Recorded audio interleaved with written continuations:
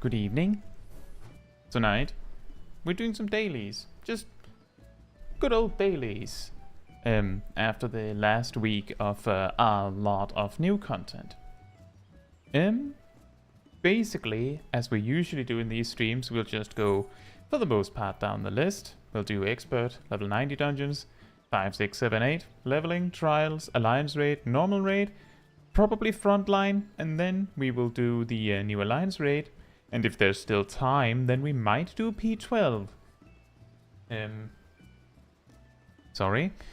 The reason why we would do P12 is because, and this might be significant for some players depending on how you collect things in the game.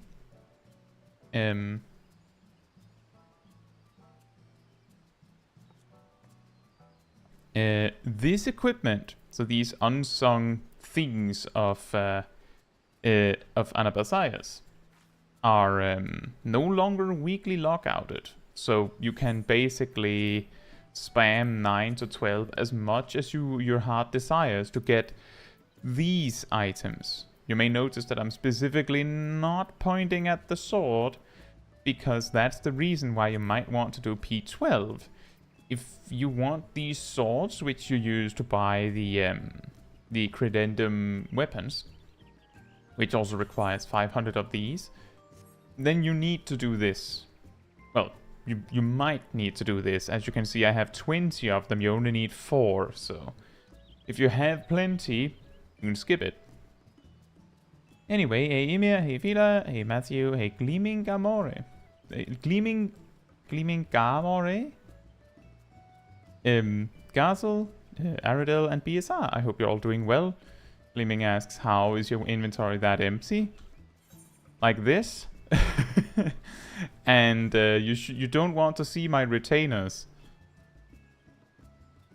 It's a matter of knowing what you do and don't need on your person, pretty much. Hey Tristan and hey Chris, I hope you're doing very well as well. Yeah, it's pretty much just a matter of cleaning out your inventory very regularly. And hey Tracy.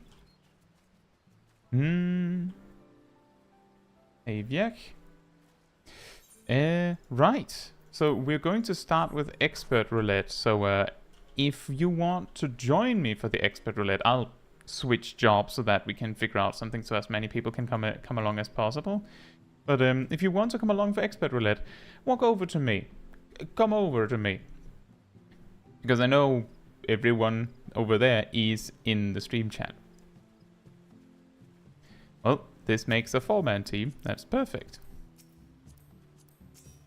Gleaming says it always feels so bad throwing stuff out, but I know that some of it has to go. My best recommendation is, if something that tends to really clump up your inventory is if you just if you're holding on to crafting materials because maybe you'll need it one day. The thing is, unless it's like a super new material, in which case you might want to hold on to it for yourself.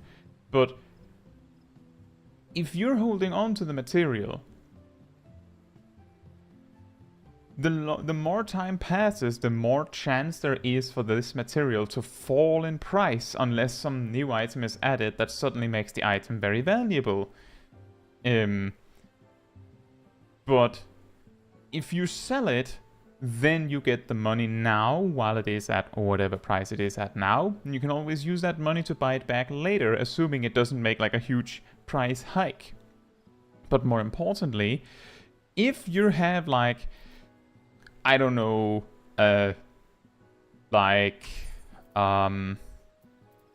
what's a good one? You have some Kumbira skin that one of your retainers brought home in your inventory. These are worth like 60 gil on Louis Soir, I believe. Like 60. The question is that inventory space worth 60 times however many Kumbira skin you have? Or is the empty inventory space worth more? Remember, you could have like a random dungeon equipment piece land in your inventory this way, and those are usually worth like 2,000 gil, even if you just hand them to a vendor, which isn't always the best move. But my point is, I'm not saying to throw away your stuff. I'm saying do something with it. Figure out what you want to do with it. Sell it. Trade it into an NPC to make it into something else. Like, do something to get rid of it to make the space. Make sure that your inventory is filled with items that you actually are going to use on the regular. Exactly, Reen has a really good point there. Never hold on to crafting materials that you can buy easily from the market board. That's really made it easy to keep my... Yeah, exactly. Like, I kinda do that.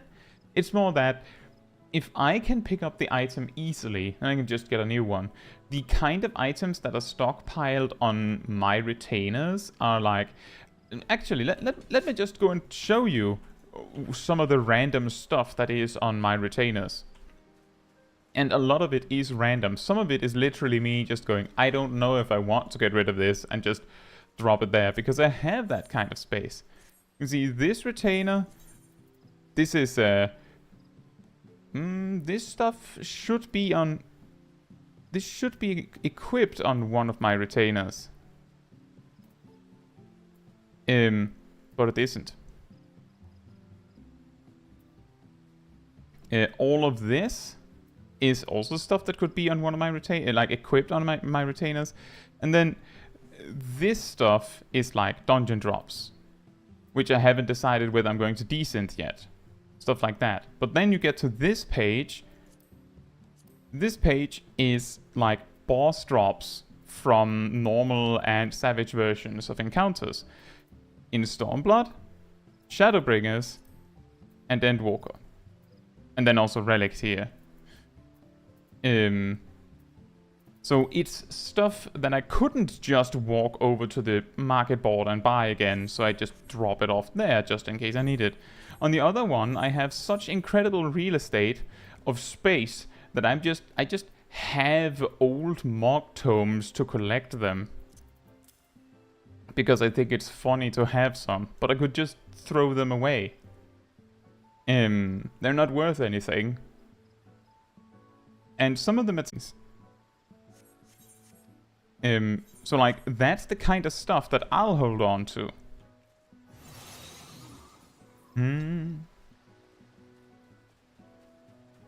I got a little distracted there. Apparently someone decided to call me right now. Interesting time to call. Right. So, expert roulette. I hope that'll give you some inspiration, Gleaming.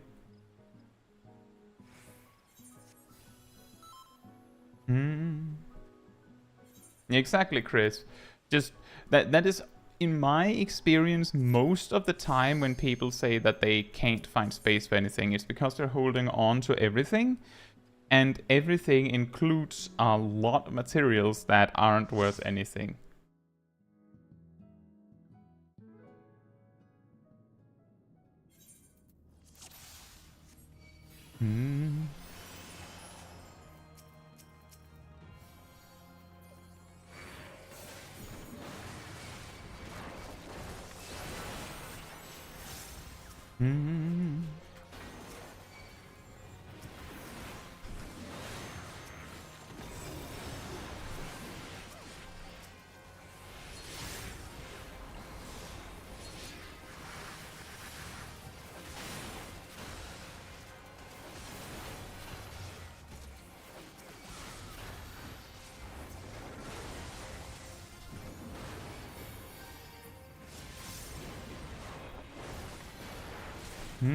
It is really funny with these particular packs in this dungeon that there's like a few really big mobs, so you have to like kinda, if you want everything to die at the same time, you have to kind of concentrate on making sure to hit the bigger ones.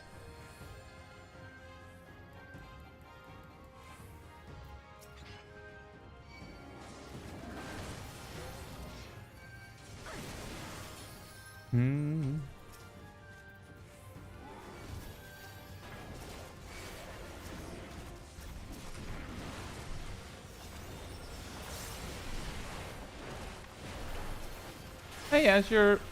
Well, it's going to take a while, unfortunately, with Dawn Trail, as we were told that the release day is sometime next summer. But it's always good to have something to look forward to.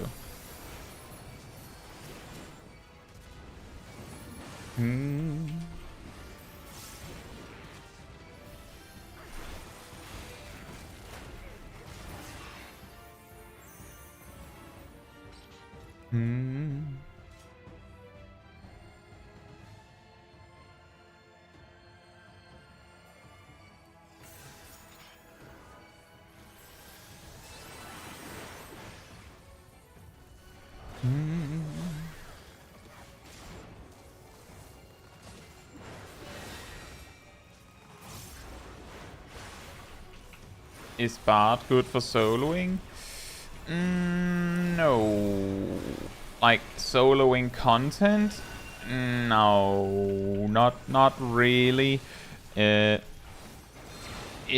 you want to solo content, I would probably recommend Machinist instead. Like, if it has to be that role, but it extremely heavily depends on what you're thinking of when you're saying soloing. Like, if you're thinking soloing Palace of the Dead, then Machinist is known as one of, like, the best options, if not flat out the best option. But if you're thinking, like, soloing dungeons, then you probably need either a tank or a healer, depending on what you have in mind. If you're thinking synced, if you're thinking unsynced, then Machinist might be fine, depending on what content you want to solo. So it's a complicated question, but in most cases, Bard would be bested by jobs that don't have raid buffs, because Bard is balanced around the fact that it gets to apply raid buffs. Soloing story, you can play anything you want in the story. Actually anything. Like, the story is actually, like, the story specific content is only solo. Like, there's solo duties and then there's dungeons in between which you do with other players. And if you don't want to play with other players, you can use duty support to just play with NPCs. So ultimately, you can play anything you want in that regard. Hey Rust, hope you're doing well. Tracy says, how do I get to Chaos with the character on light? You have to log out to the character select. You right-click your character name on the right in the character select menu. And then you choose Data Center Travel, I believe it's called. Hey Quantum Delta, I hope you're doing well as well, thank you. Hurry, Golbez! The city is already overrun! Hey Serimni and Idarit, I hope you're doing well. First the villages and now the capital. Nothing is exempt from their avarice.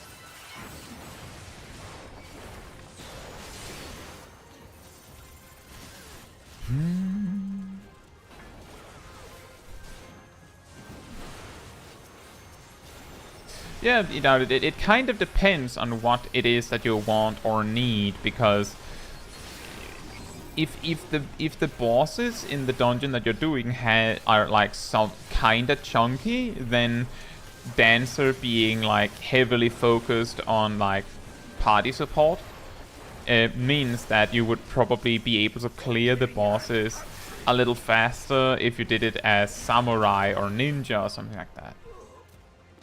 Azure says, can I solo dungeons with Monk? You can. So here's the thing, dungeons are 4-man content. I have a whole series on soloing dungeons on the channel, where we solo them live. You need to get extremely creative to actually like legitimately solo content at appropriate level. It's not recommended to do it that way. It's not the best way to enjoy the content, I don't think, on your first go. You should do it either with other players when you get a dungeon, or with duty support, depending on your preference. If it's your first go. If it's not your first go, then, well, the answer to your question is no, monk cannot solo content synced throughout the story.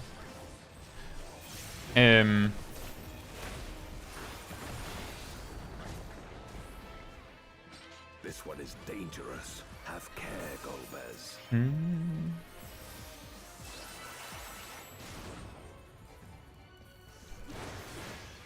It kind of depends, Delta. For example, if you're trying to do dungeons synced, I discovered that pretty much I could find no job that I could actually beat Bravelock's Longstop with on level, like synced. I could not.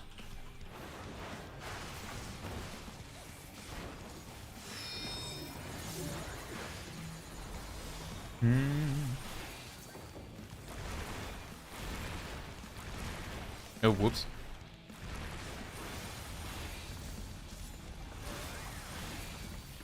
Will my knockback immunity last? No, it will not. Oops. That was I was like completely forgetting to check on the pillars because I was so confident that I would have a knockback immunity for it, and then I just didn't.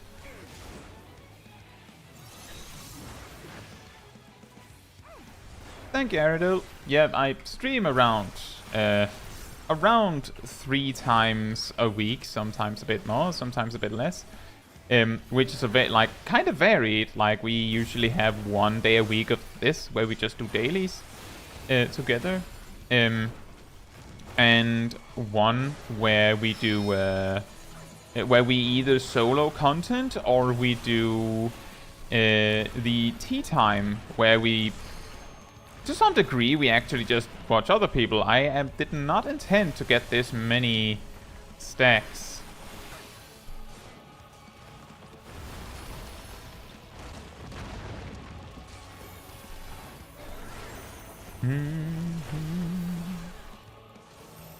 And then we also have a Small Kai's side quest, or Small Kai's or Rewind Replay when it is main quest, which is where I use my Lalafell ult to replay the story.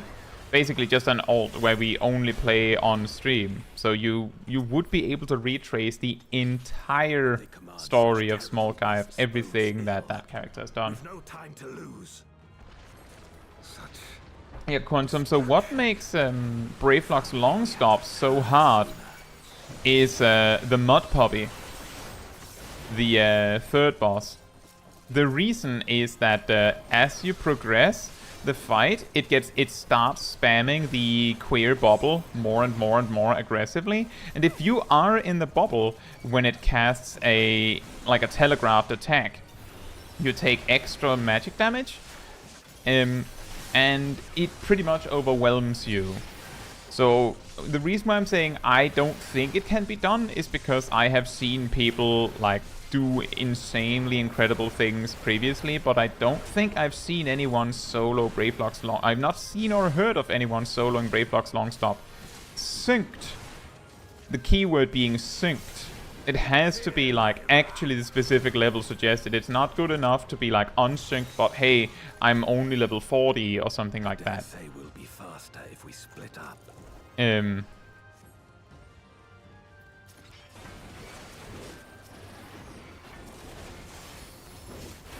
there are a few dungeons like that. For example, the male Darkhold, you can solo with like a warrior, but you need to cheese it in a very specific way. You need to spin the boss so fast that it misses auto attacks and abilities a lot. It cannot be gone. It is not something I would recommend. I could not do it.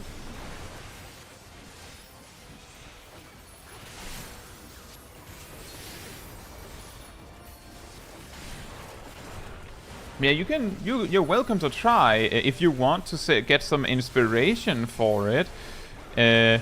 You can also watch Like, I have 1 or 2 streams where I tried it, and I'm pretty sure Brayflux Longstop is like in the thumbnail picture. Like, you can see it in the background, I'm pretty sure.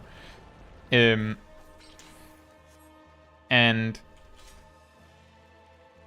oh, Tracy, you should be able to get to Lavender Beds as a traveler, given that Kitsuneko is always hanging out and is a traveler.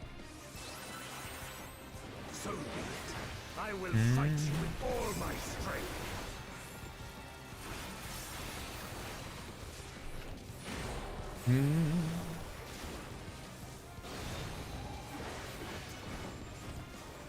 Oh yeah, I get that, Quantum, but soloing dungeons is not necessarily the same as Palace of the Dead. Palace of the Dead being a deep dungeon and not a normal dungeon. I need power. Light or dark, it matters not. Although, in some cases you could argue that a deep dungeon would be even harder. But it depends on the mechanics of the specific dungeon. There are many dungeons that you simply cannot solo on level because the boss has a DPS check. Or they have some sort of mechanic that requires more than one player for this or that reason.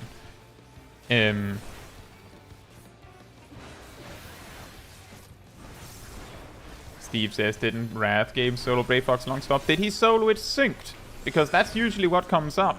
He soloed Zemail Darkhold legitimately synced. But there are many other cases where he didn't solo it actually synced. That's why I said it's not the same.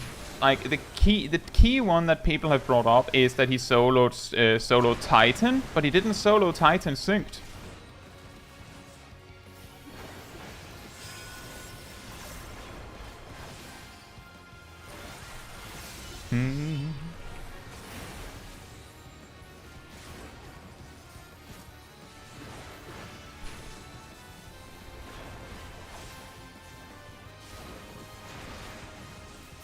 But yeah, either way, what would make the solo of Brayflux Longstop hard is not the dragon at the end.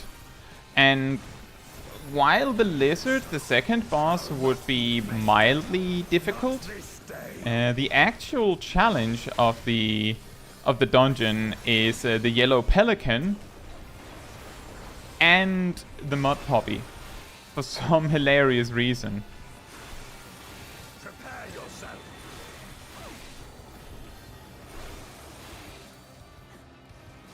It's over, my friend.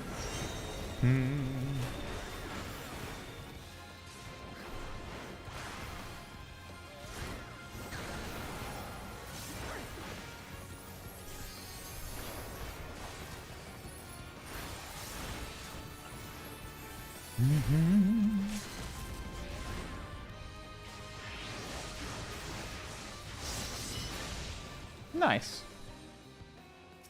But yeah, that is exactly also the reason why. Uh-oh.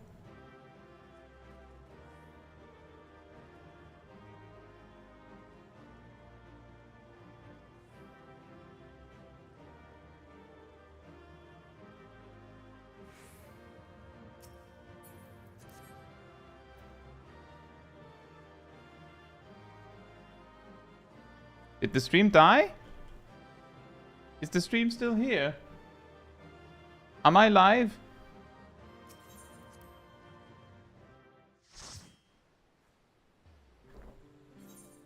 Okay. Suddenly my stream preview just completely halted, and I was looking over at OBS to see what was happening, and it was like, everything's good. Sorry about that. Yeah, that is the reason why usually when we talk about soloing stuff that I say, I don't think it is possible, rather than saying it is not possible, because often the real answer to that is no one has done it, or I have not seen it done. But the key thing is that there's a massive difference between can solo, can solo at a lower level or can solo synced. Because, as I said, like, if you want to solo Bravelock's Longstop synced, then it means level 34. And the key thing is you can bring whatever job you want, of course, at level 34. But you need to be able to both beat the Yellow Pelican, which has a massive sustain demand and a lot of kiting involved to be able to deal with it, in my experience. Because it has ads that you cannot get rid of. Because it just keeps respawning them if you kill them. It just makes more endlessly.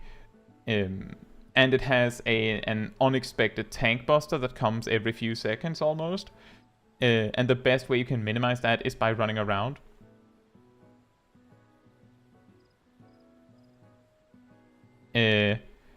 And you need to both beat Yellow Pelican with whatever job you like, and then also make it to Mud Puppy. So it doesn't really matter whether you have like a job that can do it, that can beat Mud Puppy, if it can't also beat Yellow Pelican.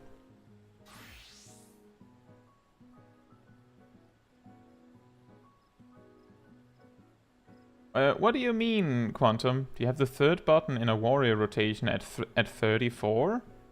What?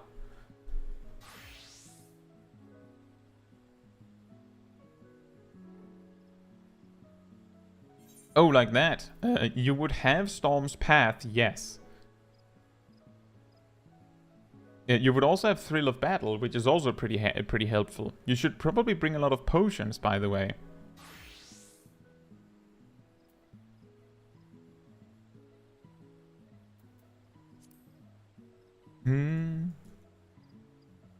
Yeah, the contending jobs in in Bravelock's Longstop, I'm pretty sure is like Warrior, Dark Knight, Scholar, maybe Sage, because those are the jobs that have the sustain to be able to do it, as far as I know. And then of course Blue Mage, right? But that's a given. Blue Mage can beat the dungeon like that. Emir says, is directed or determination on Messi, what is better? That depends on what you have less of. The way that your stat priority works on Machinist is obviously critical hit is always best. Second priority is you want determination to be slightly higher than direct hit. So that means that if you don't know, then you should choose determination. If you do know, then if you do know, then you choose that.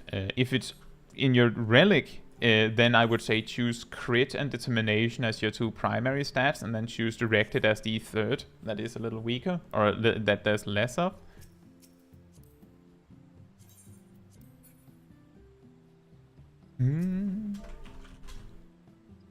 Simply because it's kinda inconvenient to like recollect, like to spend more more tomestones to get to readjust the stats on your relic. Meanwhile, the rest of your equipment, you can just move the materia around. But generally speaking, stat priority, like, there's a little bit more to it, but at a glance, the answer is if you can put crit in it, you put crit in it. For the rest, you pretty much want to try and make it so that, like, if I hop to my Machinist, this is okay, but if you could move some determination to direct it, it would be better. You can see here on my Summoner, this is a lot better because they're a lot closer to each other. You want around 2% more determination than direct hit, and no, not like in you want to be getting 2% value of determination more. We're talking you want like 60 more determination than direct hit because of how they scale with the scale compared to each other. Wait, sorry. 30 even. 30 more determination in this case. Simply put, the more I talk about this in my video about determination and direct hit specifically. Determination makes your direct hits bigger, so the more determination you have, the better direct hit gets. Direct hits benefit from determination in the same way, and basically determination makes your direct hits bigger, and direct hit gives your determination an opportunity to be bigger.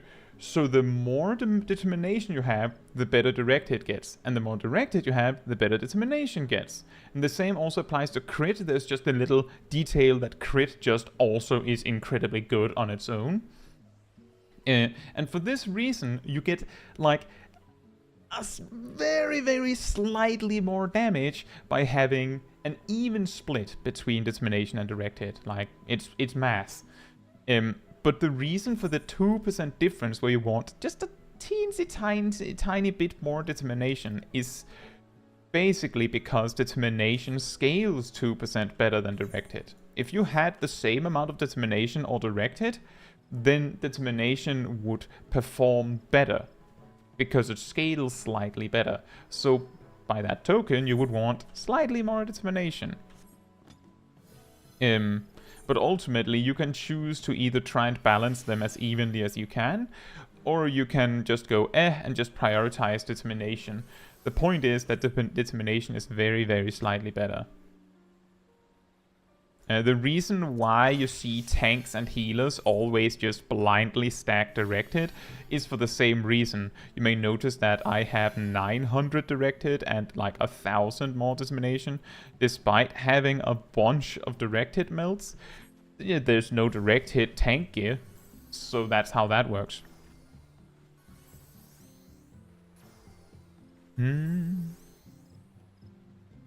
Right, so the next thing we're doing is the level 90 dungeons. So we're already 4, but we'll see who wants to come along. If you want to join for level 90 duty roulette, then you come over to me. If you'd rather sit out, you just stay put. And I'll see. We'll figure out getting a group of 4. Hey, Kyoko.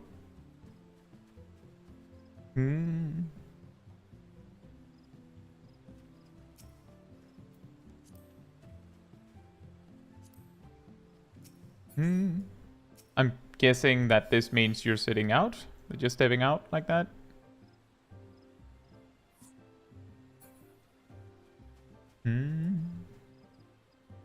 But yes, the thing is that tanks and healers have a very weird relationship with direct hit, because direct hit is, after crit, getting more direct hit is the most effective way for tanks and healers outside of like special cases like spell speed on astrologians and stuff like that. Outside of those special cases, direct hit tends to be your best option for maximizing your damage once you have as much crit as you can get. But that's literally because you have so little of it. Like, that's the reason. It has nothing to do with direct hit being like godlike. It used to be like that. I believe in Shadowbringers, determination just scaled 10% worse than direct hit. Like, a good clean 10% worse. That's why everyone was stacking direct hit. But in Endwalker, they buffed it.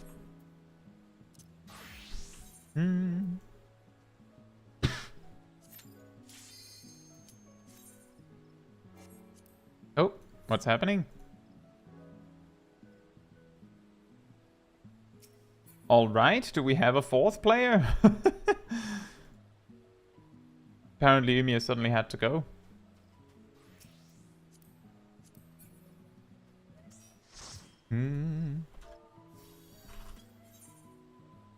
But yeah, that is the reason. It's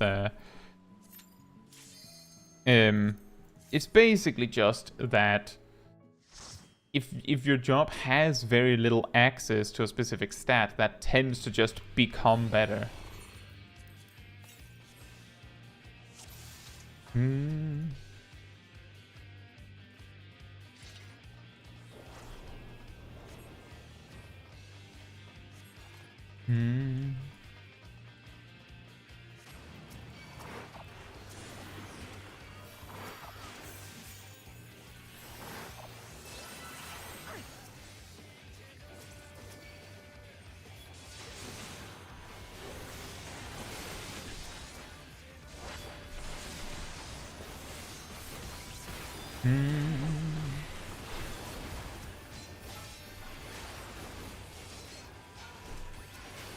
Look, it's paper mache robots. They die so quick.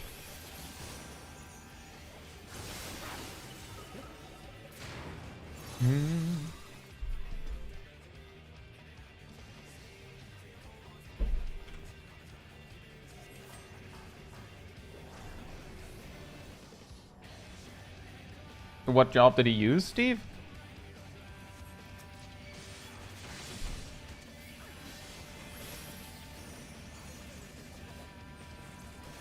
What level was he in the footage?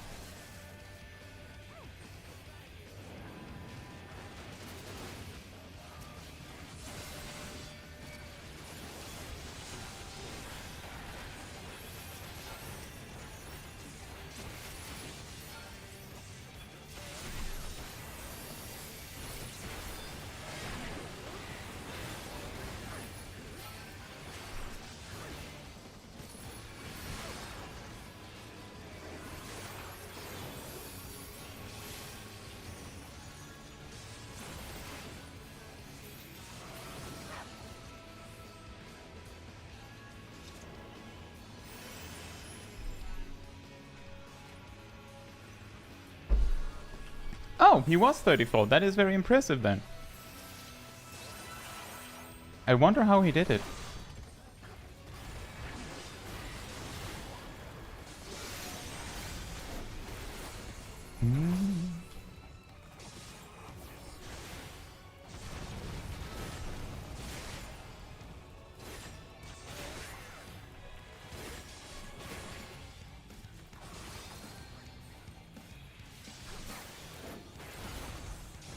You can stun the lizard. Yeah, that occurred to me, but he will just... I'm pretty sure he will just cast his queer bubble after that anyway.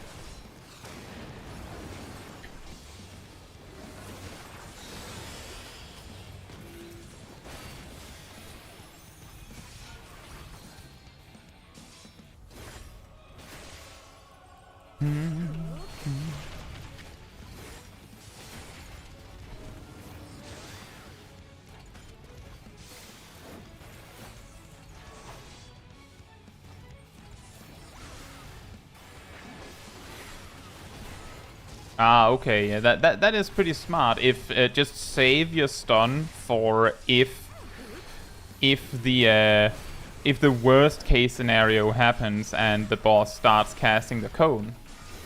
That makes sense. But that's good. But see, that is exactly why I say I don't think. I just don't say you can't. Because it's a lot easier to prove me wrong if I said you can't do it.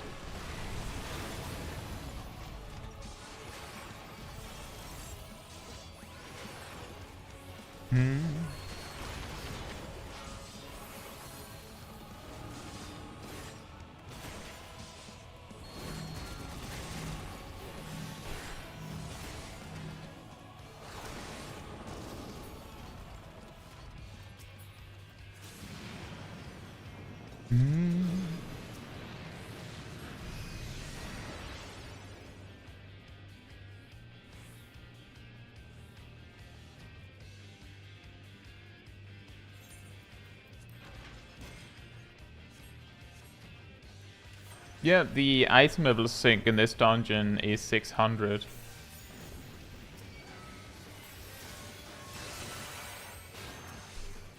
I believe the reason why Dead Ends has, I believe, a sync of 570 is because it is the first dungeon at level 90. I don't know why that makes sense, but that would be the reason, I guess.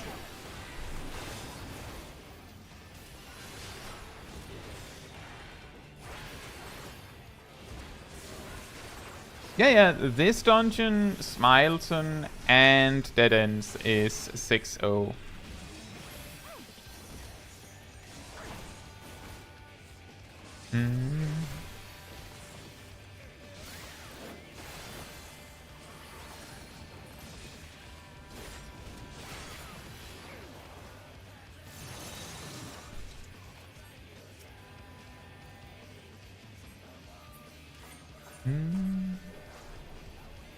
Tracy said that they needed a second. So we're just progressing onward. It's fine. Yeah, that's nice, Steve, that Wrath managed to beat it.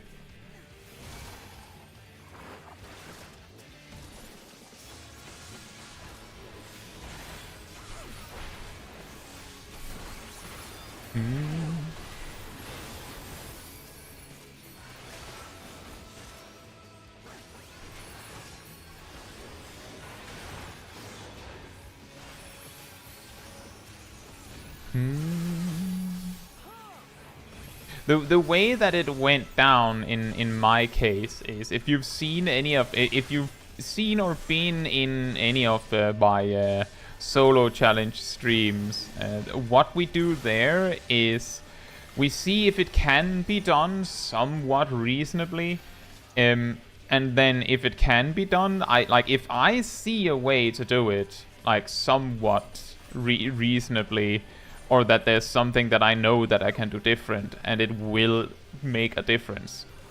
Like if I see an opportunity, I will usually try. But I won't spend like hours repeatedly trying on a duty because it gets very samey. And ultimately, it's a combination of a challenge and also just having fun with the game.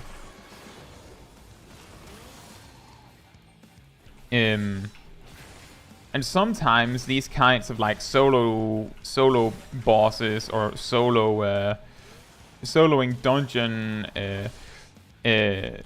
journeys can be extremely problematic to deal with. If I remember correctly, Wrath Games spent an insane amount of time trying to get the Zmail Darkhold to work. And that was one where I reached the final boss and tried as much as I could. I don't think I went and reached the final boss with a different job. I just went, I can't do it. And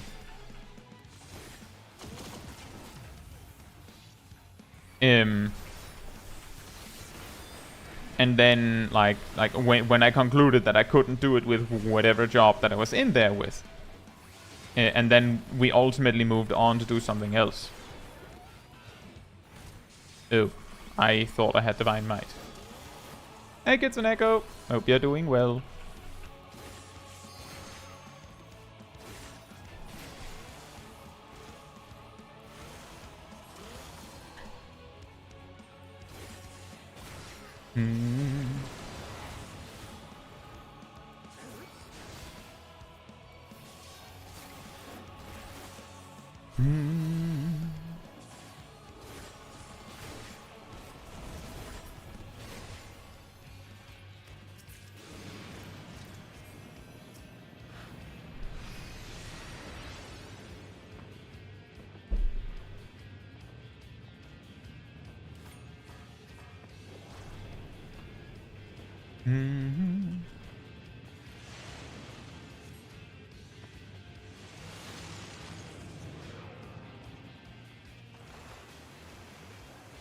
It's not too bad to sprint here.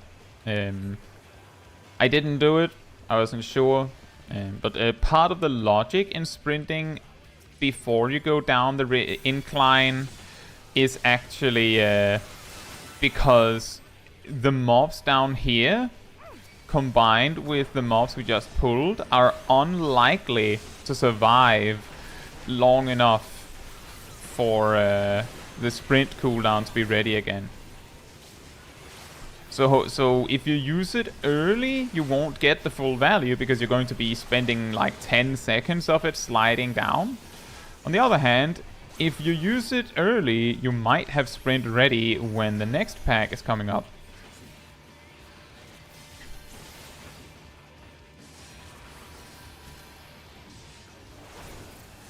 See, if I had used... Oh, that also helps if you just use Expedient.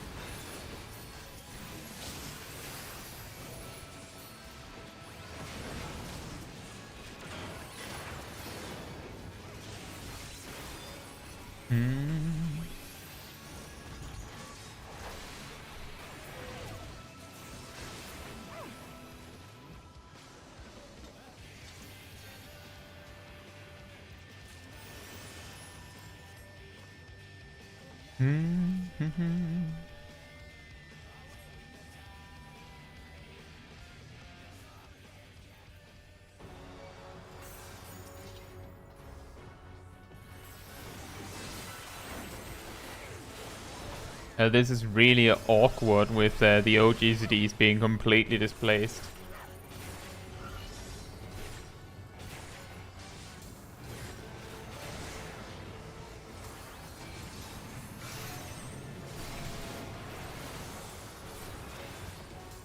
Oh, yeah, well, we don't actually have to kill it. That is correct. If everyone ignores it, then we're fine.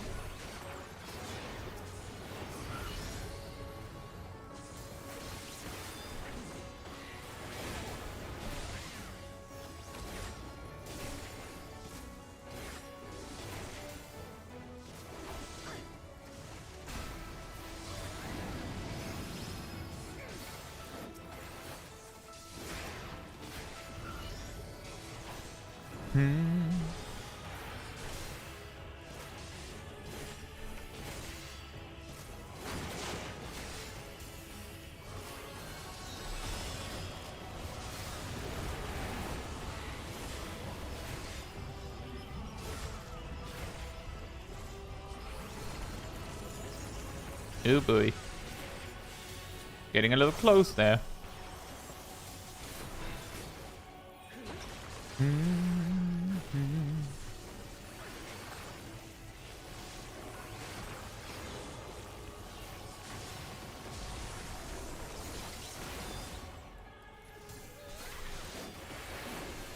Did I think like I might have forgotten to use my OGCDs for like 1 or 2 GCDs. Like I remember I went into this boss with them completely weird. Oops. Oh, that is an easy configuration.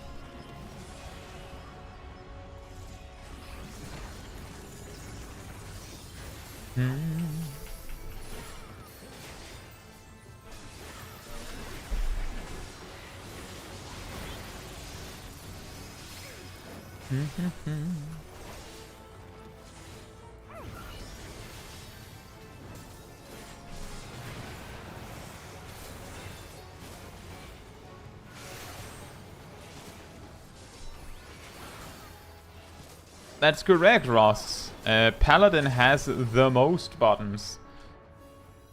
Like, it's not just it has a lot of buttons, it has the most buttons. It's quite funny, because when Paladin got reworked, it gained a button.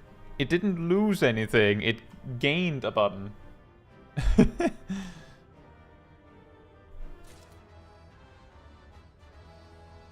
Isn't that something?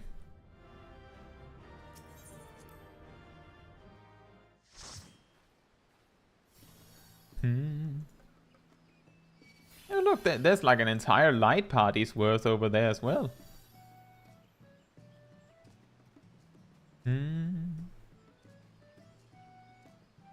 Roll buttons being reduced. Why specifically roll actions?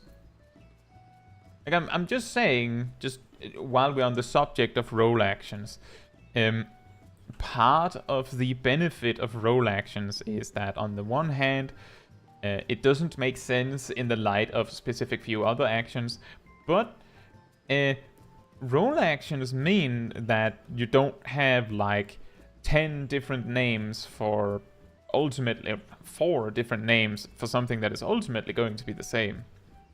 Like, for example, we don't need 4 different versions of Provoke. We don't need 4 different versions of Shirk. We don't need 4 different versions of Interject. I would argue that maybe we don't need all tanks to have low blow, for example. Like, that is something that really, like, I'm just saying the reason why Shield Bash is hated so is probably partly because stunning something isn't very valuable. What job has the least amount of buttons? I think it's Summoner. Let's see. Why? How could Rampart and Reprisal be removed? Then all the tanks would be missing a 20% damage reduction and they wouldn't have any damage reduction for the boss.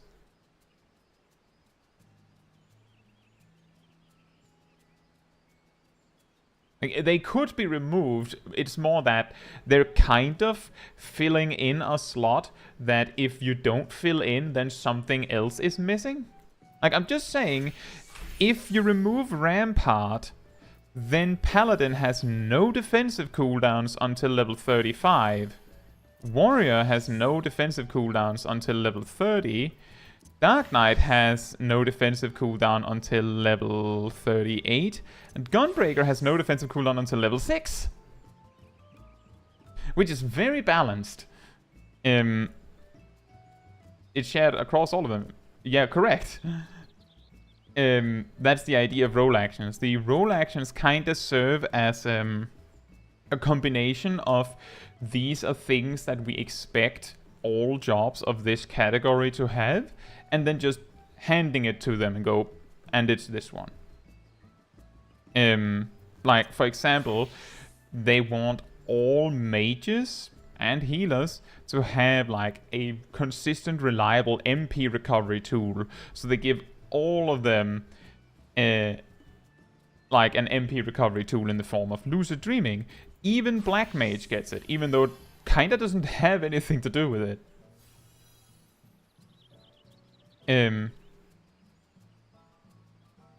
So is repose needed? Yes. In certain content, we talked about soloing content before, specifically in content like Palace of the Dead, sleep and repose is used. That's the same argument for why it would be unfair to remove Shield Bash.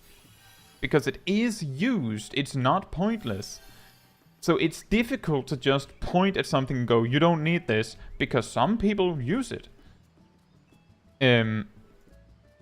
Like my argument, and I'm actually working on a video on this, but my argument is you don't need these two to be separate things. You don't need two buttons for this. Just make Holy Sheltron shareable with someone else. Like, just make that usable on party members. You don't need Requiescat and Confiteor when you have things like Bunshin turning into Phantom Kamaitachi when you use it. Just make Requiescat turn into Confiteor. You can do things like that. Like, you can just stack the buttons that are demanding to work together. Like, it's not like you can use Requiescat with Confiteor. No. It's you have to use Requiescat and then Confiteor. And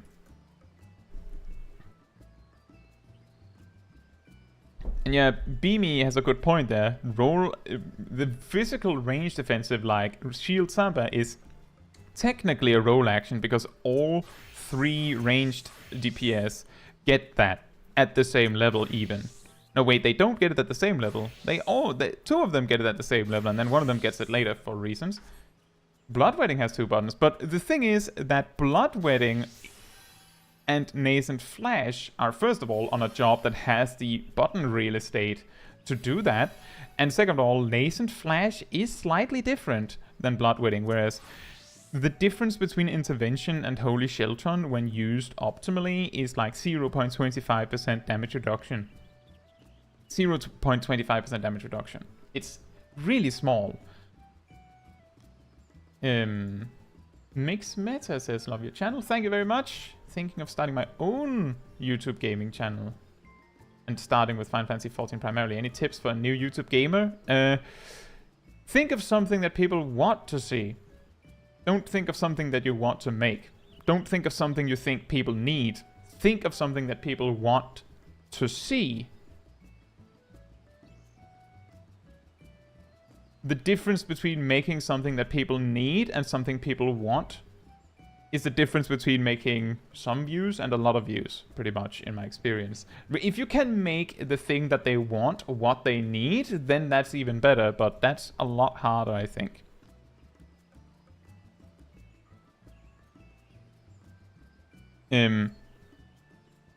Weekly tea time. Is that something you need?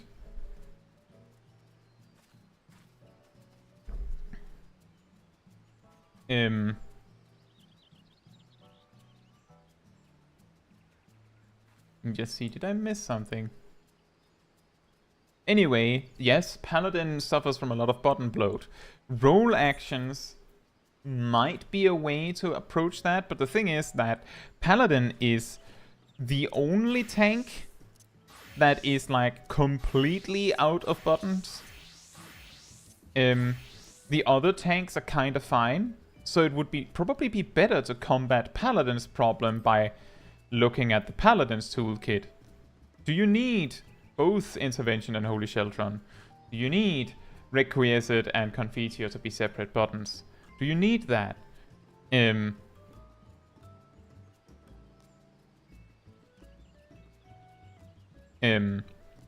Things like that. I don't know what the what you could do like specifically that would be optimal. Because the thing is, if you remove something from the Paladin, then they are going to feel different. You could also argue, like, while I'm talking about how Rampart, you can't remove that. What are they gonna do with their 20% damage reduction? Sentinel, Shadow Wall, and Nebula are basically roll actions. The only reason why it would make no sense to make them into a roll action is because Vengeance exists and it's the outlier.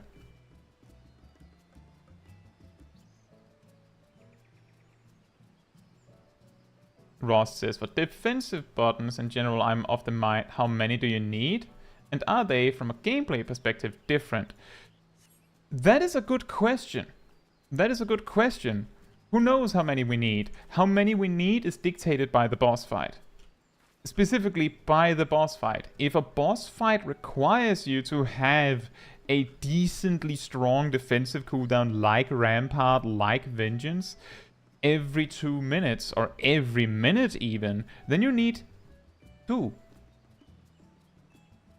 I think part of the reason why tanks feel like they have a little bit too much to work with these days is because in Shadowbringers was like in Stormblood, tanks didn't have like all like semi-spammable defensive cooldowns like Bloodwedding or Sheltron or TBN.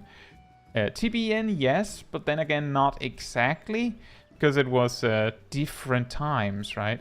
But they didn't have it in the same capacity. I believe TBN was actually like a selling point of Dark Knight because it specifically had that. It had a very short cooldown that put a barrier on you and stuff like that.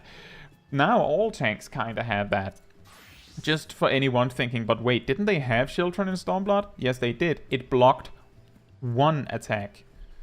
1.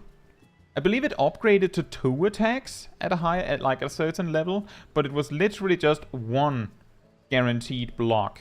So it wasn't really like a defensive cooldown. It was like, okay, the boss is doing a tank buster now.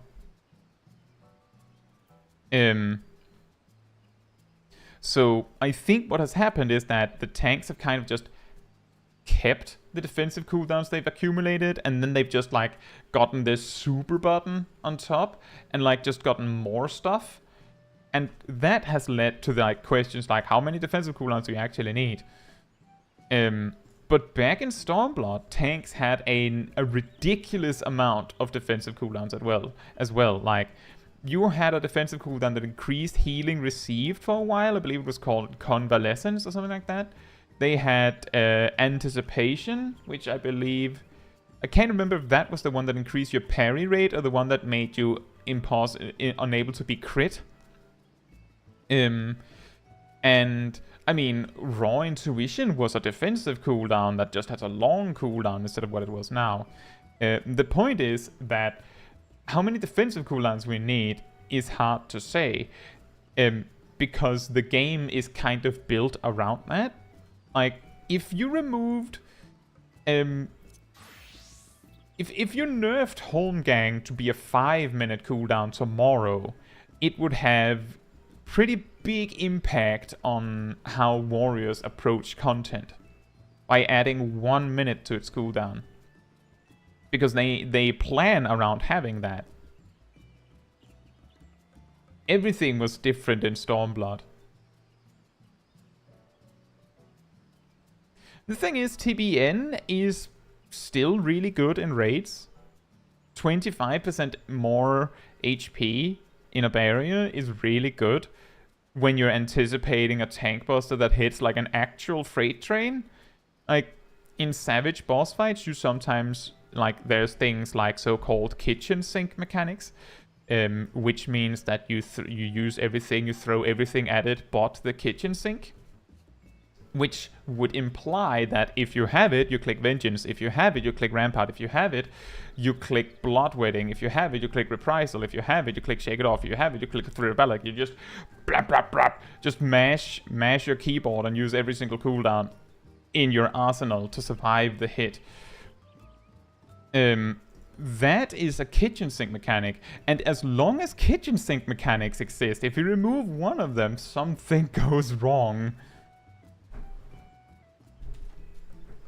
Ross says, I would argue boss design follows class design, so if you take defensive cooldowns away, the encounters are made with that in mind. Correct, but there's also old content to take into consideration. If they suddenly change jobs so much, nerf them so much with the tools they have available, that they no longer can do something, then it makes certain old content that cannot be synced, or cannot be unsynced at all, impossible to beat. Like these. So it's a difficult dance.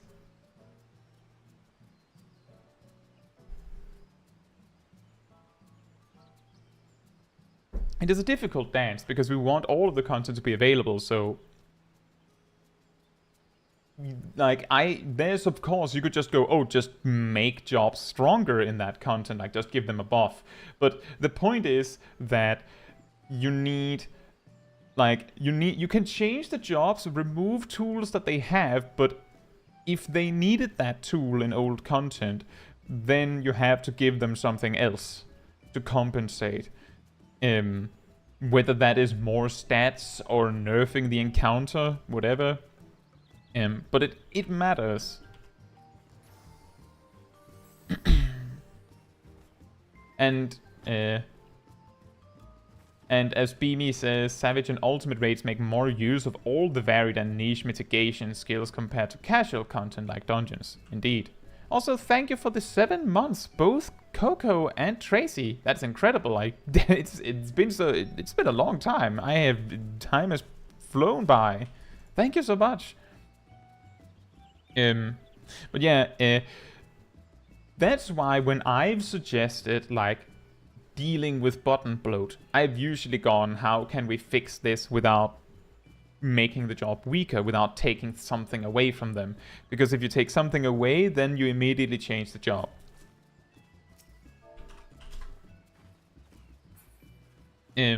Like, you remove something, now the job is different. You nerf something, now the job is different. And it can be something as little as increasing the cooldown on Holmgang. Like, one of the biggest selling points of Warrior in a Savage raid context is that its invuln has a 4-minute cooldown as opposed to 5, 6, 7, or 8. Well, 5, 6, or 7, sorry, I should say. Quantum Delta says you could combine the 34 and 50 skills on Warrior. You could. Not many players would notice, but you have to remember that there is a distinct difference. Like, that one is difficult because you can, like, let me continue down that path, Quantum Delta. You could combine Storm's Eye and Storm's Path, so you just have 440 potency, grant Surging Tempest, heals you a bit, 20 Beast Gauge, because that's the bigger one. You could combine your now singular 1-2-3 combo into a singular button like they do in PvP. I mean, you could do that with your AoE combo as well. You know, why is it that Upheaval and Orogeny are two different buttons? Couldn't we just like put Orogeny onto Upheaval as like an AoE component? That's just one button. Speaking of which, couldn't we do that with Fellcleave and Decimate?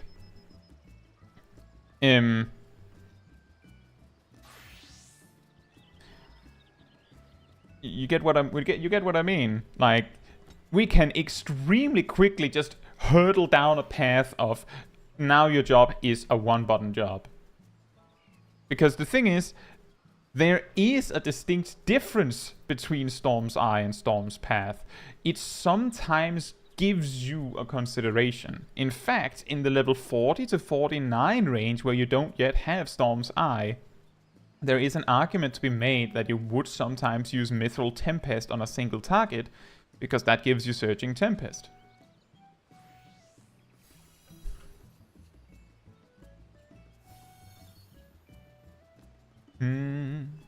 Well, Ross, the reason why I'm pointing away from the role actions is because the reason the role actions are there is because the developers have decided these are the minimum requirements of this role.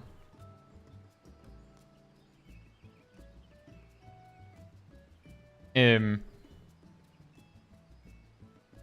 that doesn't sound good, Tracy. You better save that. But yeah, the minimum requirements. So they give you at least one defensive cooldown. They give you a stun, they give you a raid-wide defensive cooldown, they give you a knockback immunity, they give you a taunt, a enmity displacement tool, and an interrupt. Like, this is your basic toolkit.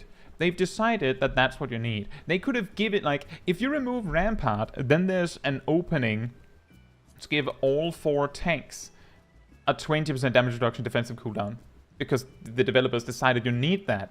And that's also true. Arm's Length is also a good defensive cooldown in its own right. And exactly, Beaming, that was also kind of what I was alluding to, is that, and they give 20 Beast Gauge because that's the bigger of the two. Like, the thing is, you have to sometimes make the choice between Storm's Eye and Storm's Path, and this becomes more prominent in harder content. If you're soloing a dungeon at lower levels, then at certain levels, you might as a warrior go, I don't actually have the HP to bother using Inner Beast, even though it's a damage gain, because I need to get around to another Storm's Path. And even at level 50, you might go, I can't use Storm's Eye because I need to rush to get to my next Storm's Path because I'm dying. It's not quite like that in Savage raiding. That's more like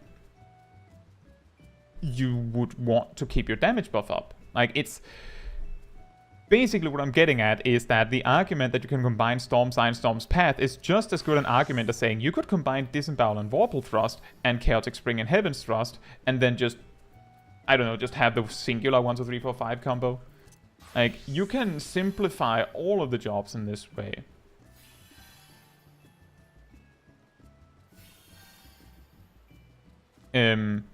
It's a case of the developers decided that they wanted it like this. So combining two actions that serve distinctly different purposes, because, well, no one probably cares, is probably not optimal. I also want to underline, Quantum Delta, that a lot of players I have heard have complained that their tank, that the tanks just have a singular boring 1, 2, 3 combo that does everything for them. And Warrior is the only remaining job that isn't like that among the tanks. So I think there would be players that would care if they made this change. Genuinely. Not because, oh no, they're making my difficult job easy. Warrior is considered possibly the easiest tank in the game. So it's not about that.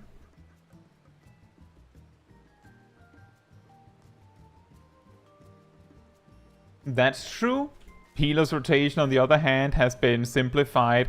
But you know, among healer mains, I'm pretty sure that the better amongst them are complaining about that. You have to remember, again, like, what I'm holding on to here, Quantum, is that you said, honestly, you could just combine the level 34 and 50 skills in Warrior and no one would care. I'm pretty sure people would care, because we know from the healers that the healers actually hate that their jobs are that simple. They don't like that. So I could imagine people would care.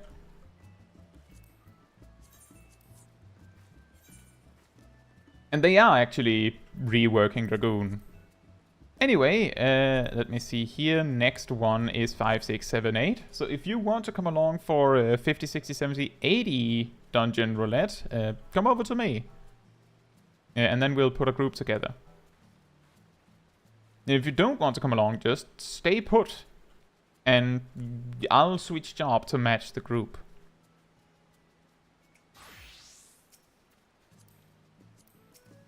You're sitting over there. You hope that Dragoon gets more combo steps. Oh, what happened? Did you not want to come along, Gazel?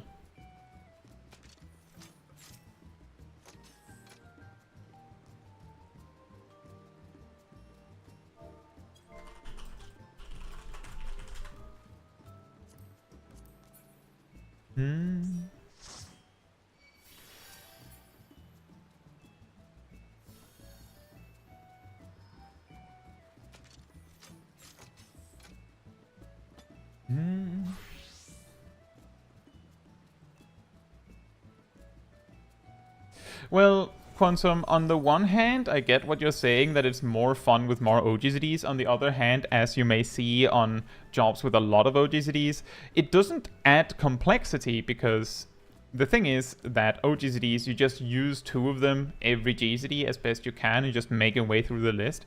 GCDs, like Storm Sign, Storm's Path, while they don't sound like massively fascinating, they actually propose a decision that you have to make. You have to choose between Storm Sign, Storm's Path. You also you don't have to choose between upheaval and not upheaval. You just have to choose between upheaval or orogeny. But the answer between the two is always obvious. You don't, like, the OGCD decision is, do I use upheaval, infuriate, inner release, or onslaught first? The decision between GCDs is which one of Storm's, if you're in that part of your combo, Storm's Path, Storm's Eye, Fell, Cleave, or Primal Rend do you use?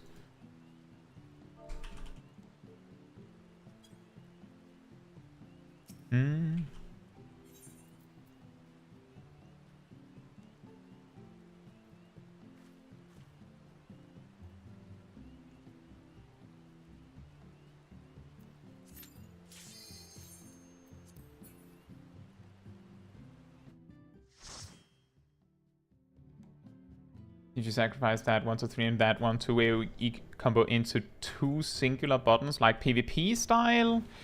It might give you space for more buttons, but the key thing is that it's specifically a core part of playing. So basically, if you notice on mages, you do not see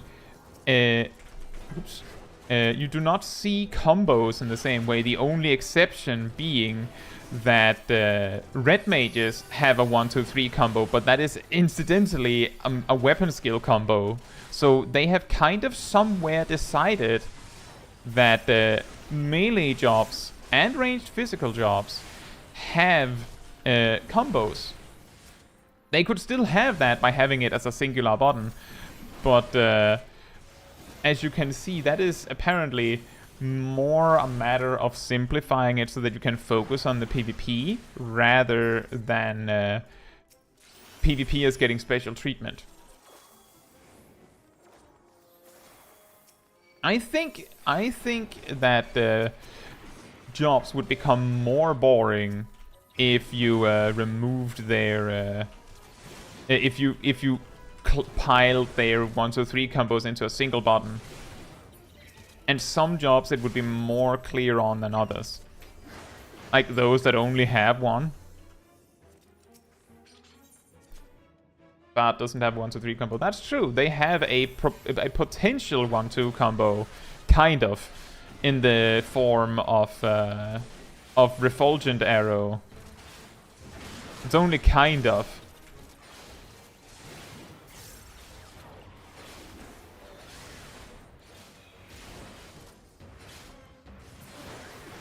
But I also said melee jobs. I think. Because Machinist and Dancer both get kinda weird with their combos.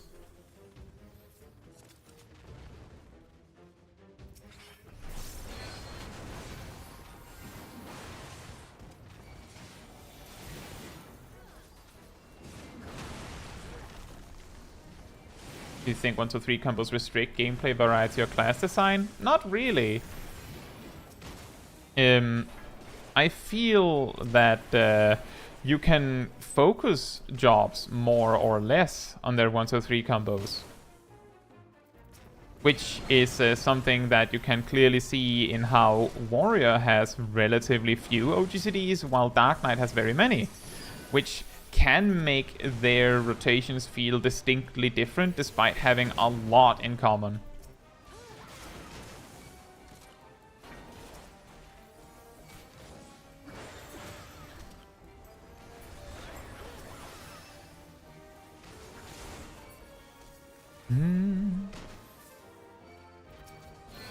Quantum says the only other option that we have for new abilities is retiring buttons or making singular buttons into combo buttons.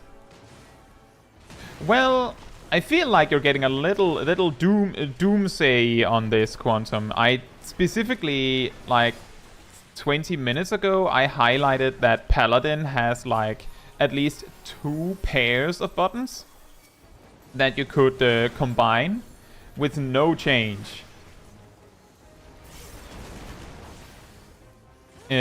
So it's not like you have only one option, I don't think. Eventually we'll reach a point where we have so many buttons that we have to choose something to get rid of. But I have a feeling... because we did hear, I believe recently we were told that...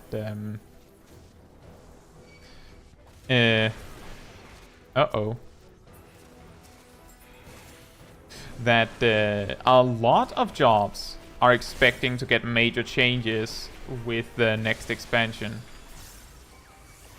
Not like just a few. So they might realize that this is a problem and make some drastic changes. We don't know, because we don't know what they mean by that. They just said vaguely that they have a lot of jobs that they plan to change.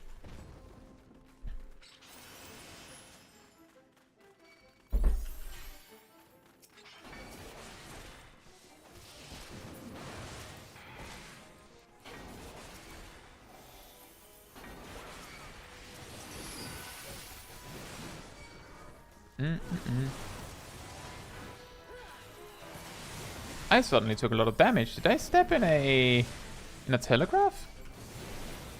Just hope they won't make Monk easier. Oh boy.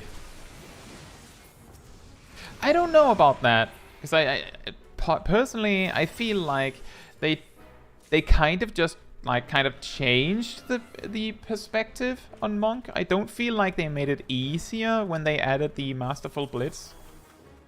Does that mean removing the RNG from the dancer rotation? Oh, I don't know. You know, given that we know that Astrologian is on the chopping block, it's totally possible.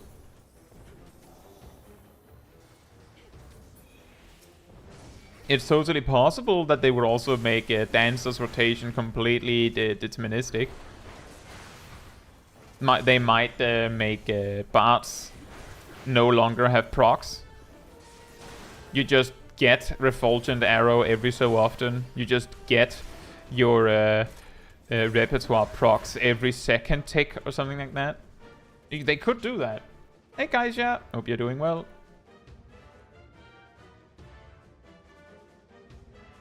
Rost says on Astrologian, are the 6 standard cards just divided in 2 groups with the same effect, or are they further distinctions between the cards inside of a group? They have... So there are 3 melee cards and there are 3 ranged cards. Each melee card corresponds to a specific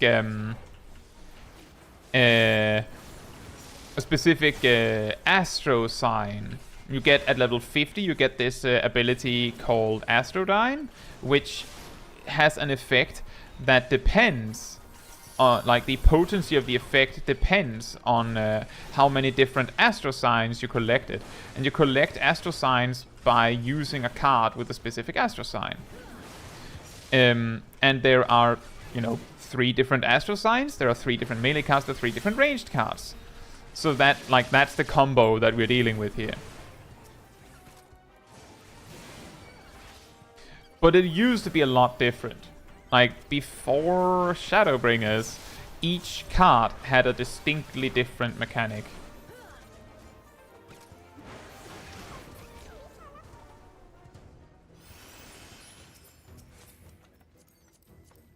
Neilmere says Bard should not need a target for songs. Maybe that would be nice. You can fix that, by the way. The fact that the initial cast of their song doing damage can be fixed without removing the damage from the song. If you check ability or actions like Rising Phoenix on Monk, Rising Phoenix, which is you would probably guess at a glance that it's an attack that requires a target. It does not. It's actually an AoE attack that just does way more damage on the primary target. The reason for this is that means you can use it without a target if you want to. So you could just make Mage's Ballad, for example, do like 100 potency in an AoE around it to the first target, and like 10 potency to all remaining targets. And then you have removed the problem of needing a target because Mage's Ballad has a damage component. You could do that.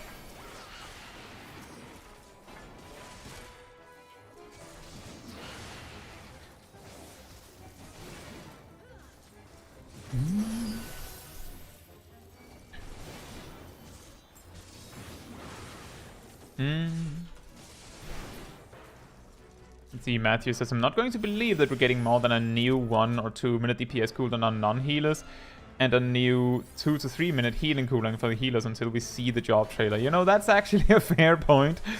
Most of what we got in Endwalker, like of actual new stuff, I feel like was a lot of your buttons get a potency gain.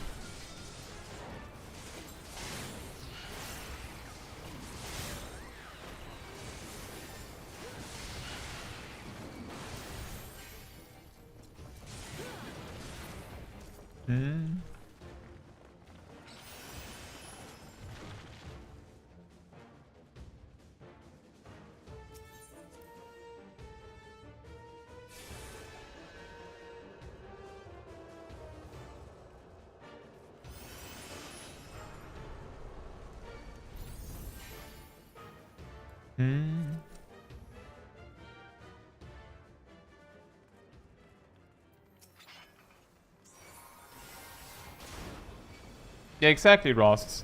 And that is, I think, part of the reason why a lot of like players that have dealt with the end game of Final Fantasy XIV for a while are like maybe mildly concerned by like, do we have anything? Like, do we get anything new?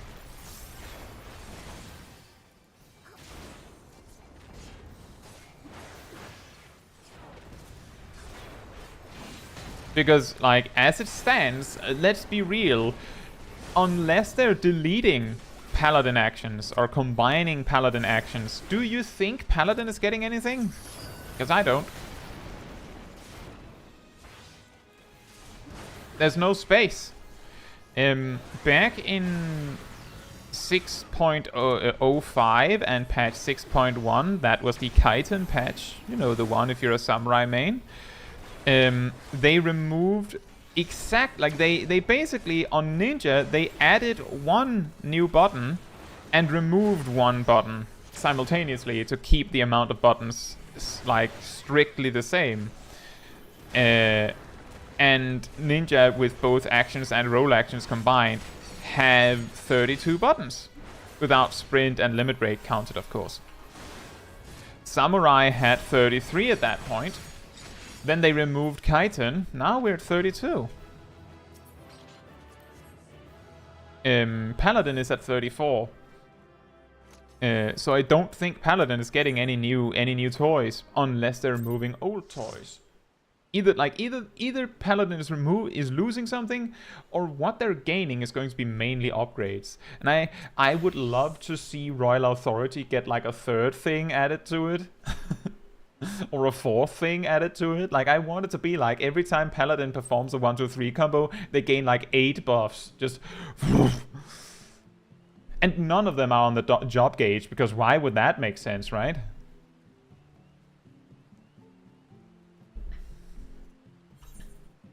So I see the benefit in removing actions. I just don't think. I think the problem is that it's difficult to know what you can remove and what you can't remove. Just want to underline that we're in patch 6.5 and Samurai are still mad about chitin being removed. I would say understandably so, because, I mean, the job worked, as it were.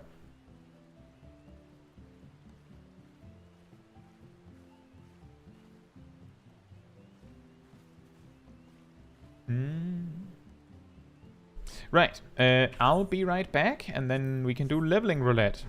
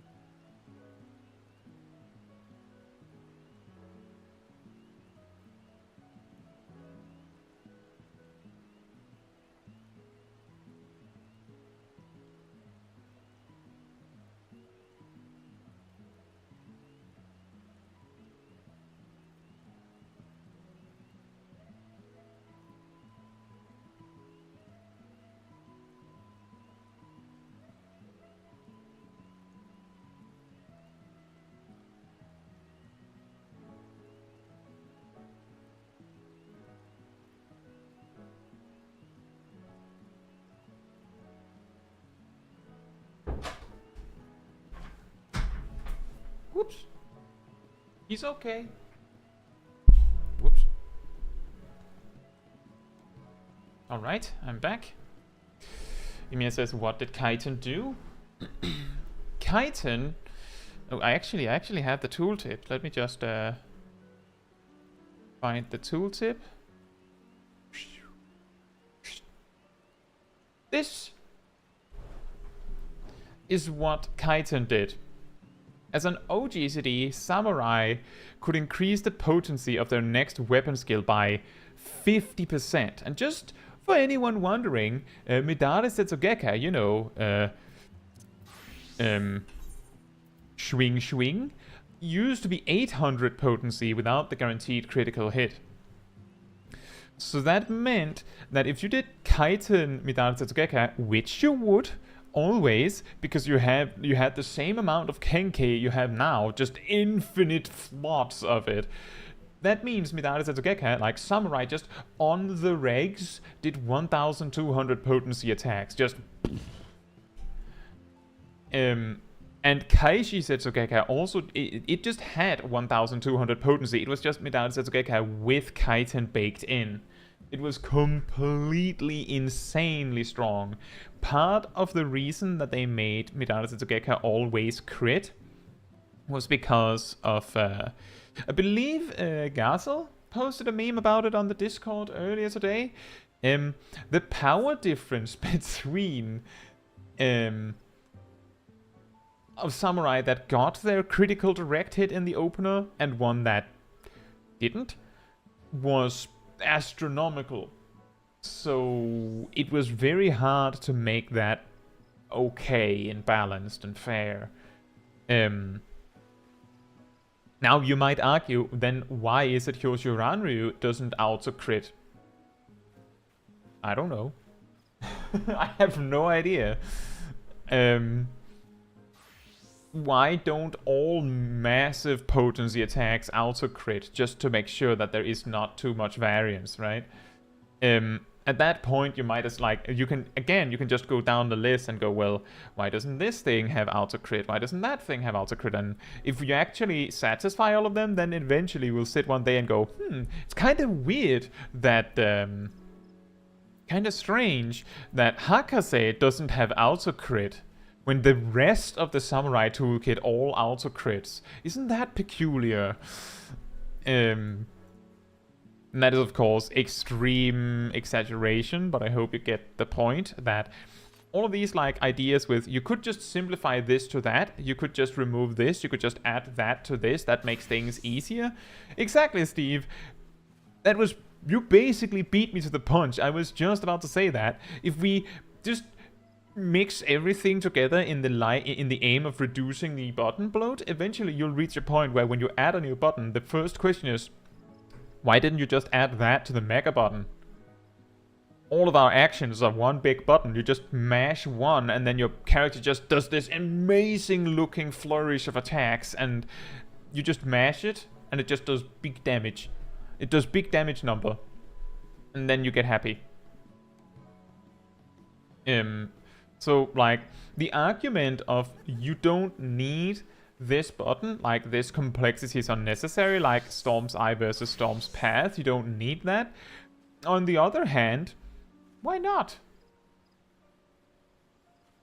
Why not?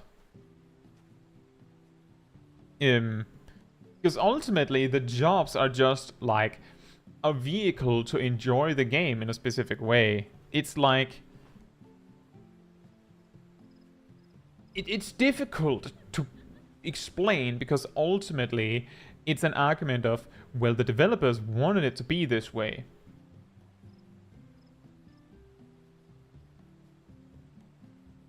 Yeah, exactly, guys. So people discovered this glitch where you can spam technical step in Unreal, and people found it hilarious to do maximum damage with it.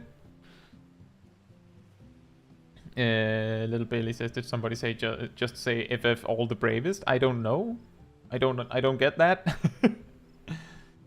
But yeah, regarding Kaiten, just to finish on that, the reason why the argument against Kaiten, why it was kind of reasonable to just throw it out, is from level 52 when you unlocked it to 61, just before you had this, you had extremely small amounts of Kenki to work with. So you actually had to really, really consider what you wanted to spend your Kenki on.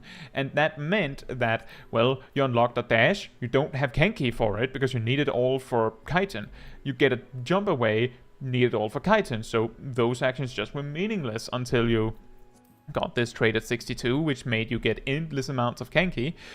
But ultimately, it didn't really matter, because when you had sparing amounts of Kenki, either on AoE, you would use it on Tenkagoken for big AoE damage, or on single target, you would use it on Higanbana, because Higanbana did more total damage than Midare Setsugeka. And if you had extra Kenki, you might use it on Midare Setsugeka.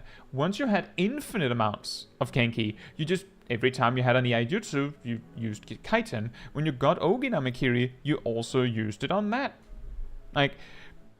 Any big weapon skill, you just click Kaiten because you have an infinite supply of Kenki. Not Kenki, Coco. Kenki. With an E and an I. So the argument against keeping Kaiten around is that it was just a handful of actions where you would always do Kaiten into that button. The argument for keeping Kaiten, on the other hand, is And now you might have to hold on to your hats here, because the argument is that was how samurai that's how samurai worked. That's how samurai worked. That was just how it worked.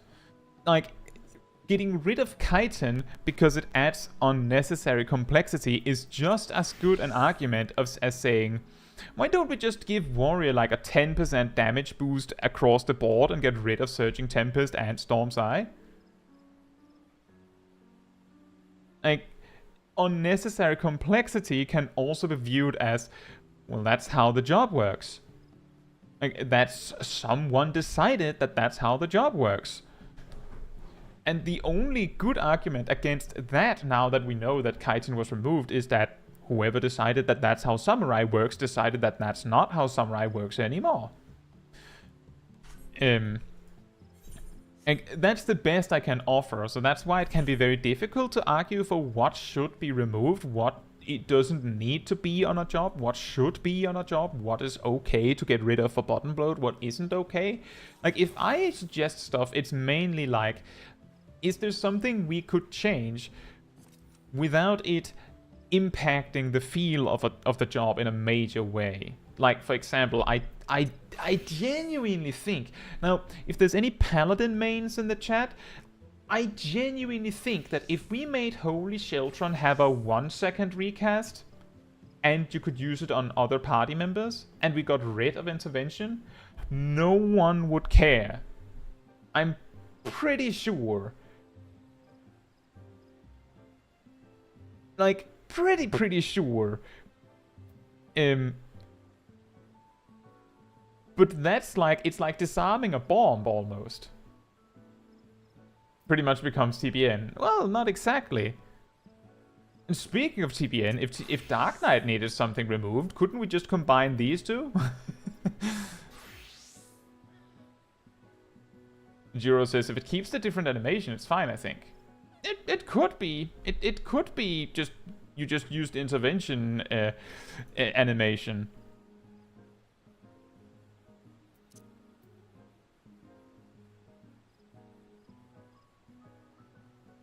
Yeah, when I say combine Oblation and TBN, it's not saying get rid of one of them. It was more, why is it Dark Knight got a new button while the other tanks just got like 30 things shoved into their existing button? Why didn't Dark Knight get that treatment? That was what I was getting at. Anyway, if you want to join for leveling roulette, come over to me.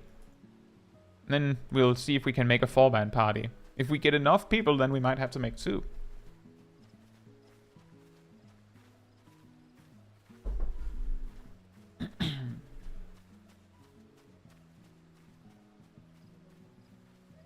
It did. In 6.1, they added an essay to Living Dead.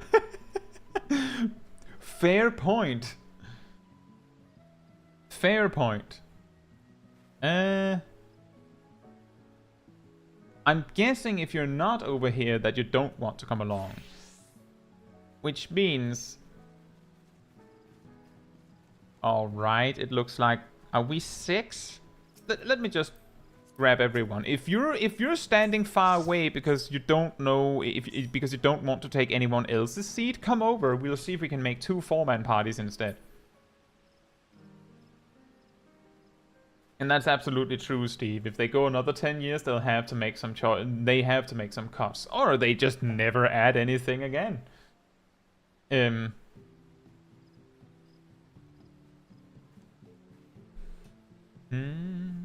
Sky says, I'll die on this hill, though, regarding job design. Do not give Monk a ranged attack. 6-sided stars are perfectly a sign of an ability, just make a Natman actually do something. I agree. Why? Why is an Atman like it is? We talked about this on a previous stream. What makes a job unique is more so its weaknesses and what it's lacking rather than what it can do. Well, we are 7. I don't know if Kitsuneko also wants to be in a group. Coco said no thanks. We could make a 4 and a 3.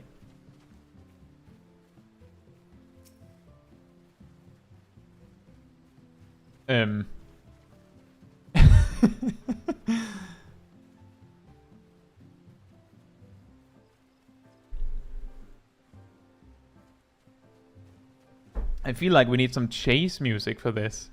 Like some cartoony stuff. Maybe some like Scooby-Doo music. Although that's usually copyrighted music. Yeah, I do agree. What makes jobs unique is what they can't do, not what they can do. Because if you can do everything, then it really makes the jobs kind of boring. Yeah, Benny Hill theme would be pretty good. Right. So, first question, is there anyone in the group that would be okay leading a second group? Because then they can lead that group.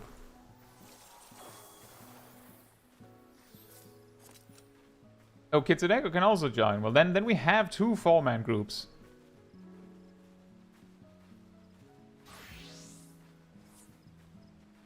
Gazel says I can if needed. Gazel, can you lead the second group then?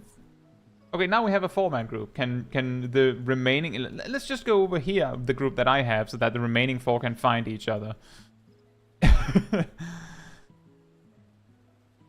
Nep wants to tank. That's alright. I will... Oh, you don't want to tank. Fair enough. You know, Ross, it's almost even funnier on Extreme, because when she says, guess which one, she doesn't actually show you the telegraph. So you actually have to remember.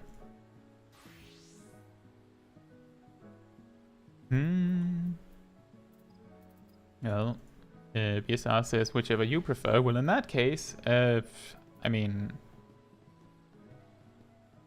I would like to play Samurai now that you're offering. Did the other group find each other? Looks like they did.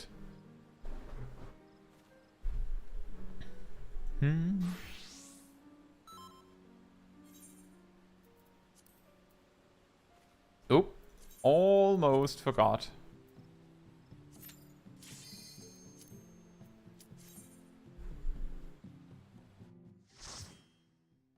All right, bottom's middle. Oh. Castro Mabania then.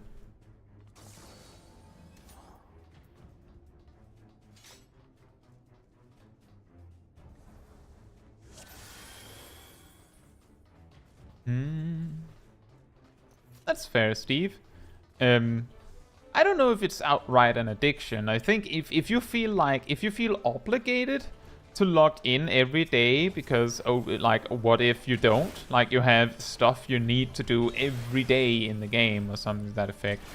I feel like taking a few days away from the game can kind of, like, alleviate that a little bit. Like, it can remind your brain that you don't have to log in every day. And that means that you don't feel like you have to. But of course, I'm not a psychiatrist, so I wouldn't know.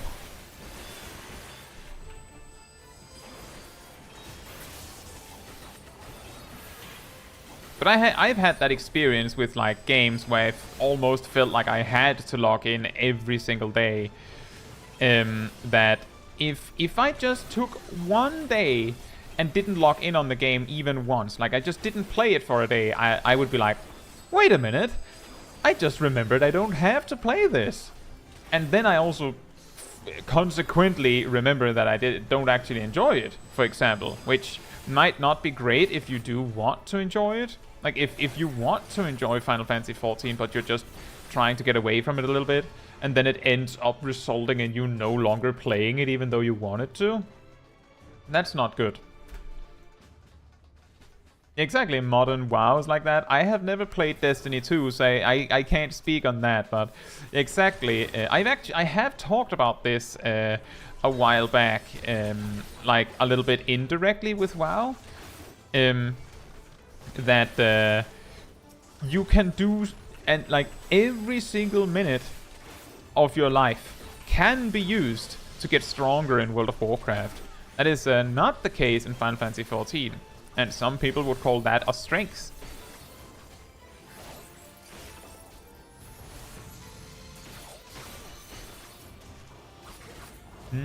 A lot of mobile games are built in that way. Yeah, exactly. That is, by the way, the reason why those mobile games have this thing where you only get to do a certain amount of things every day, so that you have to come back again tomorrow. That is part of it. And then they offer that you can play more if you pay money. That's the other part of it. It's like a two-step program.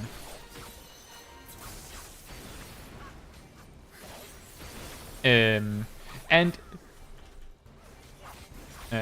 Ross says all the infinite grinds are gone. I don't think they're all gone. You have to remember that if there's any equipment that is worth getting from an M+ or something, then you can. If I remember correctly, there's like weekly rewards for doing a certain number of Mythic Plus stuff, or a certain difficulty of them. I can't remember exactly, but they have reduced it a bit, I guess. But you can still do an incredible amount of stuff to advance your character every day. Exactly, it's a crappy marketing tool to encourage player retention. Yeah, something like that. The sad part is that there is an argument for its benefits, and the only time that you can have a player argue for it is if they like the game. Because watch this. This is a reason to log in every week. The weekly tombstones, that's a reason that you have to log in every week. It's not every day, but it's every week.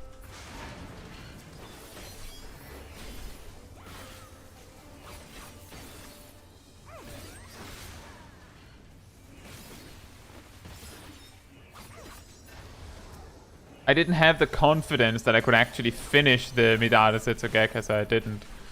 We almost got all 4. Just gradually beating through them.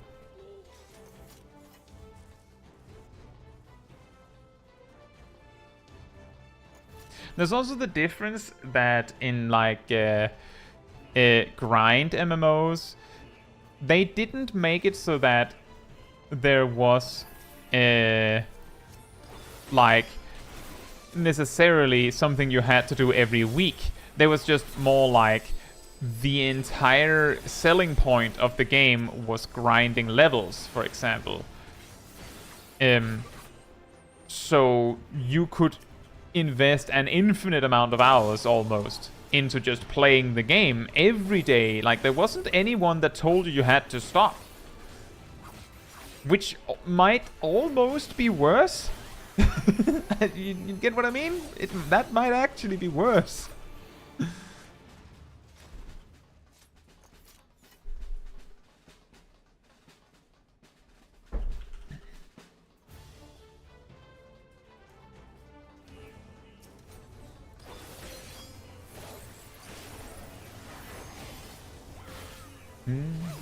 But again, it's only bad if you're not enjoying it.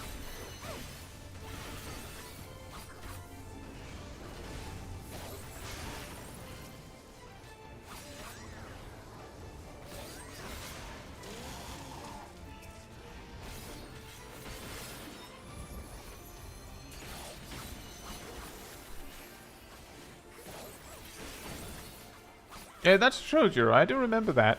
With Heroes of the Storm just giving you one daily so you could, like, stockpile them over a few days. It still does. I had actually not considered that. I think if I have logged in on Heroes of the Storm, it has usually been, like, once in a blue moon. So it would look like it might as well be 3 every time you log in.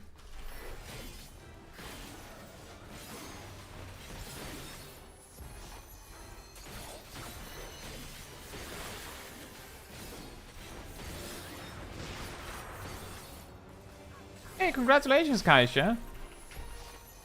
I hope you enjoyed the journey with the job. Huh, they've really changed this boss a lot.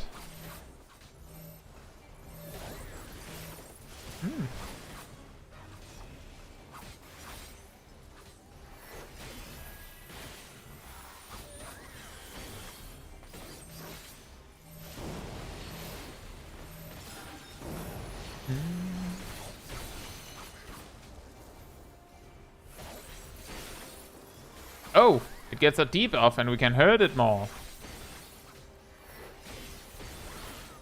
His cup finally stopped running over. No, that is this one, right?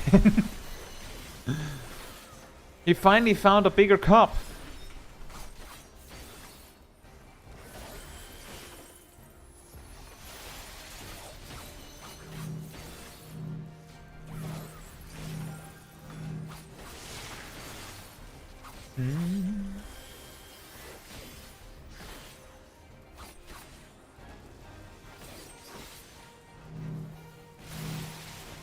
Uh-oh.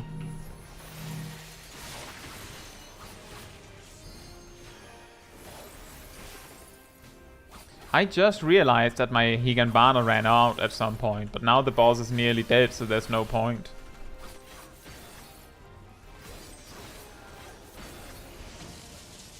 You know what? I feel like... I don't know if this is a controversial opinion, but I kinda liked this version better. The old version was like... The entire thing was he had like... I believe he had a surprise tank buster, I think. And then he had the my cup runneth over thing, and the old version of that fight was literally either you get it or you don't. And if you get the mechanic, it's easy. If you don't get it, well, you're going to die. Like, your group might not need you, because the boss isn't particularly difficult if you get it, but you're going to die.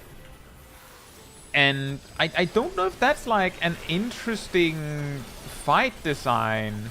I think this version was a little bit more interesting, even though like I get it's a little bit of a shame that they just deleted the old version. The old version had a much more unique mechanic. I just feel like the old version was just it was just a really mean mechanic. Exactly, it's the Sprout Slayer. That sounds very fitting.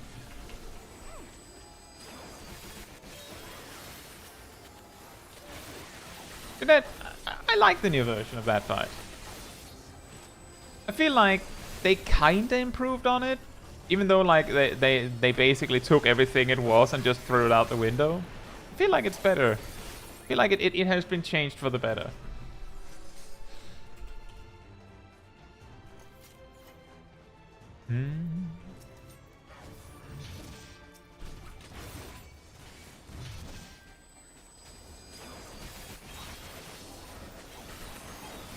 Ooh, Grand Sword. Wham!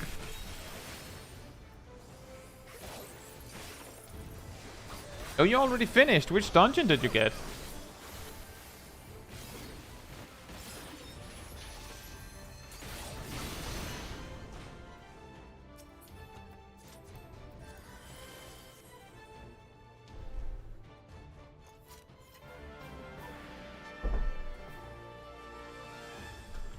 Stone Vigil. Oh, how big were your pools?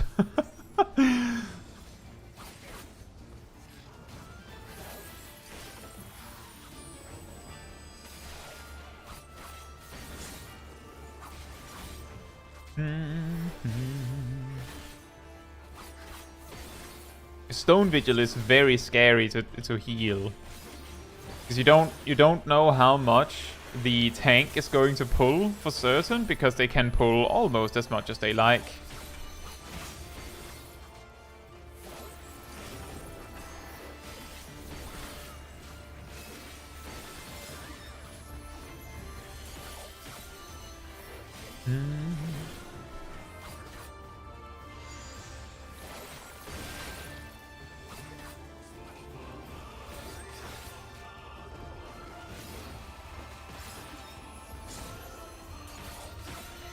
Hmm.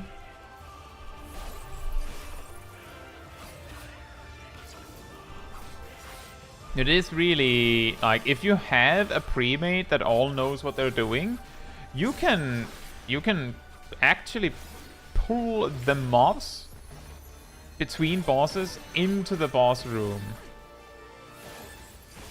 But if your group does not know what they're doing, then, like, or you don't know for sure if everyone can take it, well, then you're probably not... It's not a good idea to pull everything.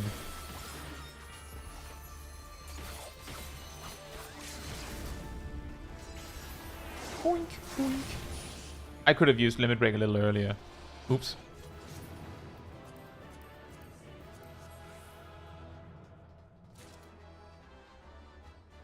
Fun fact: a melee with sprint on mitigates more damage than a tank with timers who isn't with timers who isn't moving.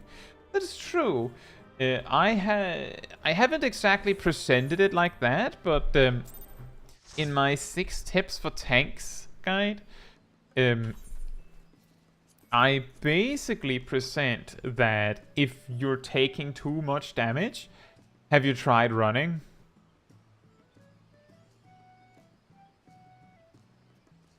Because just running away reduces the amount of damage the mobs can do to you.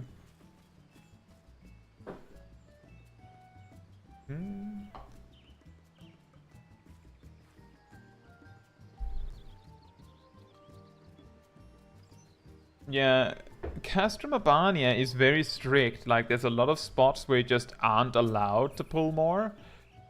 On the other hand, Stone Vigil lets you pull as much as you like, which apparently had the effect that they could pull like crazy people and still get in there first, get through it first. Right. So next up is Trials. If you want to come along, come over to me. I'll just move over here instead. Come over to me. I think we have space for everyone, so if everyone wants to come. On the note that Coco specifically said they weren't really interested in joining for anything.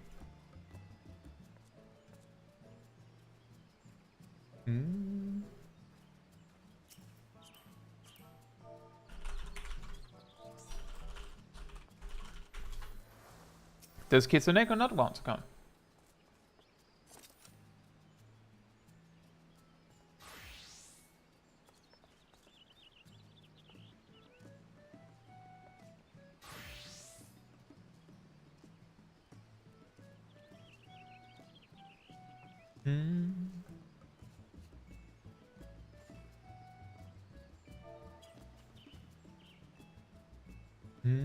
I guess. All right, then we're 7.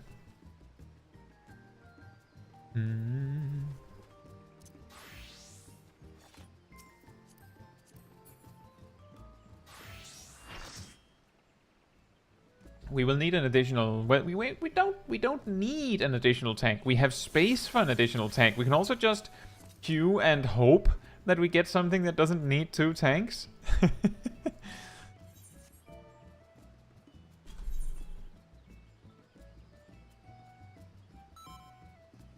Are you ready for this?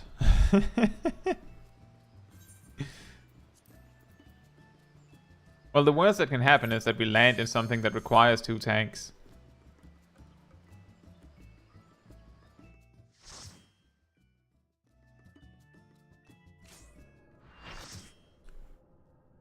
I don't think... there's like a lot of ads, but I don't think you need 2 tanks for this.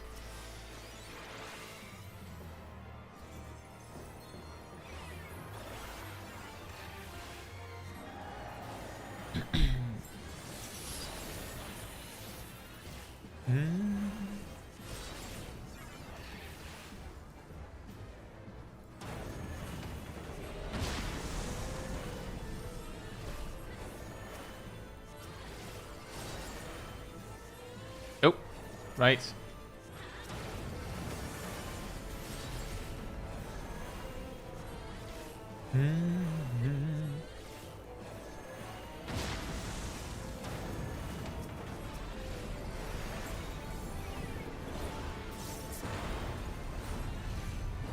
Ah, look. He found the way to exit his seat.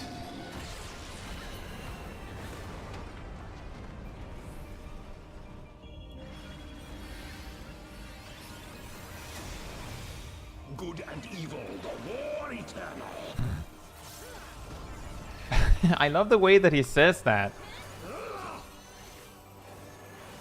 Good and evil. A war eternal. Guess what I forgot? I didn't even cardia.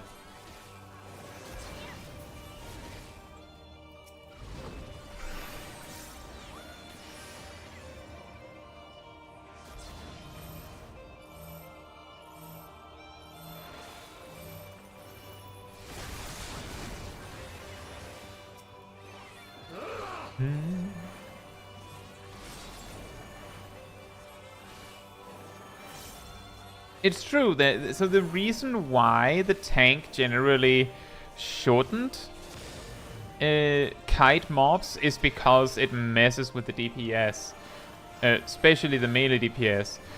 But I'm pretty sure the melee DPS would rather the tank is alive.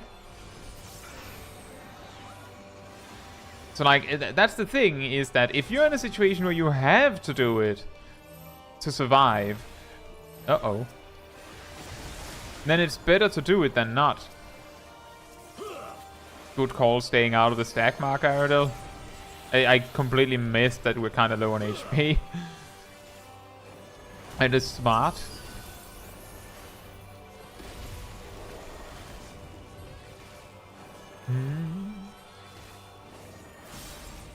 I shall rise above all.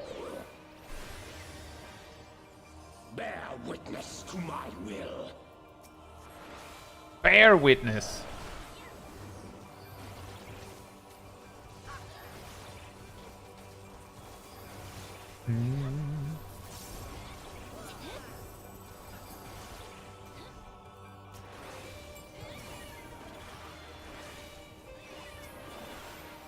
One is casting Meteor, the other is not.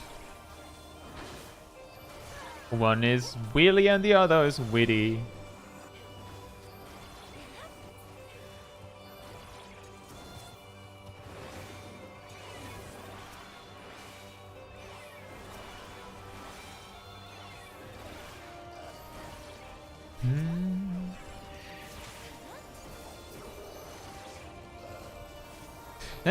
That is actually also a good trick, Quantum. If you're running in circles around the mobs, then often they'll clump up closer together.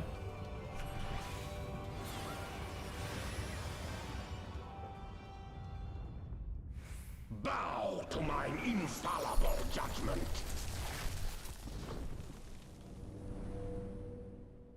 Oh, nice, a snowflake. Ow.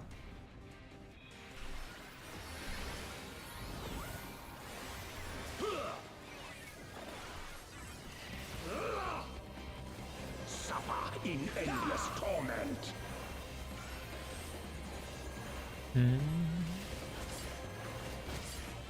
3, 4, 5 stabbies, 6 stabbies, or 5 stabbies and a boom.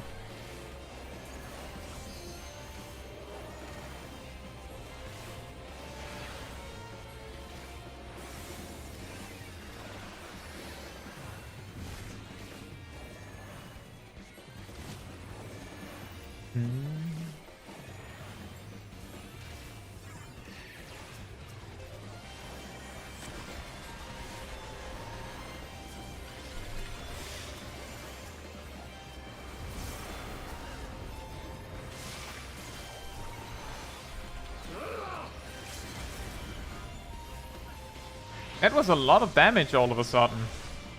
Such is my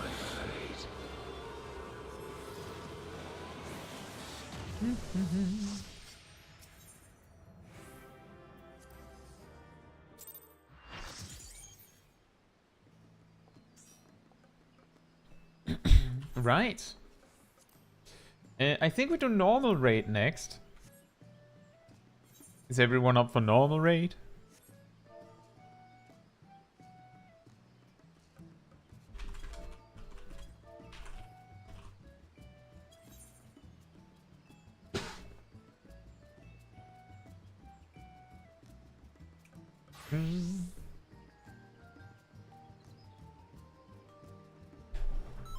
Tristan does not want to risk the getting an encounter where we need 2 tanks and not having 2 tanks.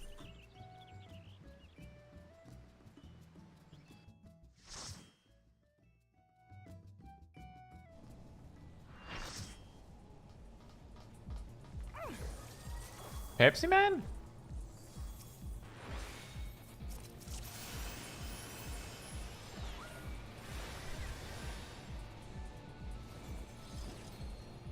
Pepsi Man!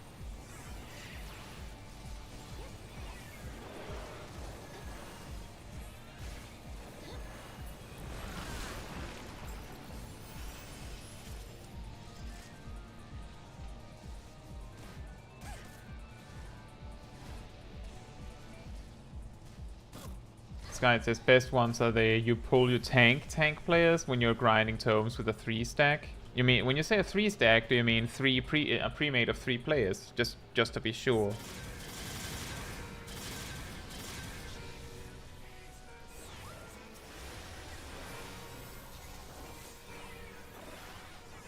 Two DPS and a healer pre-made, right? Yeah, well, we've talked about the you pull your tank it dilemma many times. The problem is that, so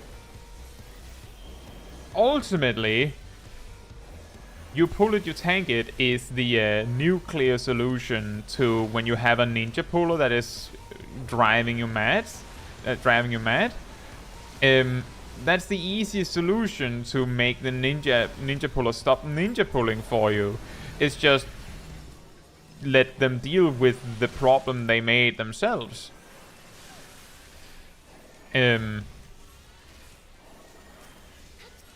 But the reason why you pull it, you tank it often gets a lot of flack is because usually the tanks that do this do it on the first offense, and it means that they often do it on someone who did it by accident, or they do it on something that doesn't warrant that kind of reaction, right?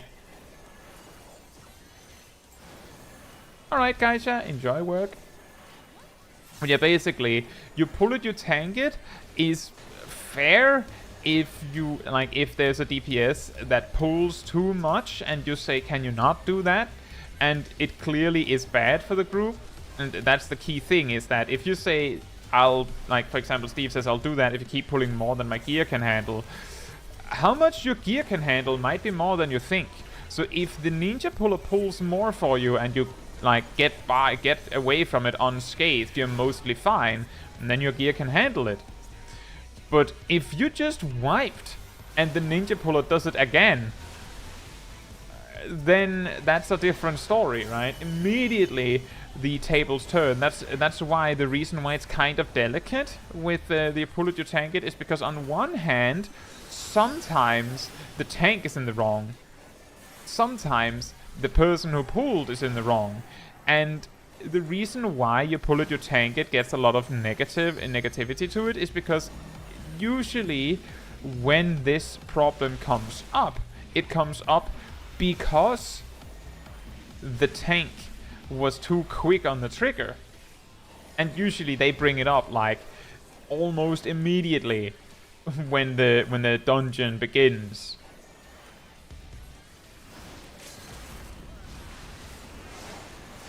And I think in a lot of cases with these kinds of tanks, they're taking out aggression on the group for something that isn't even the group's fault. The reason why the tank is being such a prick and immediately getting furious the instant that you make a single mistake in their eyes is because they had a bad day at work.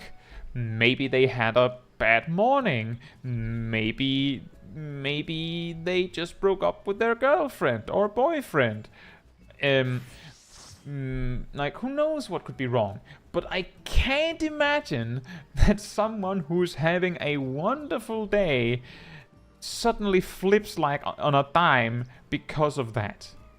Like, I cannot imagine that a person who is perfectly fine and happy would do the you pull it, you tank it, like, on the first offense like that.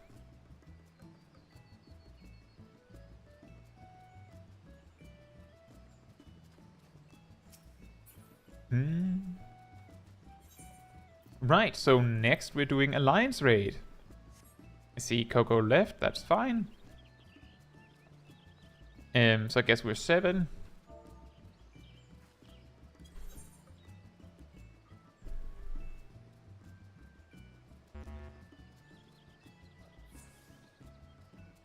No to the Alliance Raid, that's fair.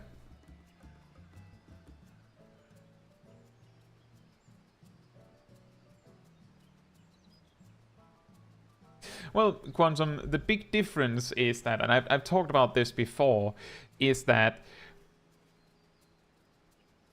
it's complicated, but if, let's say you join, you enter duty as a tank, right?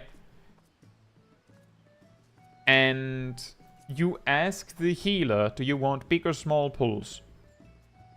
Let's assume for this example that the healer actually wants small pulls, but they're very considerate for what other people want. They realize that smaller pulls means that the dungeon will take longer, so they're not going to say that. They're not going to say that they want small pulls. I'm not saying that this has anything directly to do with your situation, but they're probably going to say whatever you want, or big pulls, because they don't want to be the one slowing down the group. The difference is if you just, without saying a word, pull like a madman, then that's your fault if you wipe.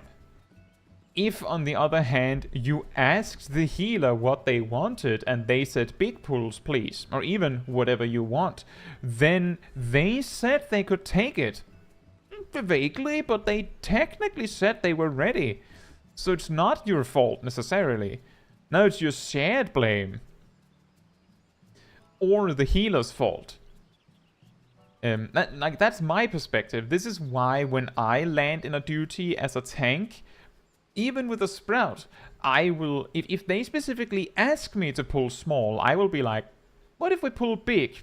Just to try it. I'll take the blame if we wipe. Just try your best. Just want to see if you can.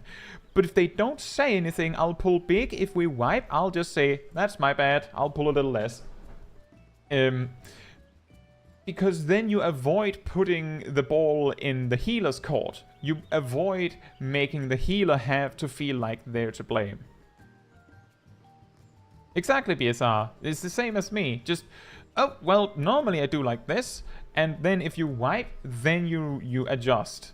Then you figure out what you do. But you don't blame the healer. They didn't ask for this.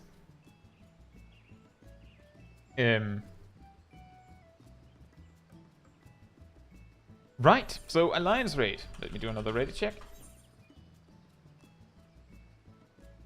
Honestly, Steve, unless a person specifically does something to be annoying, like something that is clearly not for anyone's benefit, unless they specifically do that, I don't really have... Oh, one of your party members does not meet the requirements for this duty.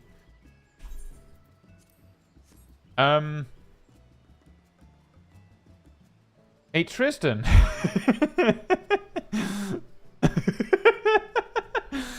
Oh, yeah. That.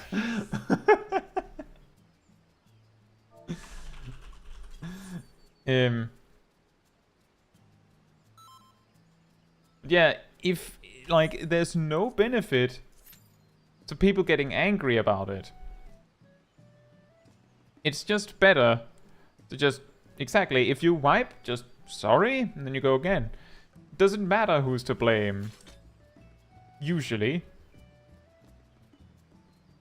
And again, I say usually because let's say, for example, that you have a DPS who's aggressively overpulling for the tank, like just ninja pulling extra stuff ahead that the tank specifically did not order, and then you wipe. Then again, you could say, well, if the DPS apologizes, then we're all friends again. But if the DPS specifically does not apologize, then they're going to get told that they maybe shouldn't do that. And if they then apologize or don't do it again, then we're friends again. But usually, you can resolve it without anyone getting angry. I think that is a really nice perspective compared to, well, I know when I played in Retail WoW, it was pretty common that if someone was underperforming for any reason, Voidark, they were likely to get booted. I've literally heard stories of people kicking, like in a group that is clearly just running through the dungeon, like they're actually killing mobs faster than they, like so fast that they don't need additional help. Someone will be like piping up like, oh, DPS number 3, I don't know, the mage over there is underperforming, and just initiate a vote kick. Because they're not doing as much damage, like they're doing significantly less damage than everyone else. Even though you didn't need the extra damage, like you didn't need it. That can still happen. I have heard stories of this. Fortunately, I have never seen it myself, like literally happen. Fortunately, but I think the reason for that is entirely down to the fact that most of the time I played really well, so we like usually reran dungeons so fast that no one had time to start thinking about that. And if I played hard content where it actually mattered, it was usually with friends, so who cares? But it is a lot better, and I think it also is a huge part of it is that, and you may know this, if you've ever had to kick someone, you have to give a reason. You have to give a reason. The only reason that can get really awkward is if you check the FAQ under support desk, they actually say that an argument, like a good, a reasonable reason for kicking someone from a group is a difference in playstyle. That's a really vague way to put it. I think the way that what that is supposed to catch is if someone is like, let's say the tank refuses to pull more than one pack at a time. Technically, they are not slowing down the group. Right now I'm talking vote dismiss in Final Fantasy XIV. In World of Warcraft, you can just kick the person. The only reason why you need to give a reason is so that the other party members can see what the reason is in World of Warcraft. There's like nothing to report there. If the group kicked you, then that's because they didn't want you in the group. But in Final Fantasy XIV, if you're trying to kick someone, you have to give a reason. But one reason that isn't actually like mentioned is difference in playstyle, and that is mentioned in the support desk. That it is that you can get kicked on reasonable grounds for difference in playstyle. What does that mean? Hard to say. It could mean, for example, your tank refuses to pull more than one pack at a time, but everyone else in the group is ready for it, and they're trying to make him do it. You could say that that's a difference in playstyle. Similarly, if you have a tank who's like aggressively overpulling, but everyone else does not want that for whatever reason, you could argue that that's a difference in playstyle.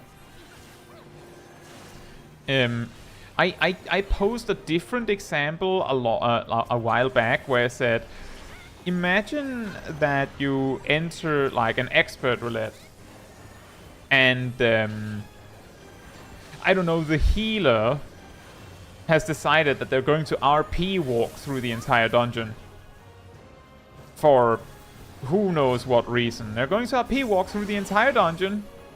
That's final. They just are. But when they're in range, they play excellently. Like, if they can actually reach the enemies before they're dead, they can heal the tank from, like, miles away. Then they're good enough. But you could argue that there's a difference in playstyle here, right? Like, the rest of the party would probably have reasonable grounds to kick this person.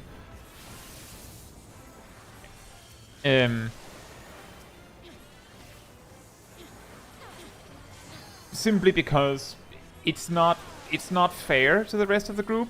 You could also argue that this player is unintentionally, but still, hindering the progress of the duty. We've talked about this recently on the Discord server. That is a reason to kick someone, is that they are intentionally hindering the completion of the duty. Which is, like, that covers stuff like if you intentionally kill off other party members by getting them hit with a mechanic. The key here is intentionally. And like, that is not okay. But you could probably argue that some players wouldn't mind the walking, that walking player if he's good. And he's nice. Like, a lot of players would probably not mind. Because it's kind of funny. Steve says you've been watching walk only playthrough. I have not, but I do remember a long time, a while back, for World of Warcraft, before they had official hardcore servers, that there was this, I believe it was a paladin, who only walked.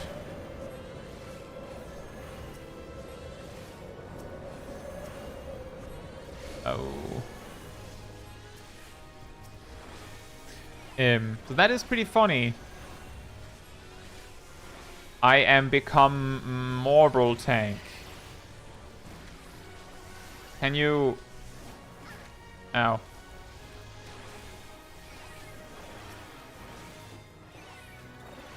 Exactly, Quantum.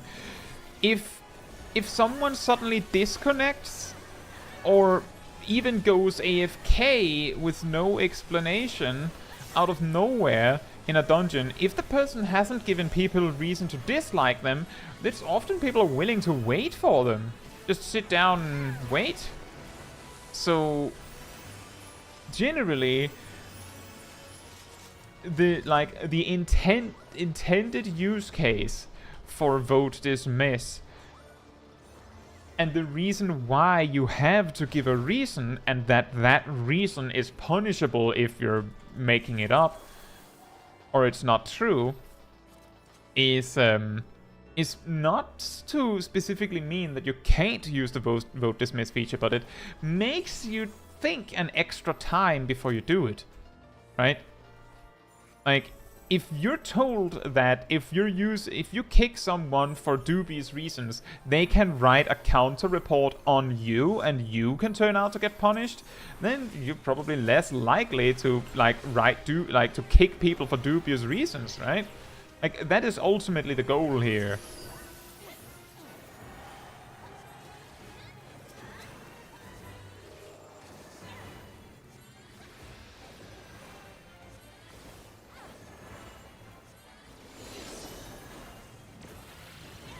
How did they kick you both? I'm pretty sure you need like 3 players to agree.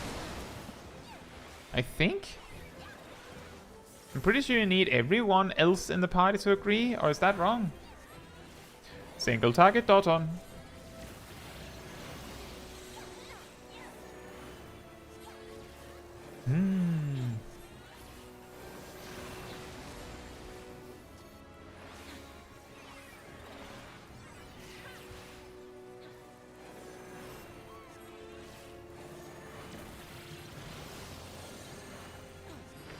But yeah, in that situation, you would probably be in a reasonable position to report them.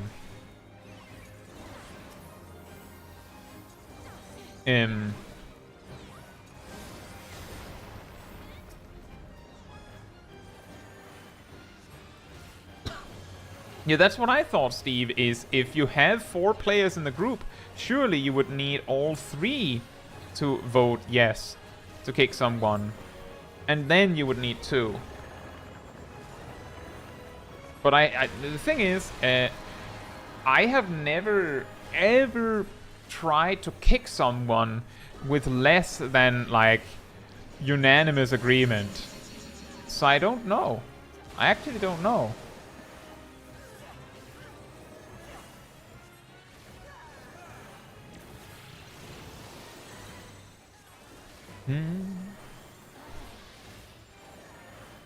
And these are the kinds of things where I feel like sometimes some players can feel like they know what the answer is, but if you like, but it might be so long ago that they checked it that they don't know. No, it's more like, I'm pretty sure it's this. And then over time it has like turned into a I know it's this. And that's I think that's what I'm having. Like, I'm pretty sure it's you have to be all 3 saying yes to kick player 4, and then you need 2 to kick player 3. But I don't know. I've never tried it. Like, I don't use the vote dismiss feature maliciously, so I wouldn't know. I have only had to kick. I've only dismissed players when everyone was in agreement. So I don't even know. But still, Quantum, you would probably be in, like, on the one hand, you would probably be in your right position to report them if you wanted to in the moment. On the other hand, if you weren't there for very long, or you didn't care, or you didn't, like, couldn't be bothered, that's also reasonable. Like, ultimately, it's down to how you feel. And that's also something that I brought up in my how to report someone, or how to report another player video. Is, just because the game says that technically swearing, genuinely just like swearing to more than a mild degree can be considered like reportable. It like, not exactly, but you know what I mean. The point I'm trying to make is, if you're not actually offended by something, then it doesn't matter whether you can report it or not. Just don't. You don't report people because you can. You report people because you're actually hurt, right? Like, that's the entire point. That was the entire point of making that video, was that so that people that have been hurt have some sort of weapon against it. For example, one of the most annoying things is when you get kicked from groups like that. Like, as you said, it's very shocking. I have a handful of situations where I reported someone, but every single report I've made in Final Fantasy XIV has been players choosing non-participation. Non-participation. Meaning going AFK in a front line, or not going AFK but just straight up not participating. Clearly intentionally disconnecting in content where you cannot be kicked, so that you can AFK deliberately in something like Delubrum Reginae.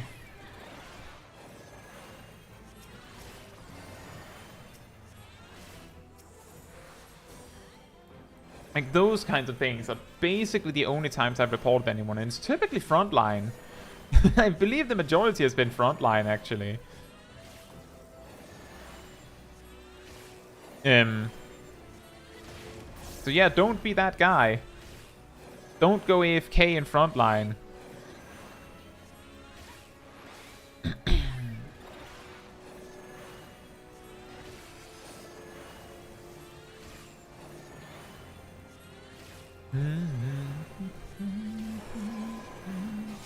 I always found this fight really awkward.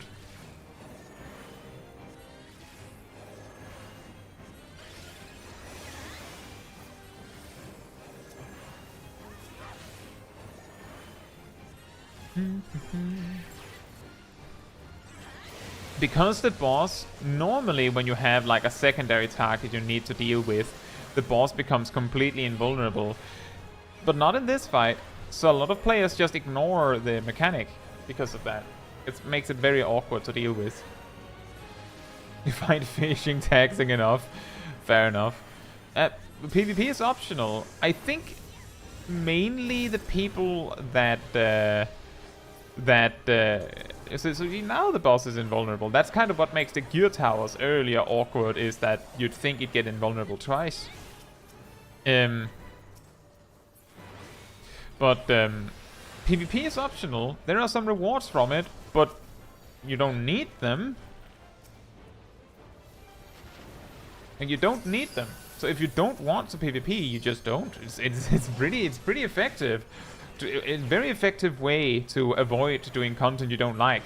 Just don't do it.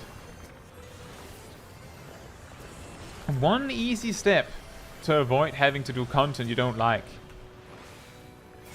Don't queue for it, Lamau. Oh. Wait, what? I could have sworn I was clicking on Gazel.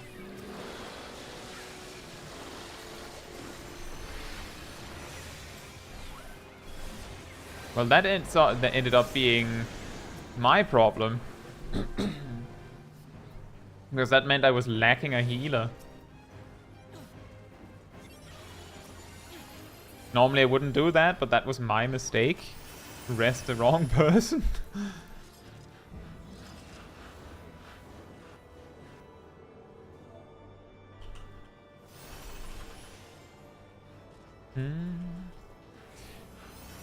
PvP feels a bit weird sometimes. It feels a little janky, but I don't think it's that bad.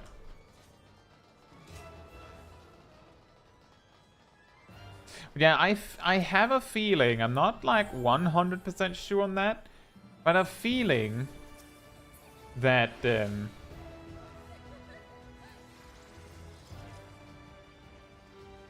Tristan says, oh, I'm sorry, Tristan, it's more that I rest a person that didn't have a rest. Like, if I had raised Gazel, he could have raised you. That's what I meant. I'm sorry if it sounded harsher. I didn't mean it like that.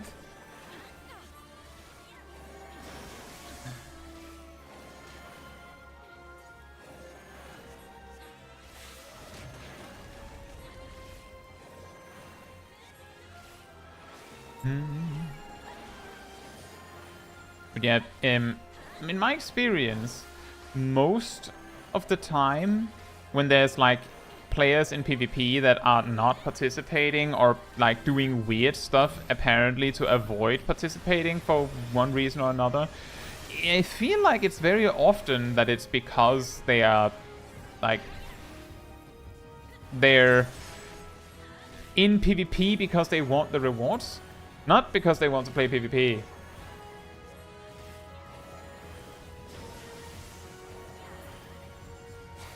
Ah, that's fair, Tristan. I still just wanted to say it regardless. Even if it was a joke.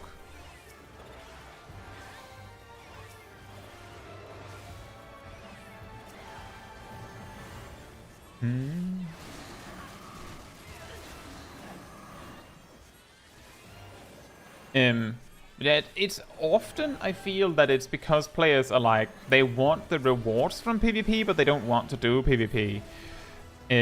That they do these things where they AFK or otherwise try to avoid having to participate because, well, they don't like PvP, so why would they be there? It's an awkward path to tread, because you're in the situation that you simultaneously as a developer, you both want people to try PvP, you want people to give it a chance, because that, I think a lot of players haven't even tried PvP. Like, they haven't even given it a chance. Even if maybe they might like it. And one way to make players at least give it a try, give it a chance to try and shine, is to give it so good rewards that people are like, oh, I really want that thing. But if you give it too good rewards, you'll have players that literally couldn't care less about PvP, that will do the content. Like, they'll participate in the content for the rewards, and they don't actually want to do it, so they're not going to do it.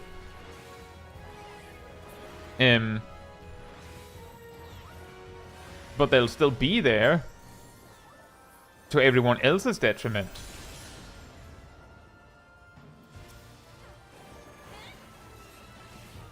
The reason I think that way is because I remember specifically in Season 1 of Crystalline Conflict that I saw a lot of, like, it was surprisingly common, all things considered, that you would see people try and AFK, especially in casual matches.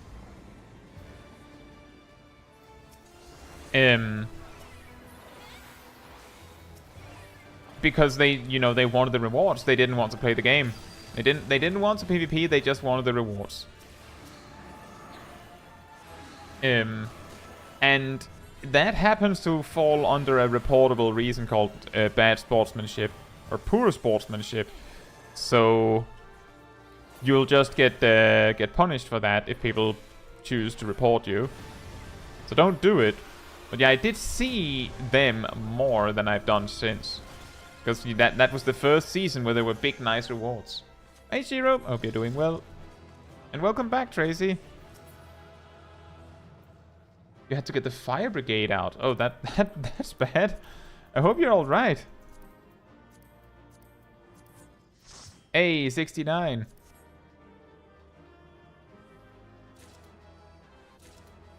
Guide says, not sure if it still is the case, but inting in Crystalline Conflict was the fastest way to get the rewards. It still is, but it is also still an extremely effective way to get banned.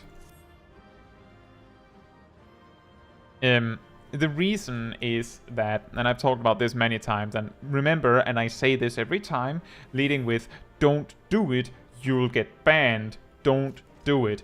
The most effective way to farm series experience in PvP, the most fast and effective, consistent way, is to queue into Crystalline Conflict and just make your team lose by not participating. Why?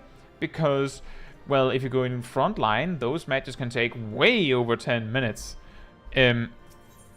But if you go into Crystalline Conflict, one player choosing to not participate can lose the team the match. Just one, so it's just you. It just takes you to do it. And if you do that, a Crystalline Conflict match can often be done, complete, finished, in under 2 minutes. If you try in Crystalline Conflict, it might take 5+ minutes. You can't know for sure. The reason why that matters is because a win gives 900 series XP and a loss gives 700. So you can see where I'm going with this.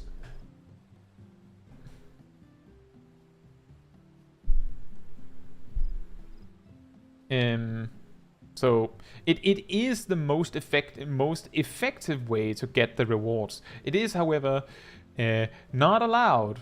So don't do it. I feel almost like I'm obligated to say that every time. Don't sandbag in PvP.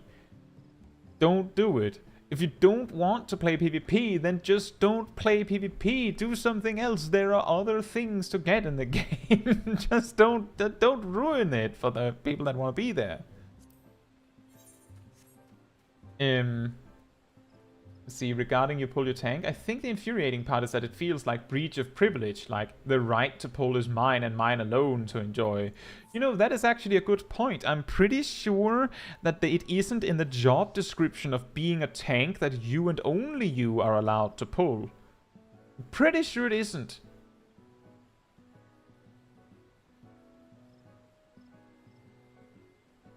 In fact, the tutorial for melee DPS, and I think also ranged physical DPS, you know, the one with the smith, actually teaches the new players doing it that they should intercept mobs and bring them to the tank to help them.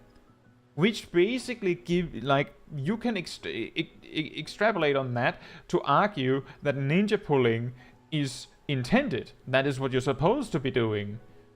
You're supposed to go and intercept more mobs and grab them and bring them to the tank. As long as you bring them to the tank, you're in the clear by that argument.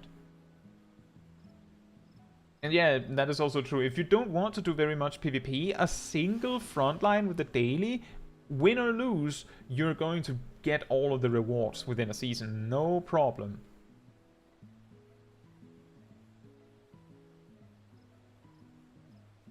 Shiro says, I had this same argument with the people who used to cheese Alliance Roulette. They want the rewards, but they don't actually want to play the game. Yeah. So the thing is, with the people that cheese the Alliance Raid Roulette, and I've talked about this before, I've talked about it in specifically a video about the problem. The problem was primarily, I believe, with max level characters. Because the reward for Alliance Raid before patch 6.5 notably, so before this patch, the rewards for doing an Alliance Raid was the same regardless of what Alliance Raid you got, unless you got a level 90 Alliance Raid, because you got the daily reward, which you can't see, and then you got this 100 poetics. If you're level 90, that's all you get. The daily reward and 100 poetics. And the daily reward is the same, like, regardless of what you get. Nowadays, there's like... I'm just saying this was added to make these other Alliance raids more lucrative.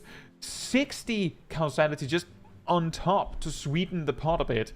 8 extra comedy, just to add a little bit so that people had reason to do it. And the reason is that Circus Tower takes like 11 minutes. But Void Ark takes like 20. So if the reward is the same, then why would you do the harder one? For fun? Simple. That's how that's all it takes. For fun. There you go. But MMO players don't do content for fun. For some reason, most MMO players don't do content for fun. They will do content for rewards. And if it happens to be fun, that's a bonus. I just want to underline, I remember when Variant and Criterion dungeons were added, people were complaining that it was extremely fun content, but the rewards weren't very good, so they had no reason to do it every week, because some of it had a weekly lockout, or has a weekly lockout. Something like that. So because the rewards weren't good, people didn't do it despite enjoying it. And that's like basically explains the MMO gamer. Just like that. So why would you do Void Ark if it gives the same rewards as Circus Tower? You wouldn't.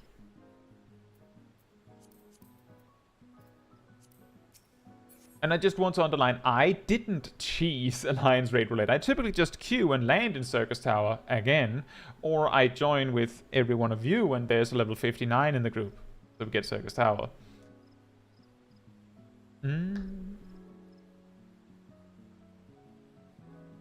Yeah, PvP is a completely different beast from PvE. It's very hard to get into.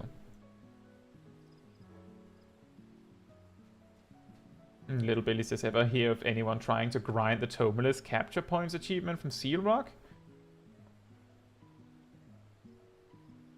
I haven't. But I would imagine it would require either a lot of things that could be a problem for your team, or it would require you to like be team working with someone on a different team, so that you could just alternate capturing a node that is a little away from the battle if you can. Hmm.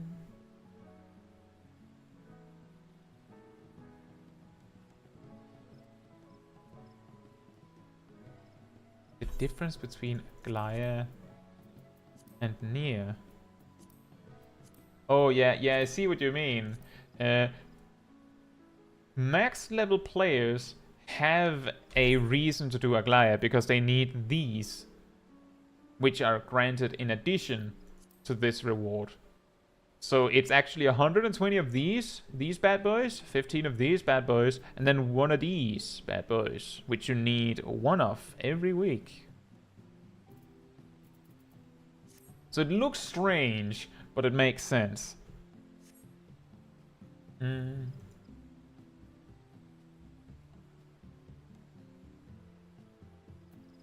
See, sorry for the off topic. If I'm being raised as healer and have no MP, what do I do except reflecting on my life? Stop casting and let my MP restore?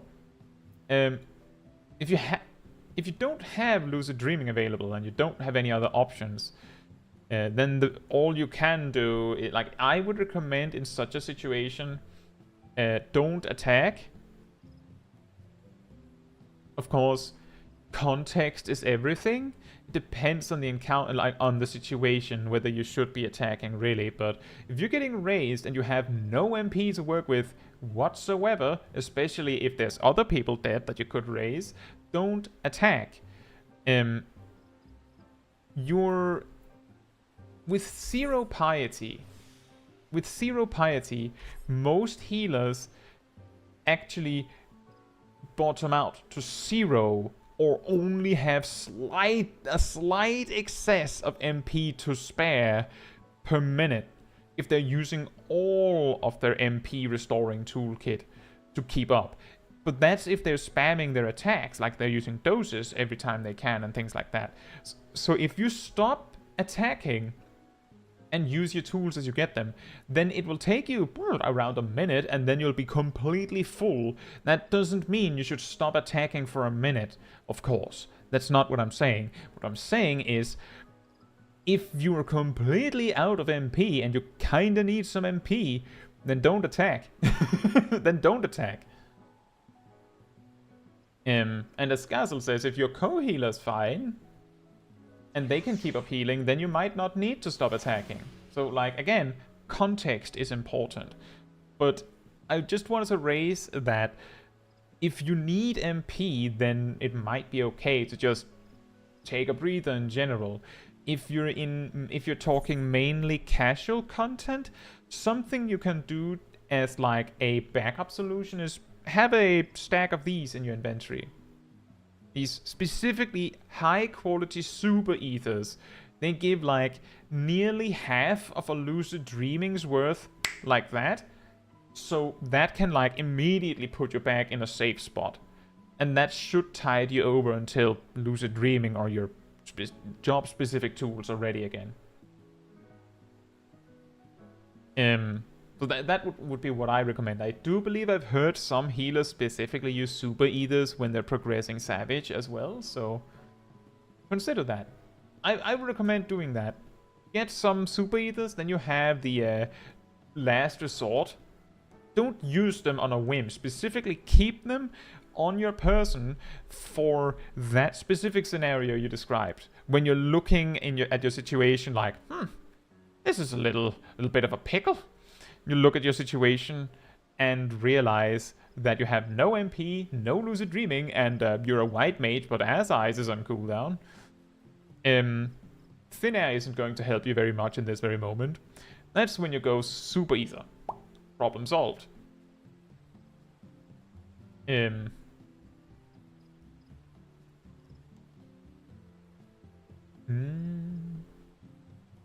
Let's see.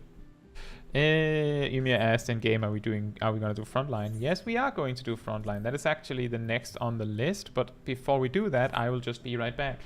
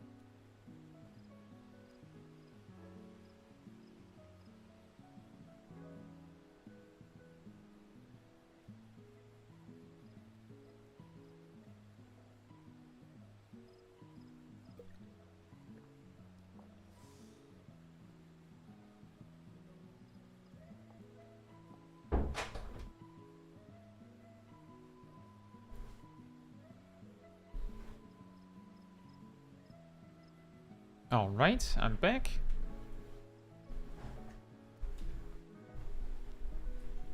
So, if you want to join for Frontline, come over to me. And we'll figure out how to get possibly everyone into the same instance at least.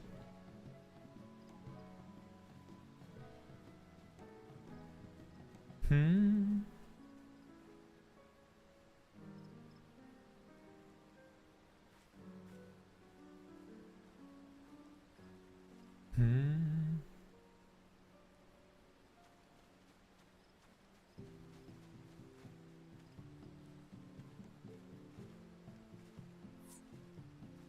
Oh. We could make 2 3-man teams. So if you 3 group up together, that would probably be nice. Does that work?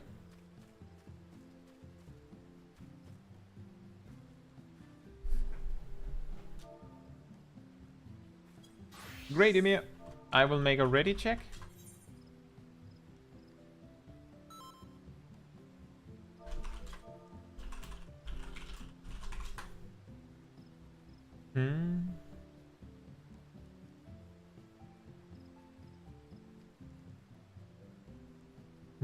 You grinded your machinist by just AFKing with Squadron Shiro. Are you sure that's healthy for your ability to play the job? Okay, I will queue when it says 5:10 Eorzea time. And yes, it's going to be Frontline, Tracy.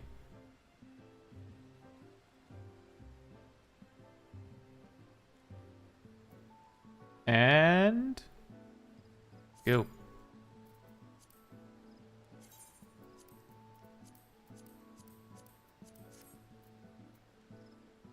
So the reason why we do it like that, for anyone that is a little confused, is if there are already like 72 players or almost 72 players, then one of our groups might land in the Frontline instance. But by making sure we're queuing at approximately like exactly the same time, there's a much smaller chance that that will happen, and that increases the odds that both of our teams land in the same session.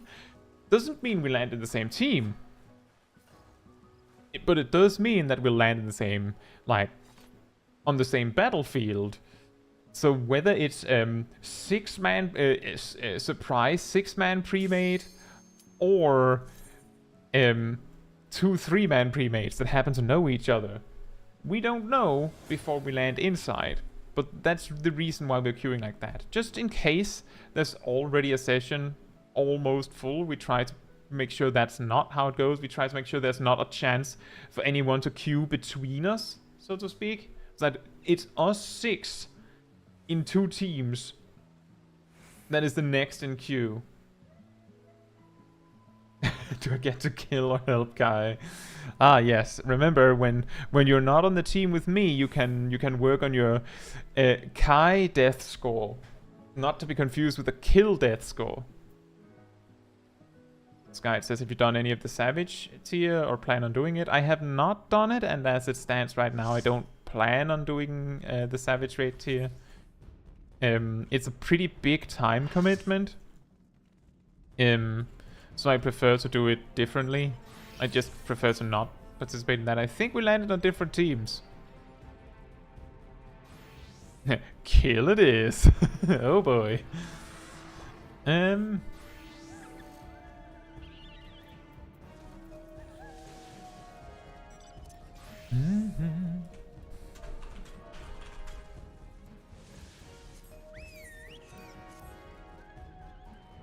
Yeah, I do like to research and look into all of the things that are required for a Savage Raid. So it's not like me not having done the Savage Raid means that I am completely dumbfounded by the concept of Savage Raid mechanics and things like that. It's just that I haven't done specifically the Savage Raid boss fights.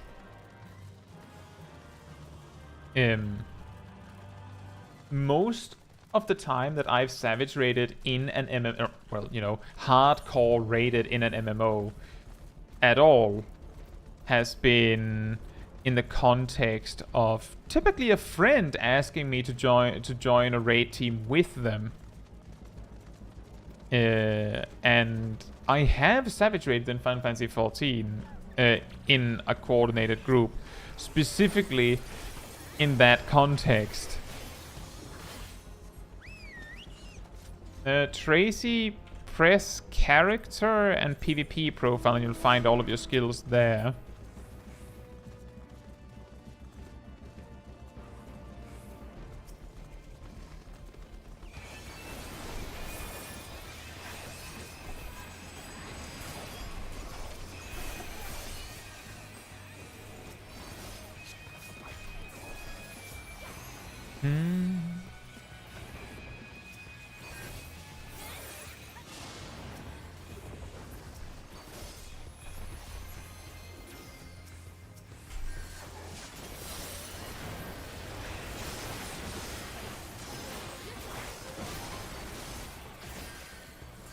Ow.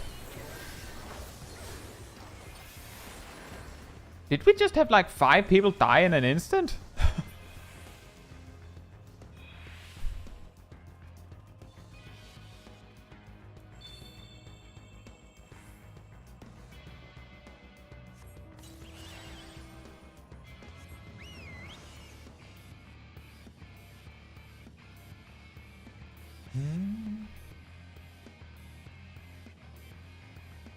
I don't know if they scare people off from PvP. From Savage. I should be clear, the only reason that I'm not doing Savage is not out of fear, it's simply that I don't want to.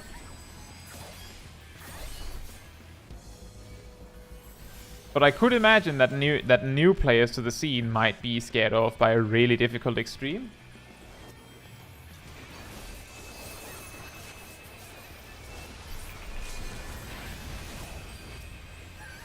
Knockout!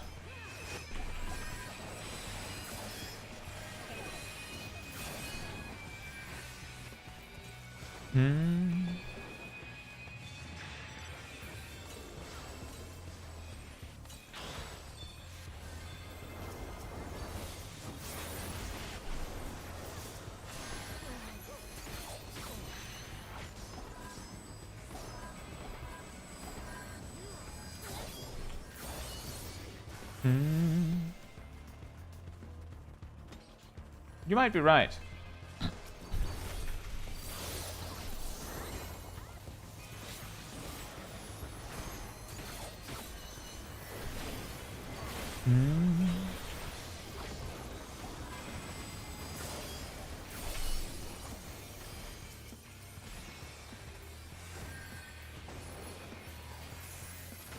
I'm a little confused. Has this node been active for like 40 years? What's happening here?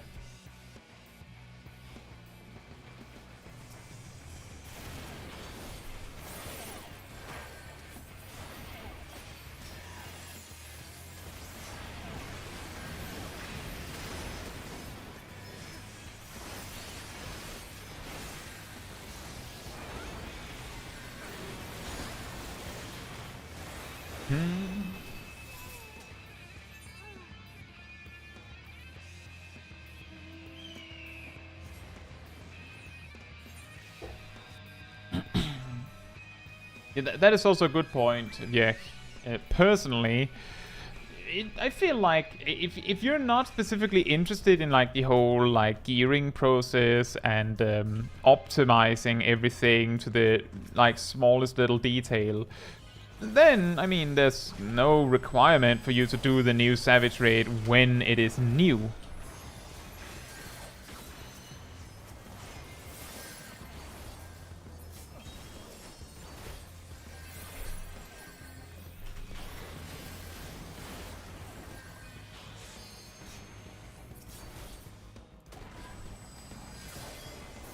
And I feel a benefit of doing it when it's a little older is that you can get you can have a little bit more fun with the mechanics, if that makes sense. Because you don't get killed if you make like a single little mistake, you can get a lot more creative with it. But it's not the same as Savage raiding. it kind of like devolves into a glamour farming or glamour farming or mount farming, which is just like viewed slightly differently.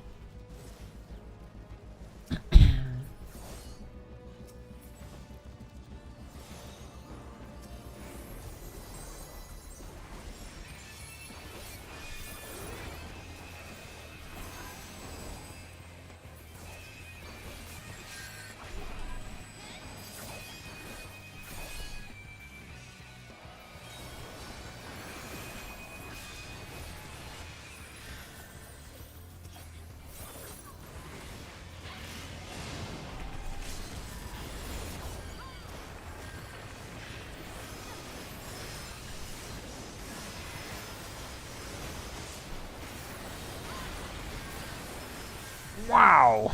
Well, that's what we get for fighting them at their spawn. I just used my limit break because I was anticipating that the Dark Knight was about to do the exact same thing. So just the counter limit break.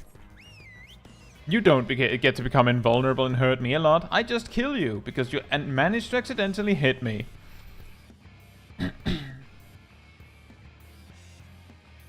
I could imagine that, Sky. I have asked for like 4-man Savage content for a long time, specifically for that reason.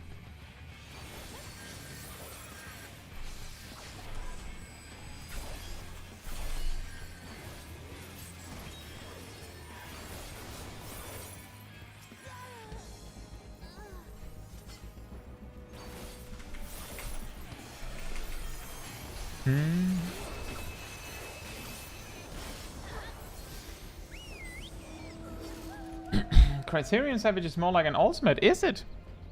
I feel like, based on how quickly I feel like I hear stories of people having already beaten it, that sounds very surprising.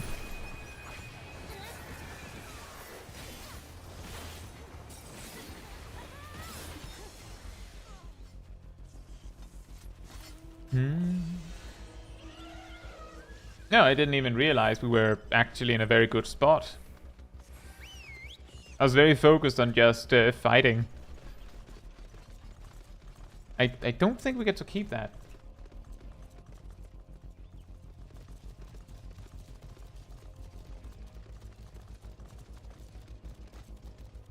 I guess it's... Oh, that explains why. I didn't quite see the timer on it.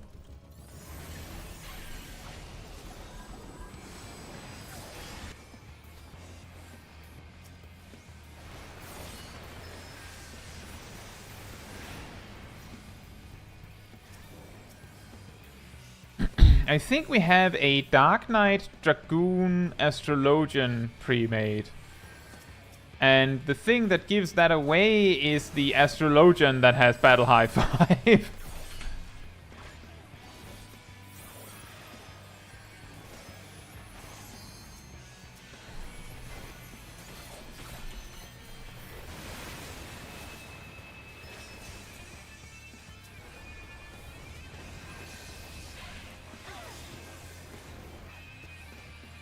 Yep, 100%. It's something like that.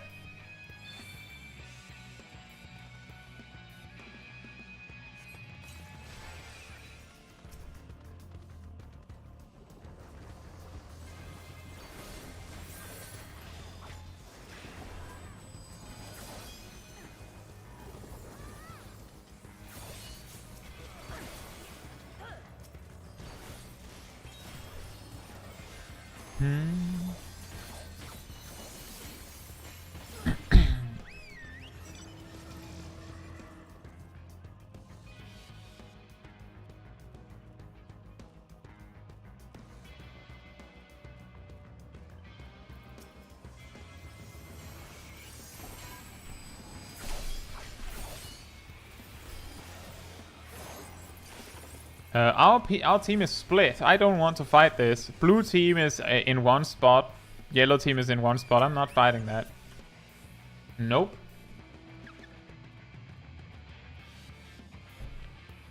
Yeah, that might be true, Billy.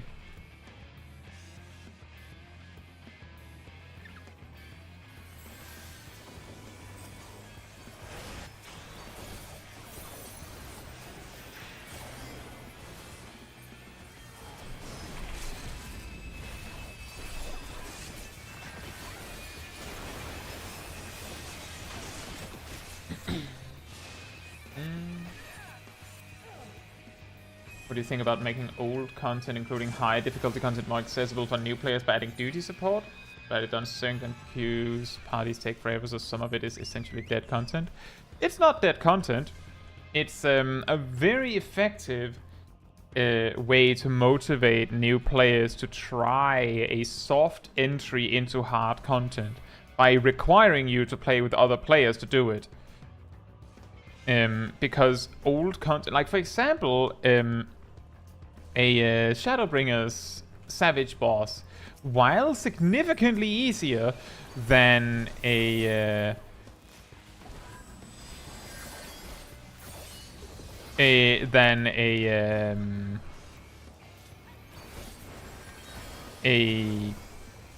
current content Savage boss, like an Endwalker one, while significantly easier than that, not trivial.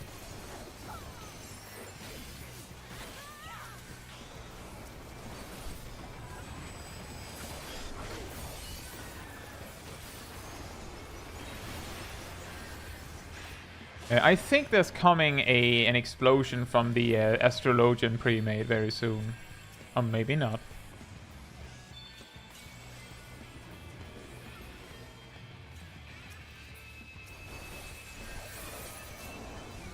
How did I get the kill for that?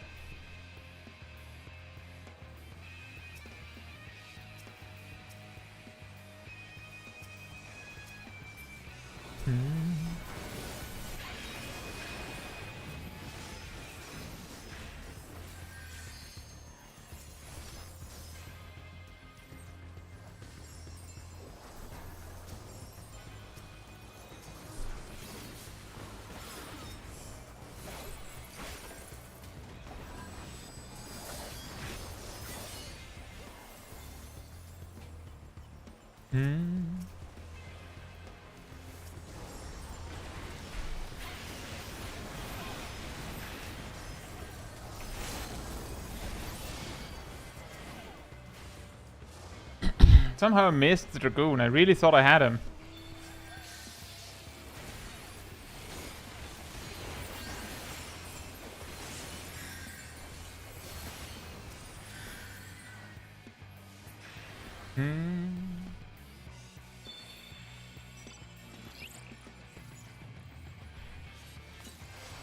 Ha!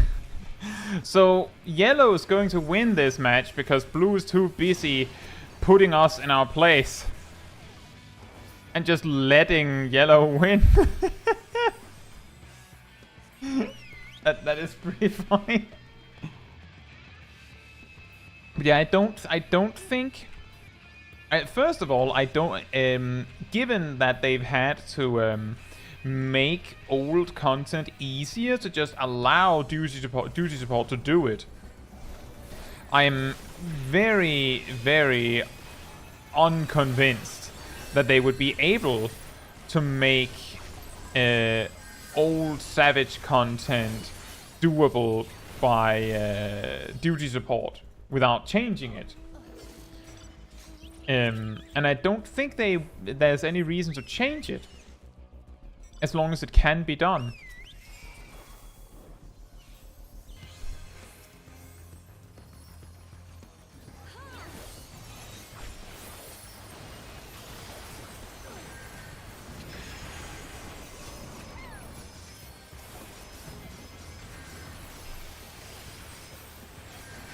And I think it's a good way to motivate new potential Savage Raiders by giving them like something easy to start with.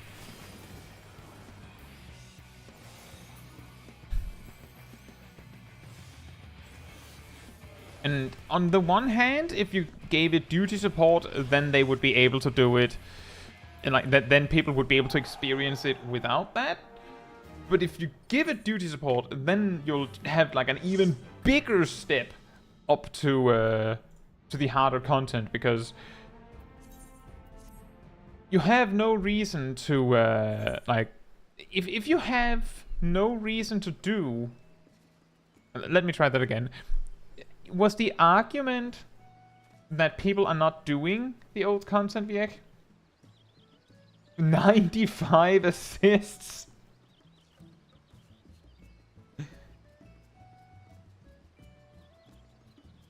That's insane. But if the argument is no one's doing the content, so why not make it doable with NPCs? I know people are doing the content. It's just that because it's so niche and so specific, you kind of need to make a group beforehand, right? It's a little bit like the same argument that if you want to do extremes synced, then you typically have to like prepare it with players before you start. Like know it beforehand. And it's ultimately the same with doing old content. You just have to put up a party finder and then you're already getting somewhere.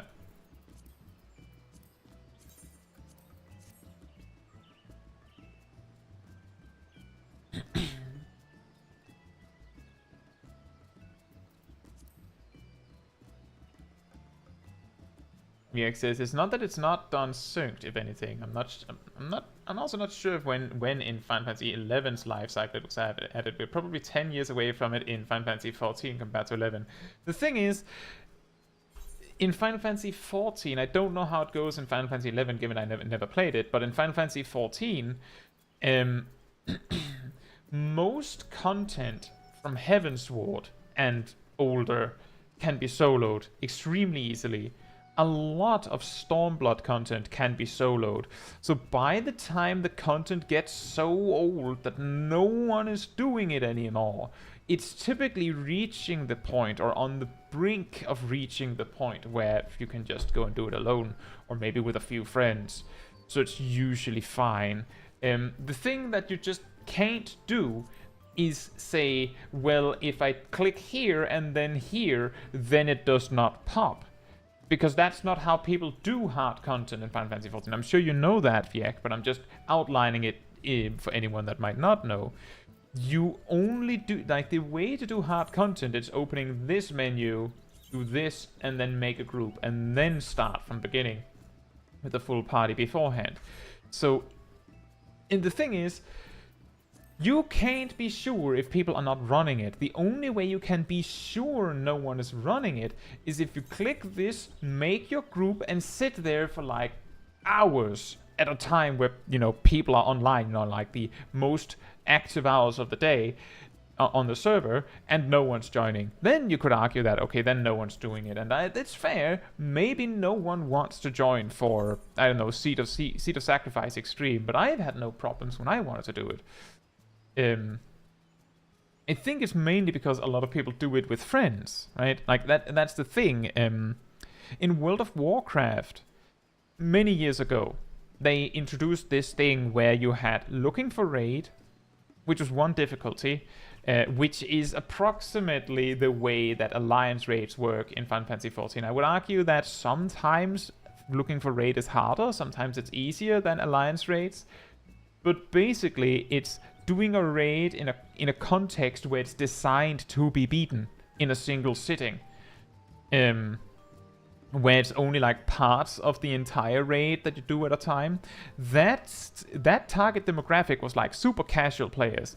Then they added a flex raid difficulty. I think they've changed the names of these things or maybe removed some of them, but they had flex raid, which basically allowed that difficulty was I believe was intended for, you know, just people in general that just wanted a little bit more than hyper casual. And then you had normal raid, which I believe was like, I think that was friends and family difficulty. And then at that time, I believe you also had heroic raid, so they hadn't added mythic yet, if I remember correctly. And heroic was then, of course, the sweaty tryhard raid. So you had the hyper casual mode, the anything goes mode, the friends and family mode, and actual hardcore mode. And in Final Fantasy XIV, we don't quite have that in the same way. We don't have it quite spelled out in the same way. I would argue that doing an old Savage raid unsynced, while it's still challenging, is closer to friends and family difficulty. So I don't know. From my perspective, I don't see it as a problem that what we have right now. I don't think that it is needed to add duty support to old content. like to old raids specifically. I actually think that Skype has a really good suggestion with Unreal Savage raids. For those that don't know what Unreal is, basically they grab an old trial, freshen it up a bit, and change the numbers so that they're matching to the current max level. Just the max level, because the item level requirement is like the item level sync is super specific. And then you can do that. So you can enjoy it as if it was synced, kind of.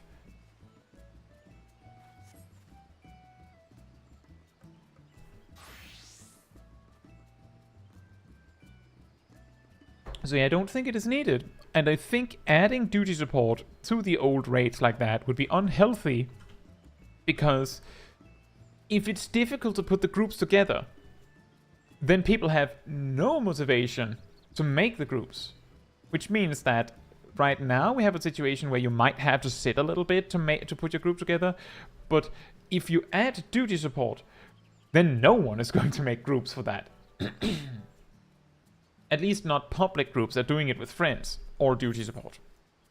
Now, the grand finale of tonight is we're doing Thalea, the new Alliance raid that came out last week. If you want/can join me for that, come over here. Thank you for joining, Tracy. I'm glad you actually enjoyed the front line. I was a little concerned. I did notice you on the field. I'm glad you had fun.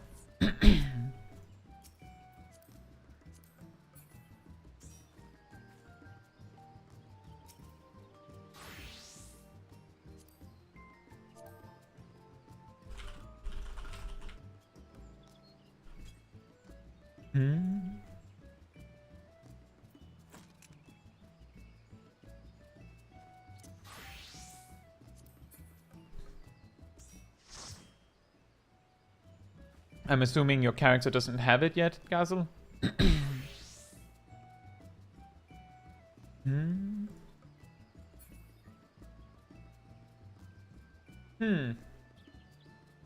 wondering if I should go as a different healer. I think I went Sage last week. You know, let's go Scholar. Try to make a ready check. Accidentally write/return instead. Clicks yes, leaves.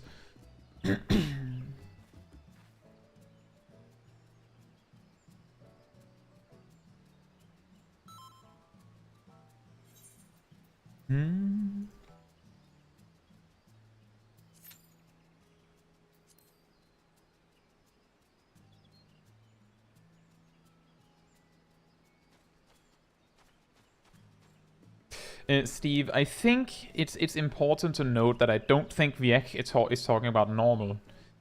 I'm guessing they're talking about extremes and savage. The reason why extremes and savage can have problems filling groups once they're old content is because, well, no one's queuing for them. Like, first and foremost. Savage content is not in any of the daily roulettes. Like, actually, none of them. Extremes, old extremes, are only in this. As in, A Realm Reborn to Shadowbringers extremes are in this, but as I'll bring up on the video coming out on Friday, that doesn't work very well. I can't remember who it was. I think it was Rosts that brought it up, that they sat in queue for 4 hours or more to get into an extreme. And when they finally entered, they tried a few pulls, and then after like 15 minutes, someone, like, there was a query that you could say yes or no to, and it turned out to be a vote abandon, and everyone clicked yes.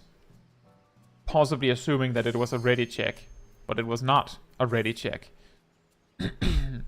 And that's because the reward structure of mental roulettes only rewards you for actually completing content. So if you're landing in a piece of content that you know you cannot win, then the winning move is to somehow convince your group to abandon. Or just leave. Those are your only two options to optimize, right?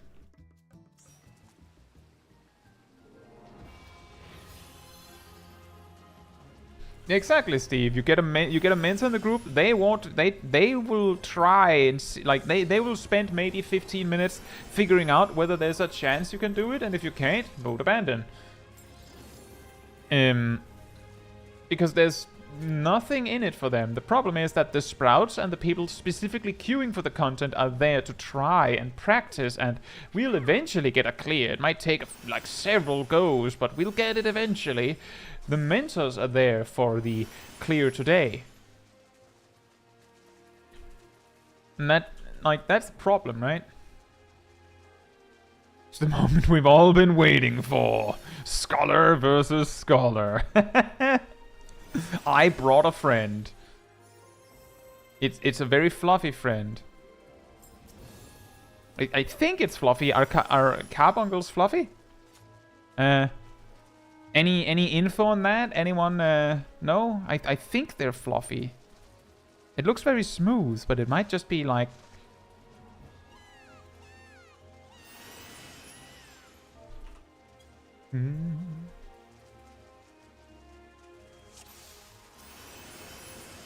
Be careful of the bug that deletes pets when you get knocked back in this raid. It's not a bug, actually. It's not a bug. It's It's working as intended. You get kicked so far away that your pet despawns naturally. I'm pretty sure. Like, I'm 90% sure that it's because that's how pets work. Because I know that's how pets work.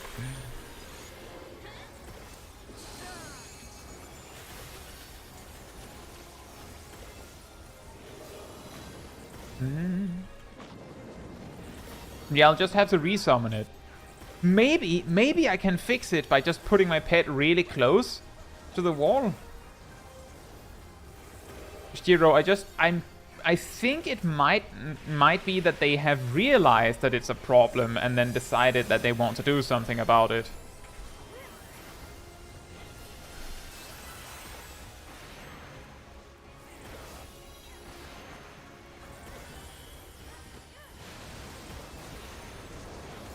So for those curious, the reason why I used recitation ad locurium on myself there was because of that.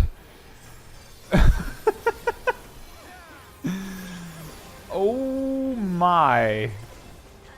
Each of the water sprites here explode for damage when they die.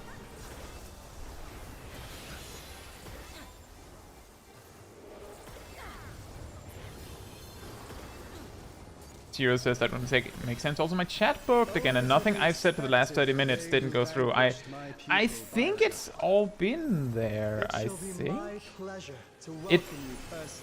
Just to give you some reassurance, I can see a message you said where you said I get to unlock the funny drill button now, and you also said some things about Criterion. So they did go through. That's also a good point, Billy. Maybe the big brain move is just to use dissipation. I have looked forward to this moment. Castle suggests using heal. The scholar shall measure your depth of knowledge. It is also a good idea. I want to see if I can avoid the problem by just putting my pet close to the wall.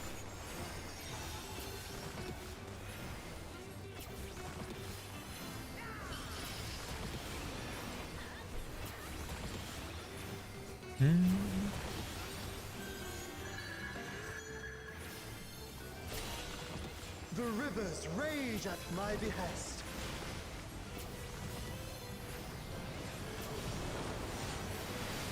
Isn't that Ian's voice? I don't remember. Is it the same voice actor? Knowledge is wisdom.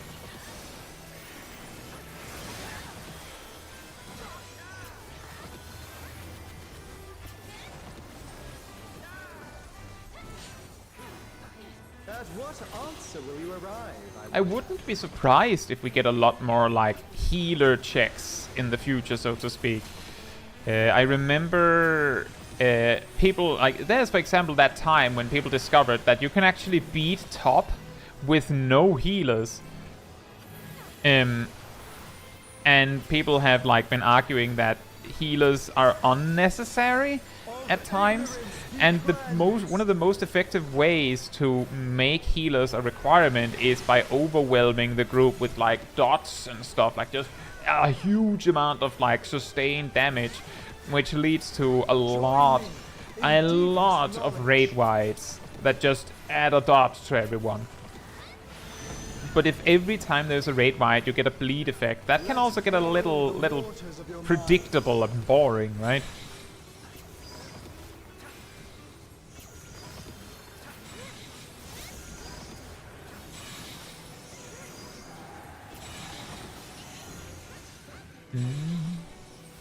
Seek new perspectives, and you shall find new paths.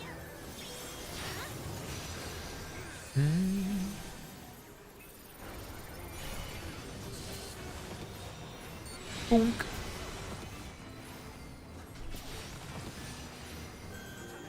I think here's good. Bloop. Killing blow.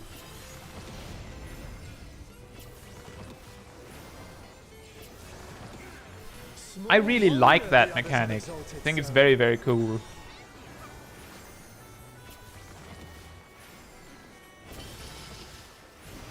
It's like, it's a very, very simple way to make a somewhat difficult mechanic to like position yourself around, even like without like needing to give that much information. Why is that samurai not getting healed? What's that team doing?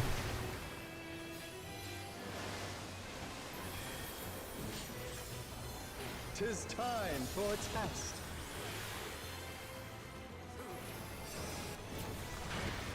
Share with me your ruminations.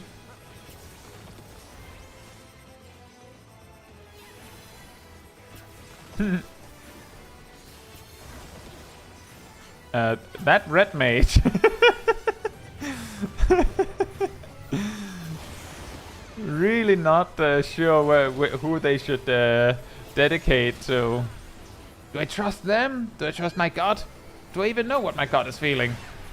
Not all answers But yeah, can be obtained that's in life. like a weird concern, is that if you want to both make healers required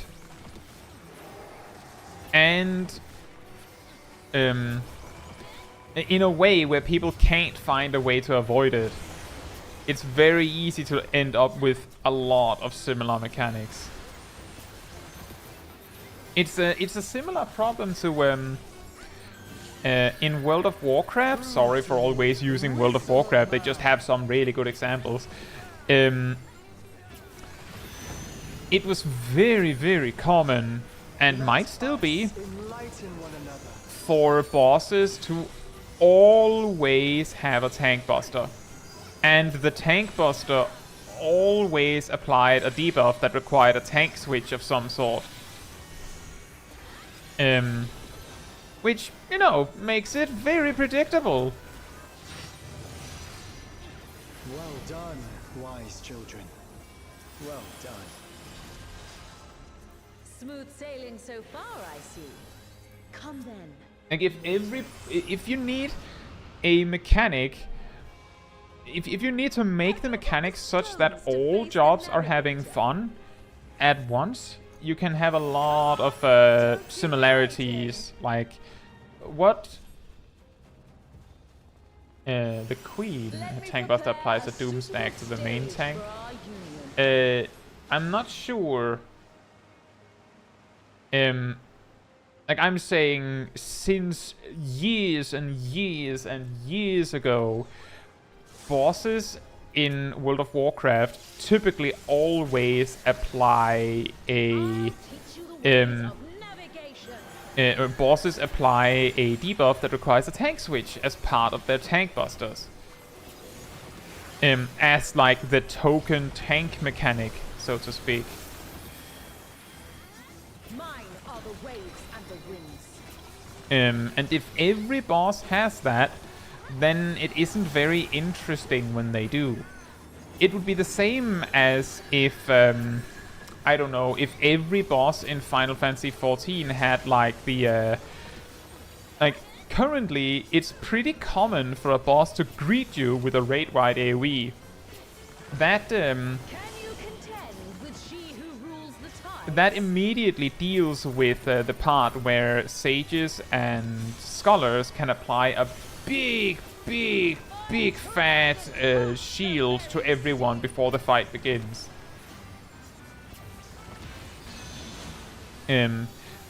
But most bosses have this mechanic to such a massive degree that it's more like weird if they don't have it rather than surprising if they do.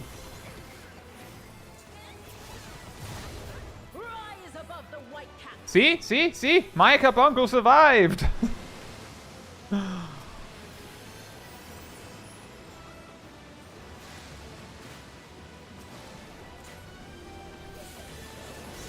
I did it! I beat the mechanic!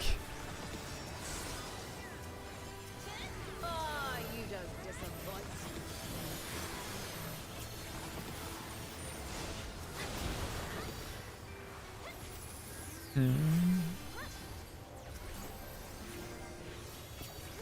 Like the stormy seas.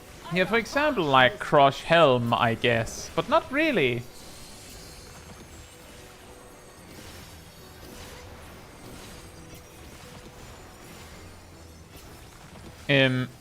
It's more like, if we're talking like casual content, we're talking like E4. Like Titan, for example. He applies a debuff that makes the tank take more damage. You're supposed to tank switch that. I'm going to guess that the Savage version applies a much more brutal version. But on normal, you can just ignore it. I trust you don't mind if they play too. Void Flux says, how does healing feel right now in Final Fantasy XIV? I think it's fine. It could use a little bit more on the offensive part, but it's fine. Join us. I might not be the best to ask on this.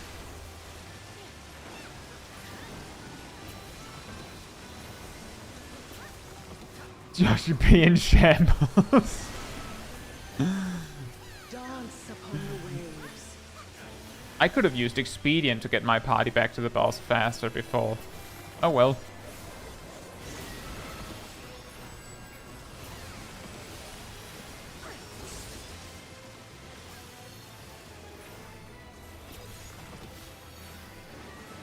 But I think healing is mostly fine. There's some stuff that it could use, of course. That's the way, my clever serpents.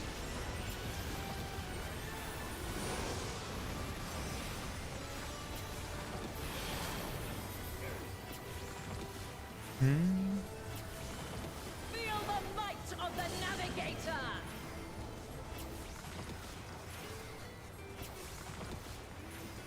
Go on, my pets. Don't be shy.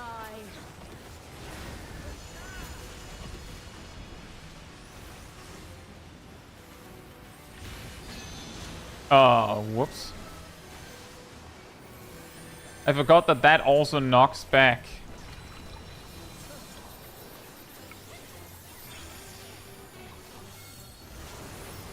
Boundless as the ocean.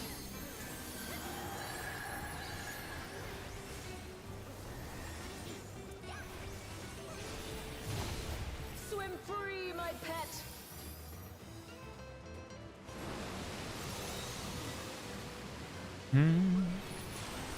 It's also a very awkward time for me to choose to use Seraph, huh?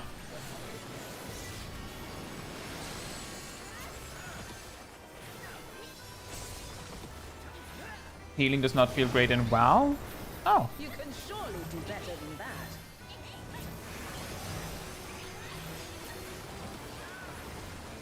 that. That is interesting because To seek new a horizons, you thing must that come is together as it's actually very interesting information, Void Flux, because something that I've heard a lot regarding regarding Final Fantasy XIV healing is that a lot of people complain that it's not great because it doesn't have as much focus on healing as people would like it to have. Simultaneously, the amount of like focus on attacking that it has, because you're spamming your attacks whenever you can, isn't satisfying either, because most of your attacking boils down to spam one button, which is not super interesting, let's be real. And in the reason why it's often World of Warcraft that comes up as the comparison is because in World of Warcraft, healers are a lot more focused on using GCDs, globals, to actually heal with. But if it doesn't feel great, if that doesn't feel great either, then what do we do then? But that is a very interesting point. If that doesn't feel super great either. Or maybe it's something else that makes it not feel great? I don't know. Stand firm amidst the storm.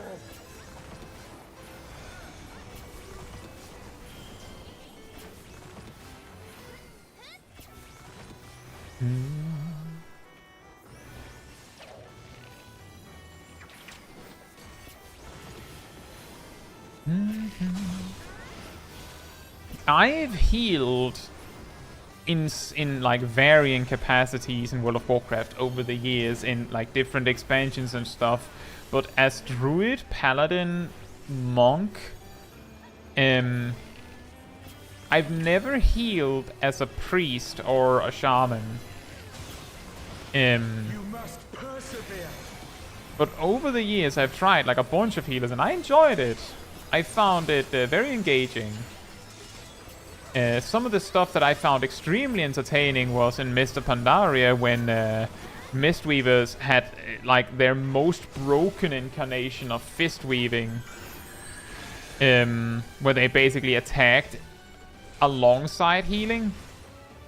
And in Legion I enjoyed cat weaving as a druid in easier content, like looking for raid, for example. Which entailed like applying your dots, hopping into cat form and applying dots during cat form when your healing wasn't required.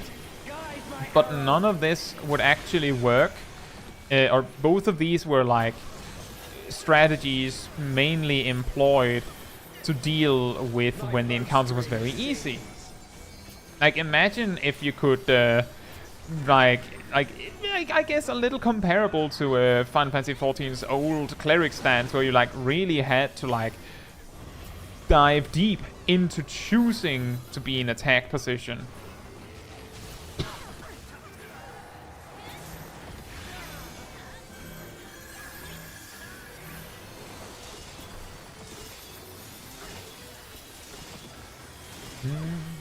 Castle says, please don't give healers 1 to 3 combos, sort of rotation. Yeah, that's the difficult part, is making an interesting rotation for healers that isn't too bland and still has what you'd want to have.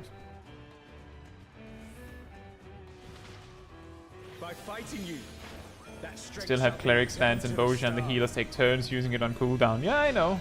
I know. I had a lot of fun with that sometimes when I was grinding relic weapons back in Shadowbringers.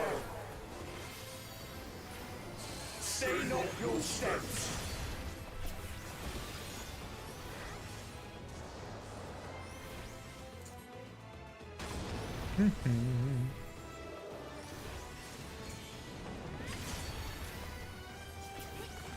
Yeah, the thing is, we used to have, like, Scholar used to have a very involved rotation in a way.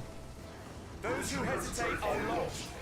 And if we're going to get, like, extremely strict on this, I think Scholar's rotation might have been, like, might have had the most potential in A Realm Reborn. Because in A Realm Reborn, you had Bio 1 and Bio 2 and Miasma and Thunder. You could choose Thunder as a cross-class action, you know, the one that the Black Mage gets. And you could choose to maintain all of them. Shadow Flare had a cast time and no cooldown, so technically you could also maintain that, but if I remember correctly, it cost a lot of MP, so you actually had, like, the consideration of, do I have MP to spare for this attack? And then you also could spend your Ether Flow on Bane to spread your dots, notably not your Black Mage dot, or Thaumaturge dot. But you get the idea, hopefully, that you had a ridiculous amount of dots you could maintain if you wanted to. And that doesn't sound like much, but it's like just a lot of small, like, bars to keep up, right? Like, it's managing something, which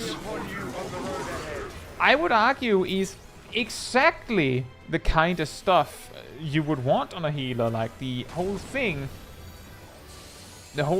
is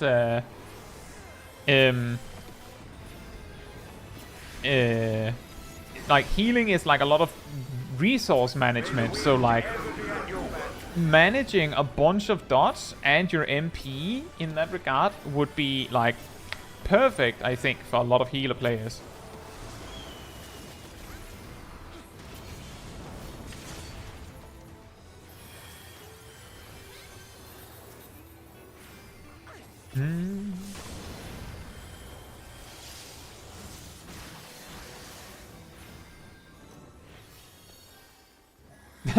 Used to like old Astrologian healing system when RNG was on my side.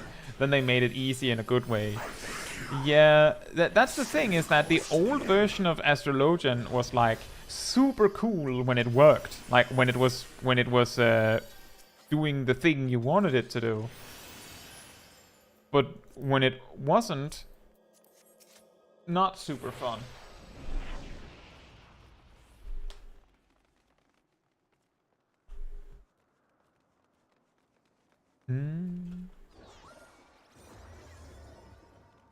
They paid for the whole voice actor. They're gonna use the whole voice actor. You're back. The Omnivores. As we talked, transformed. as we talked about earlier, actually. Servants. What's the meaning of this? Those ones. We have word that a lot of jobs are actually expecting significant changes with Dawn Trail, changes to their rotations.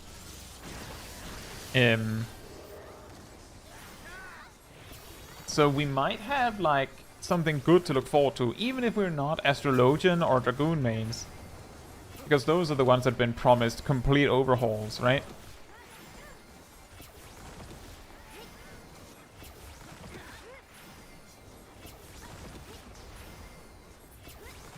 It seems we're being summoned. Dailies says, I wonder if any jobs in PvE will use a skill with a movable cast like PvP Machinist. Could you imagine if the change to Machinist and Bards rotation was that they thought, that's a good idea, and gave Bards and Machinists cast times again, just where they have to walk while doing them? Do you think people would like that?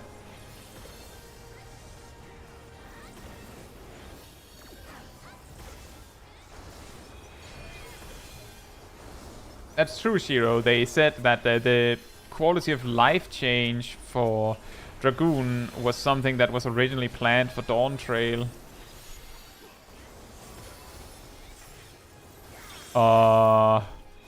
Any interrupters?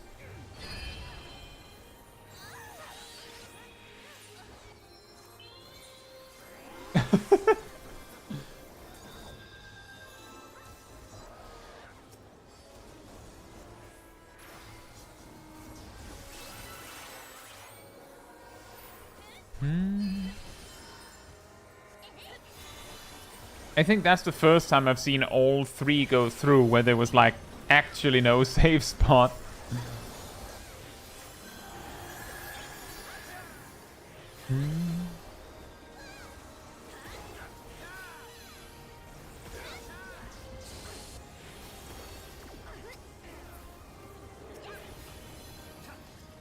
Phoenix says they better bring the old card buffs back by Astrologian. I think that ship has sailed. I'm pretty confident that the best we can hope for Astrologian if we like RNG is that they don't make it less RNG. Because I'm pretty confident that our, like, the most likely scenario is that we're going to get a less random Astrologian. Just based on, you know, how it's been going. What was it? In Heavensward it was very random. In Stormblood they got some tools that, like, helped a little bit with the randomness in, like, sleeve draw, for example. And then in Shadowbringers, throughout the system and came in with a new system that was a little less bad RNG, and then in Endwalker they kind of removed a little bit of that and made it a little easier. And a little less painful when things didn't go your way. So, you know, I'm just saying, if we watch the trajectory, I think our best hopes are that the cards still have some RNG in them.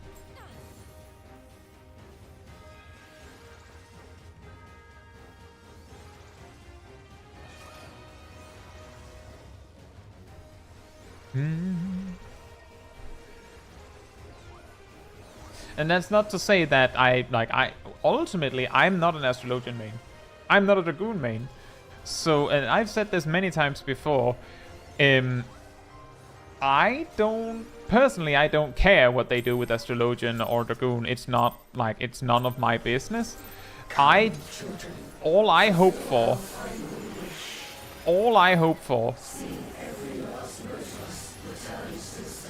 is that the Dragoon mains that we have right now and the Astrologian mains we have right now will like it. That's what I want. I don't care whether they make it better for me, because I wasn't interested. Like, who needs a better Dragoon is ultimately the Dragoon mains.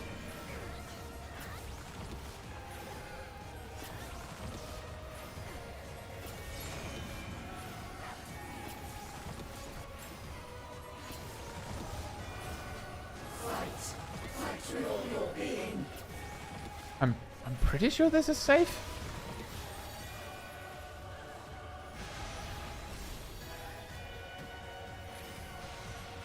What? Most of the arena was just the same. I got so confused. Yeah, that was the same that I was hoping for with Summoner. Like, and just to be clear, I was actually a Summoner main in Shadowbringers. So I was hoping for Summoners liking the job. Some Summoners liked it.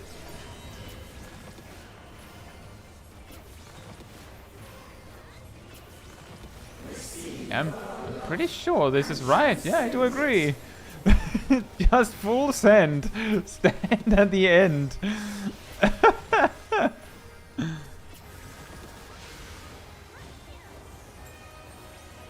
But that was also what I said with Paladins. I wasn't a Paladin main when Paladin got a rework. So I said I don't care what they do with it because I'm not a Paladin main. Like, if they do something the Paladins like, that's all we could have hoped for. Unfortunately, I know a lot of Paladins did not appreciate the rework. They feel like it was massively simplified. They feel somewhat betrayed, if I remember correctly.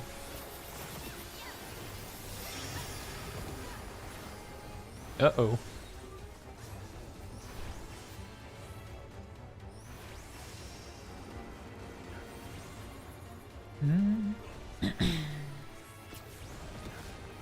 Billy says the Shadowbringers crown play was a good model for helping RNG. I think so too.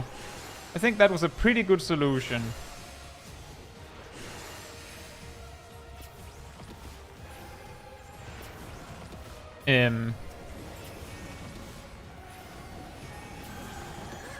But with the way they changed Astrodyne, we can probably agree that the crown play of Shadowbringers didn't really work in that system. Oh, whoops. I thought I only had one left.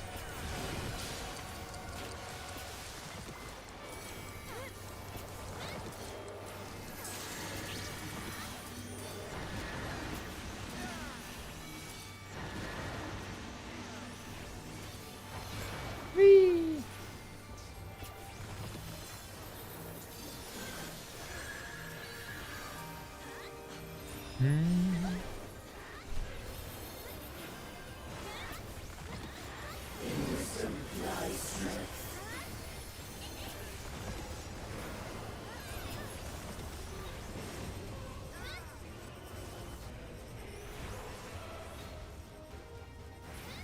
divination took quite a while to adjust to.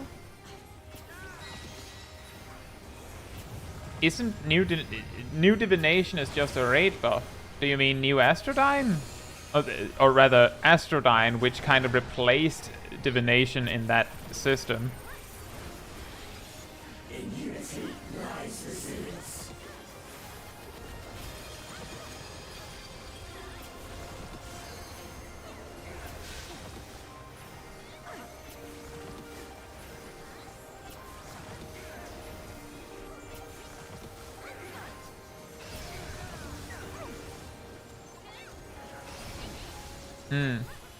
Yeah, the thing is that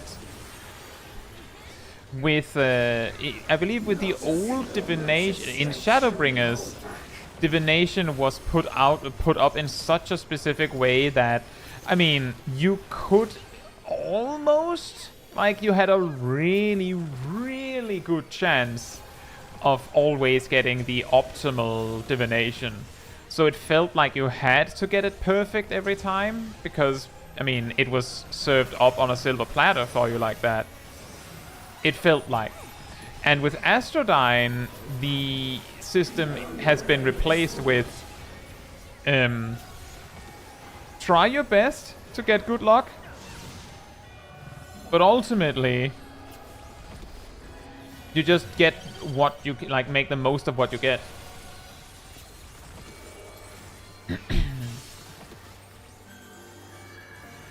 The one thing that should be noted about redraw is that they actually changed how redraw works in Endwalker.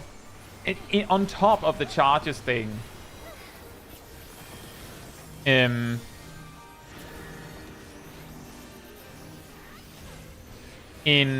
Shadowbringers, the only stipulation with redraw was that it could not draw the same card as the one you already had in your hand. In Endwalker, it cannot draw the same astro sign.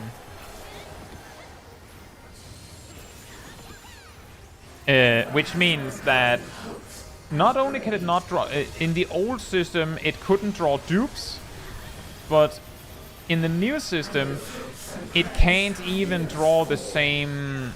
it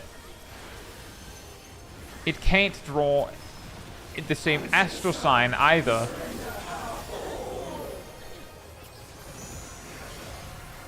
I don't think I made it. Nope. Oh well, now we have a really big shield for if the boss does something else. But yeah, the key difference that this change introduces is that in the old system, if you needed a specific astro sign, you had a worse chance of getting it because of that. In the new system, to get, like, you actually have a 100% chance of getting 2 unique astro signs. 100% if you make use of redraw correctly. And you have, I believe, like a... Oh, whoops.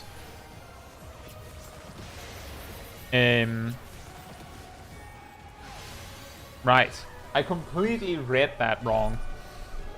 But you have a... Let's see. I believe it's like... so you have a third chance, I believe, of getting of getting only 2 signs with everything included, and you have 2/3 of getting 3. So it's pretty good. Yeah, sorry, math on the fly can be difficult.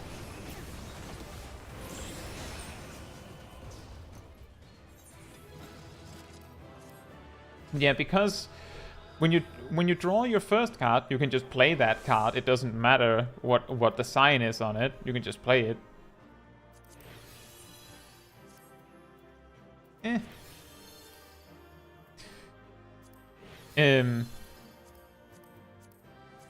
When you get your second card, there's a 33% chance that it has a sign that you don't want. But if you redraw that, there's a 100% chance you get a card that you do want.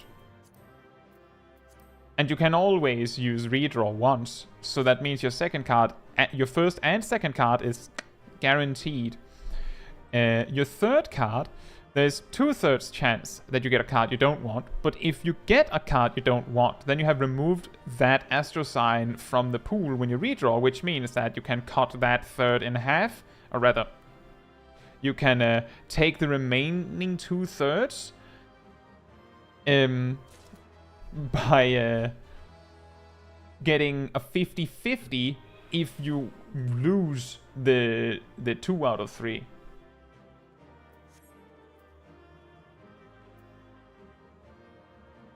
And in the old system where you had 3 redraws, your first card, you had a 33% chance of getting the correct sign. Then,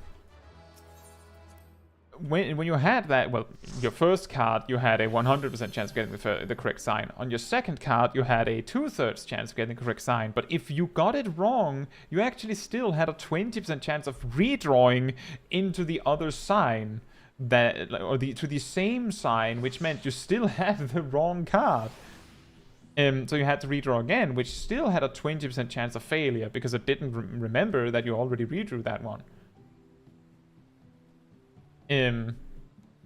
So even with more redraws, you had a much more dangerous proposition because you had a chance of your redraw basically being pointless, is what I'm trying to get at. That's what I'm trying to say, is that your redraw might do nothing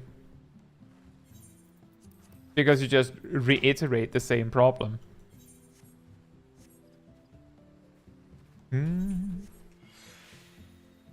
I hope that makes sense. Ultimately, and I've talked about this before, and it's a complicated issue. And you'd crown play and sleeve draw. Well, the thing is, Billy, crown play replaced... So, crown play changed your card into a slightly better card that gave you no astro sign, or I believe it was called an astro seal back then. If I remember correctly, the old system, let me just find sleeve draw.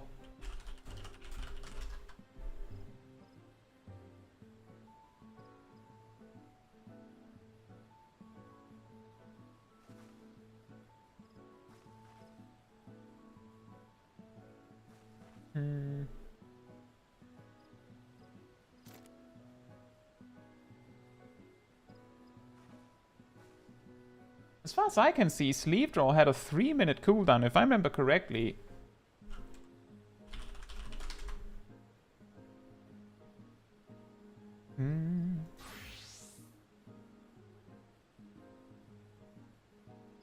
Yeah, divination had a 2-minute cooldown and sleeve draw had a 3-minute cooldown, so you didn't actually have sleeve draw for every go, but divination having a 2-minute cooldown meant that you had 4 opportunities and then sometimes sleeve draw to get the 3 cards you needed every 2 minutes. And you wanted to make sure you had them every 2 minutes.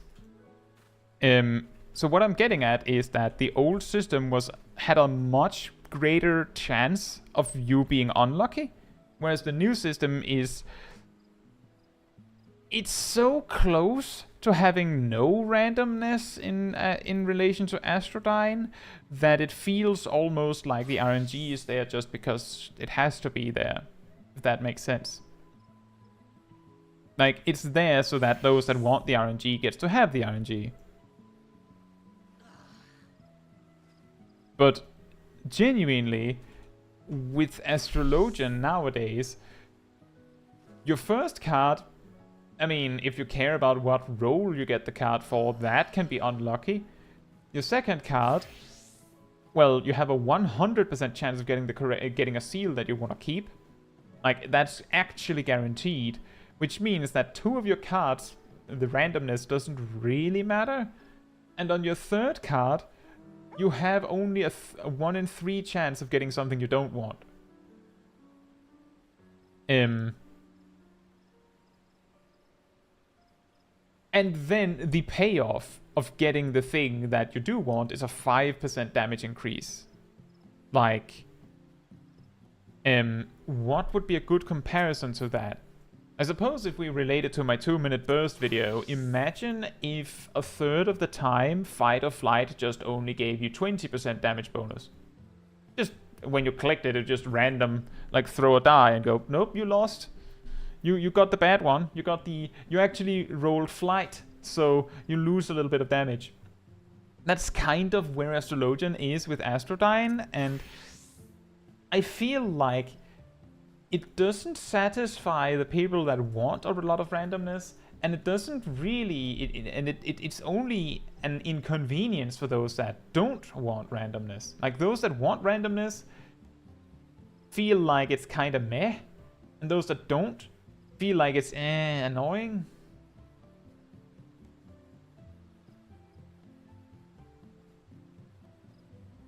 No draw to the new crowns. I mean, that's the thing, is that the old Astrologian system really sucked when it sucked. Like, when it just gave you the worst luck, it sucked. Like, really badly. But when things were going well, you felt like a genius, because you made the most of all this good luck you were getting. In the new system, it's kinda whatever. When you're unlucky, it's just, it's just like mild. That sucks. And when it's like when you're really lucky, it's again just kinda, okay. It's just instead of having this like massive difference between really good and really bad, where it like super mega sucks when it's bad and then it's awesome when it's good, they've just reduced the gap and reduced it because in an MMO like Final Fantasy XIV that really values consistency and perfection in this way, having a job that sometimes just, with no control of the player, mind you, just falls flat on its face and does nothing, that's really, really bad. And for it to be reasonable and be good, such a job would have to like deliver more value than a job that isn't random, right? So if the Astrologian is so random that you can't really rely on it, then it means that the Astrologian has to, when it's really good, be better than all the other healers. Which means ultimately that Savage Raiders pushing would only use Astrologians, because when Astrologian is good, it's the best.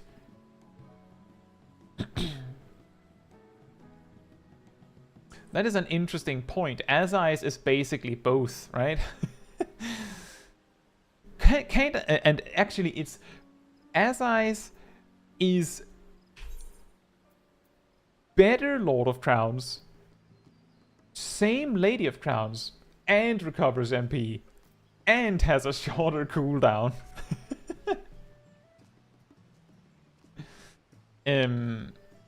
But the thing is, I think what Astrologian, for the Astrologians that love Astrologian for old Astrologian,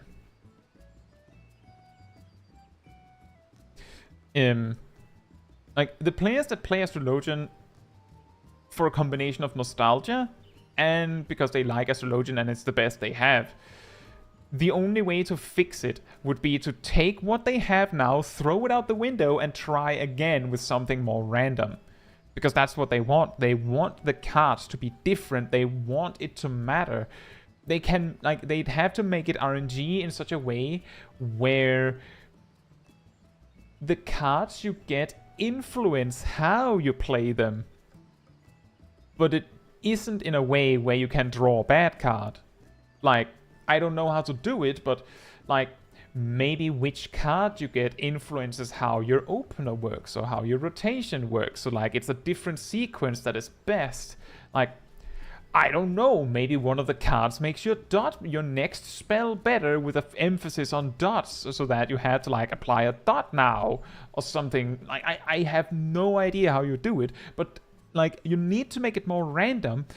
But because the developers don't want you to have this like sucky part of it, they would have to make it more random, where it's always good, but you need to play around the randomness to make sure that you're good. I don't know how they would do that, but I think that would satisfy the people that want a random astrologian. Those that don't care about a random astrologian, you can do whatever. Actually, they would probably appreciate if you removed all the randomness. They just want the space magic. As long as there's no speed buff, I'm okay with whatever they do to astrologian. Shiro says, the eternal curse of MMOs is that there's no such thing as a bonus. Only a piece of your base kit that you randomly don't get to use. I don't even think it's an MMO thing. At some point, gaming reached this point where everyone, like everything has to be optimal. And because everything has to be optimal, there's no such thing as a benefit. There's only loss.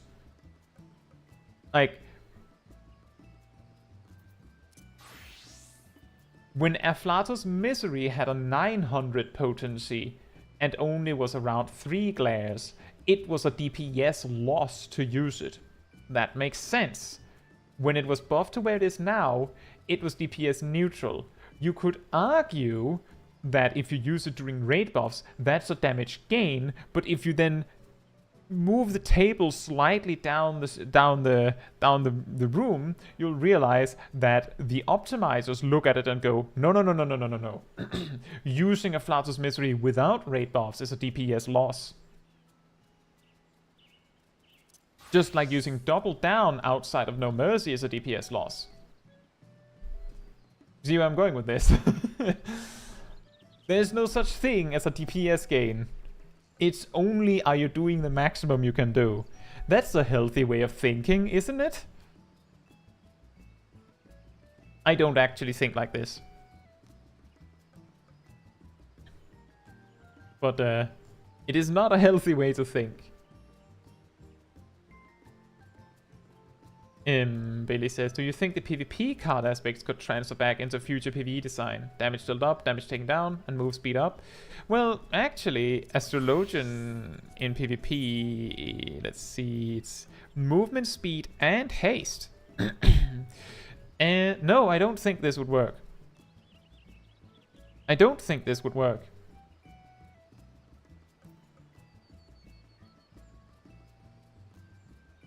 The reason why it wouldn't work is for the exact same reasons why old Astrologian had bad draws. Basically, if you drew something like the bowl, unless you actually wanted it, like unless that was actually what you were fishing for, then it was technically a DPS loss. For those that don't know, this was what the bowl did in Stormblood and Heavensward. Except it was like single target, and then you could use like Royal Road to spend a card to make your next card better. And that could make it AoE with a lesser effect. But Astrologian actually had Rampart on a stick as part of their toolkit if they drew it. So I don't think it would work, because the way that it would work for Raiders is, if it was just these 3 options on draw, just these 3, then it wouldn't mean, well, first of all, everyone like BSR would not like that, because haste can mess up your timing of your rotation. But if we disregard that for a second, then there's a 33% chance that your draw does not result in damage gain, which is a damage loss. So I don't think this would work. But I don't know what would work. Because the problem isn't with this effect. The problem isn't with this effect. The problem is as Shiro said, no gain, only loss.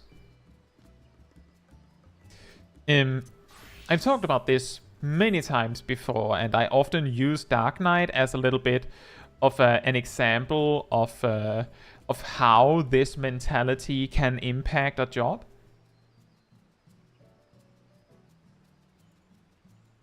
Before Shadowbringers, Dark Knight had an ability that spent some NP, and it was called Dark Arts. It empowered your next action that could spend Dark Arts. Now, most of your actions could spend Dark Arts. I believe one of the few actions that couldn't was Hard Slash. But most other things, Siphon Strike, Soul Eater, Carbon Spit, Abyssal Drain, that was a GCD back then, by the way, could spend it.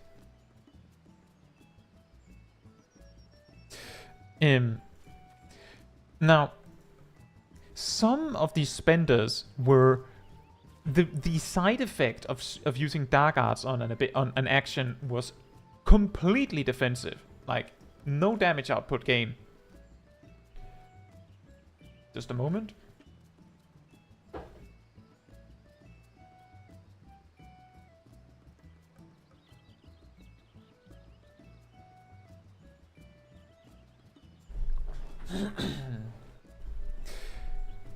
Some of your spenders, or rather Dark Arts spenders, which was most of your toolkit, but some of them only had a defensive effect. For example, Abyssal Drain only gave you healing per target hit if you used Dark Arts on it. But it didn't increase the damage it did. It still did the same damage. So ultimately using Dark Arts on Abyssal Drain was a healing option, not a damage option. If you use Dark Arts on Carbon Spit, it removed Carbon Spit's ability to recover MP, but made it do enormous amounts of damage. I believe it jumped from 100 potency to 450 or something like that. So you only used Carbon Spit with Dark Arts, of course. The MP recovery was, who cares? If you use Dark Arts on Dark Mind, it doubled the magic damage reduction. As just one example. When would you do that?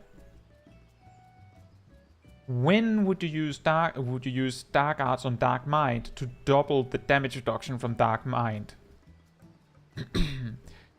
Only if you needed it. Like, if you had to do it to survive. Otherwise, using Dark Arts on Siphon Strike, which I believe gained like 140 potency from it, was a DPS gain, and using it on Dark Mind was not. And there was like a handful of abilities that Dark Knight could use Dark Arts on for some sort of defensive gain. But optimizing meant that you looked at that and thought, well, that's a DPS loss, and you just didn't use it.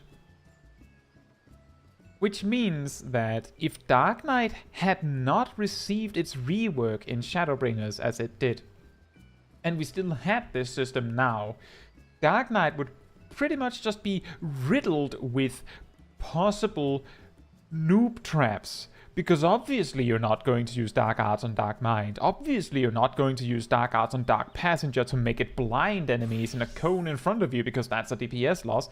Obviously you're not going to do that because this other option is a damage gain.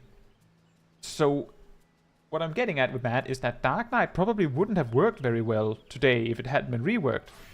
It would have a really hard time keeping up with the other tanks. Because its defensive power has to be balanced around you using Dark Arts.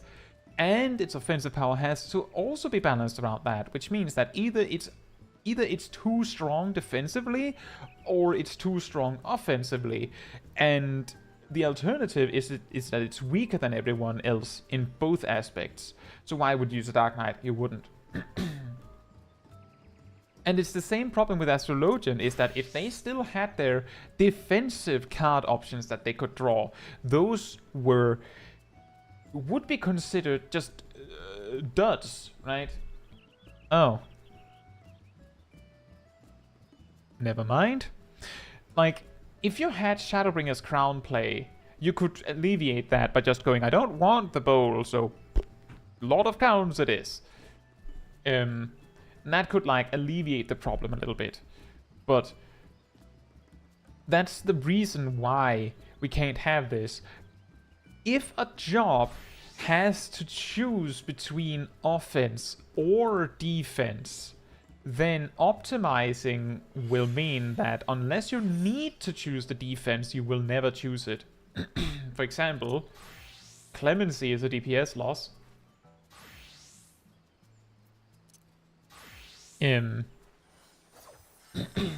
This card is useless.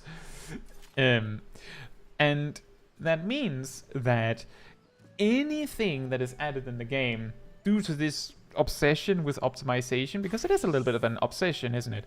Anything that is added where you have to choose between using it offensively or defensively has to have, if the defensive choice has to have some sort of defensive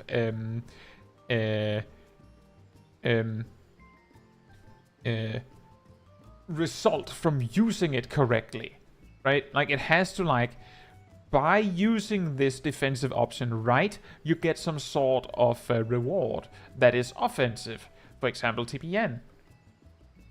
Energy Drain is also a really good example of the problem I explained with if Dark Knight had Dark Arts in the old way, they would be bad at both.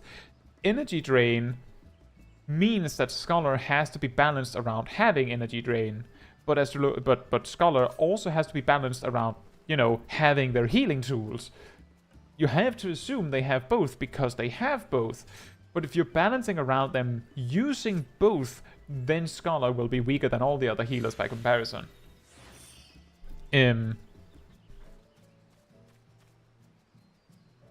People love TVN and Heart of Corundum. That's how you design the set defensives.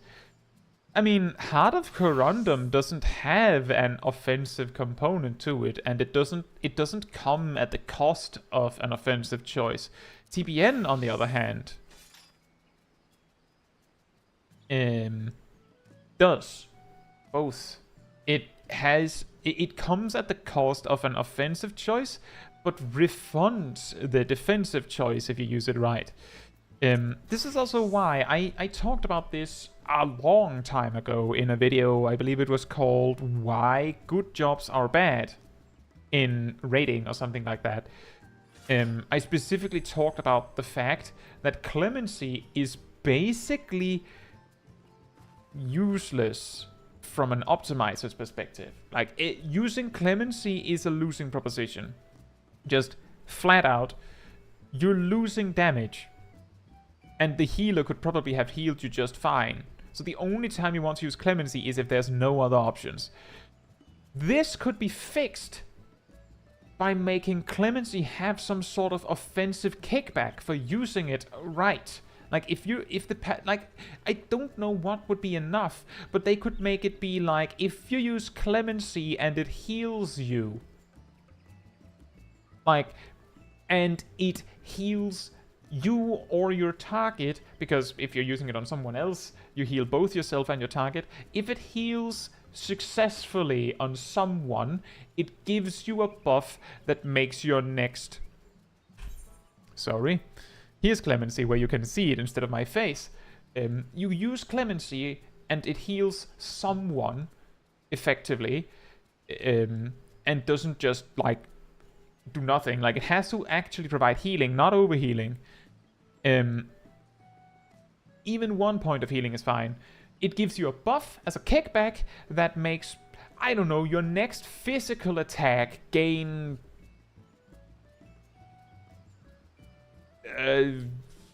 350 potency.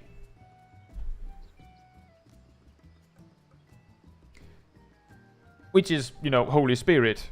It does 350 potency. Holy Spirit, like, hard casted as is a DPS loss as well, technically, unless you have to stand away from the target. But it's such a small DPS loss that it's not bad. It's not actually bad to use Holy Spirit if you have to. While Clemency feels bad to use even when you have to.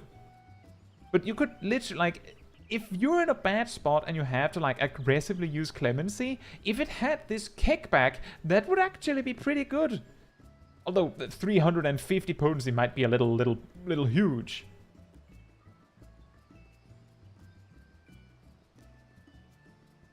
But I think adding some sort of kickback to Clemency would help. The thing is, you might say, but if Holy Spirit hardcasted is a DPS loss, then Clemency adding 350 potency to your next weapon skill would also be a DPS loss. Yes, but if you have to use it, then it's better than nothing. And if you don't have to use it, if you're extremely clever, you could make sure that those 350 potency land in raid buffs. Like, you could literally go Clemency, Fight or Flight, Goring Blade. You could do that and, you know, land it in raid buffs, and then suddenly 350 potency is a good thing. So you could make it good. The point is that Clemency doesn't, like, it doesn't even get out the door. It does not have a chance. It doesn't even have a chance. It loses before the fight begins. BSR says, I feel like Divine Might should be able to be spent on Clemency. It feels weird not being able to, even if it's not good to do that. That's true. I mean, you could even add to this. If you use Divine Might on Clemency, it could do something bigger. Like, you could, like, it's just Clemency has actually, I'm pretty sure Clemency has only been nerfed in since a long time. Like, I'm pretty sure it used to be 1200 cure potency. And it used to be able to be boosted by Requisite, which it doesn't anymore. It just steals the stacks to be instant.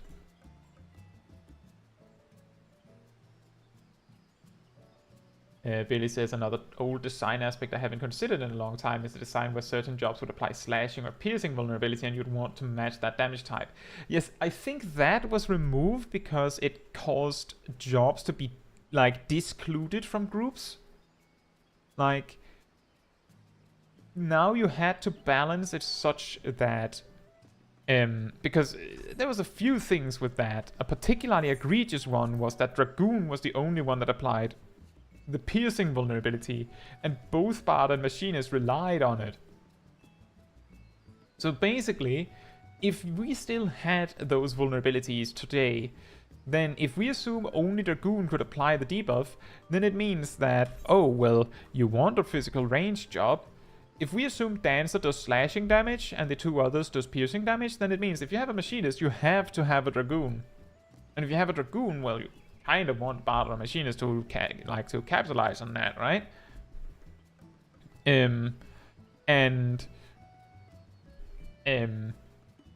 If you have any slashing jobs, which you are pretty much guaranteed to, then you need a slashing debuff, and I believe Warrior applied that one. I can't remember if there was another job that could apply it, but I know Warrior applied it. It was the problem is that I think it was removed for the same reasons that we've had the 2-minute burst.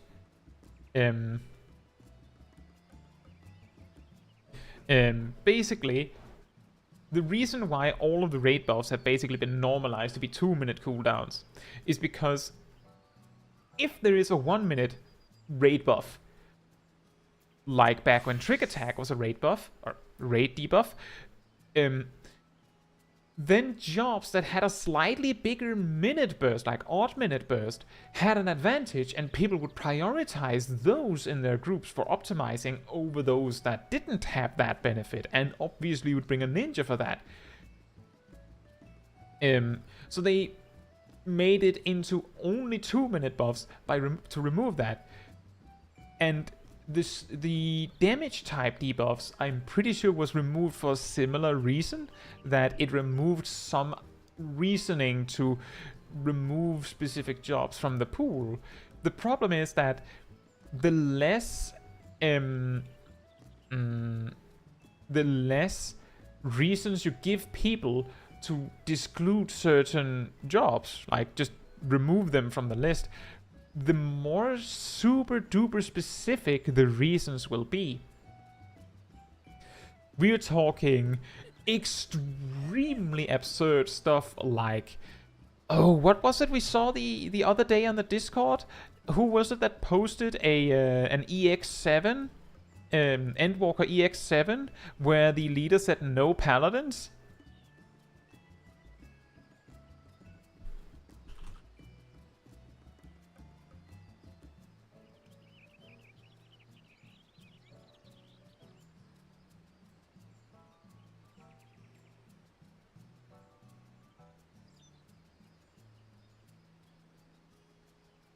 Well, let's see. Do we have enough statistics to actually do this? No paladins! No paladins allowed in EX7. They're weaker than the other tanks or something.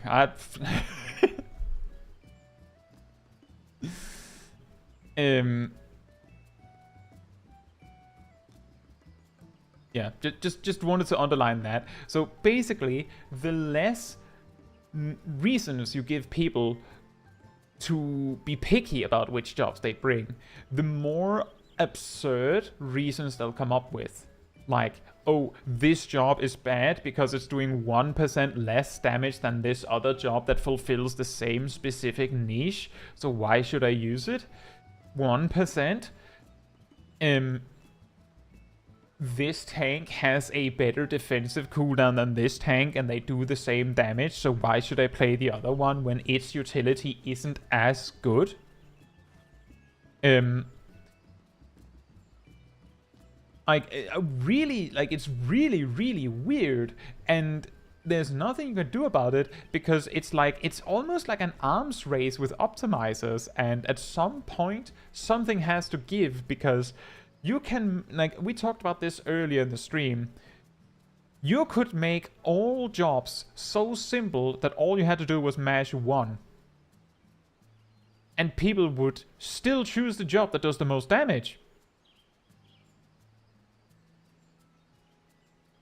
Yeah, exactly, Shiro. Yeah, if, like, you can simplify all jobs down to a single button, if one of them somehow does more damage, then people will play that. If all jobs do exactly the same, then people will choose the one that looks the coolest.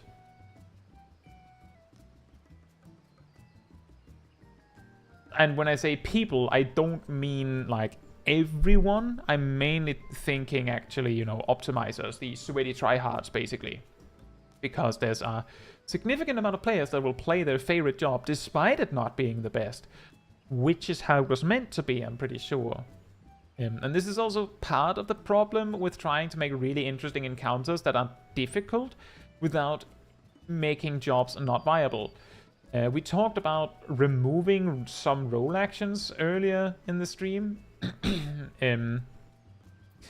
But let's just say that there's a reason why all 4 tanks have an invuln. Because if only 1 or 2 of them had an invuln, that would give them a enormous advantage. Like, absolutely devastatingly enormous advantage. And there would be nothing you could do about it other than either take their invuln away as well or give the remaining tanks one. It's simply too powerful.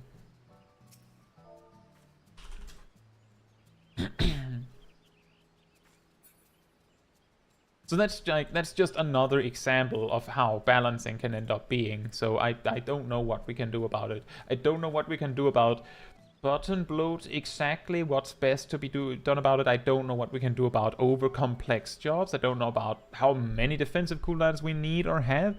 And I certainly don't know how to deal with the fact that we have a lot of players that have a difficulty looking past optimizing. Now, we managed to do all of the roulettes that I set out to do, and the weekly alliance raid clear. And yeah, I hope you enjoyed some of these conversations. If you did, oh whoops, let me just check something here.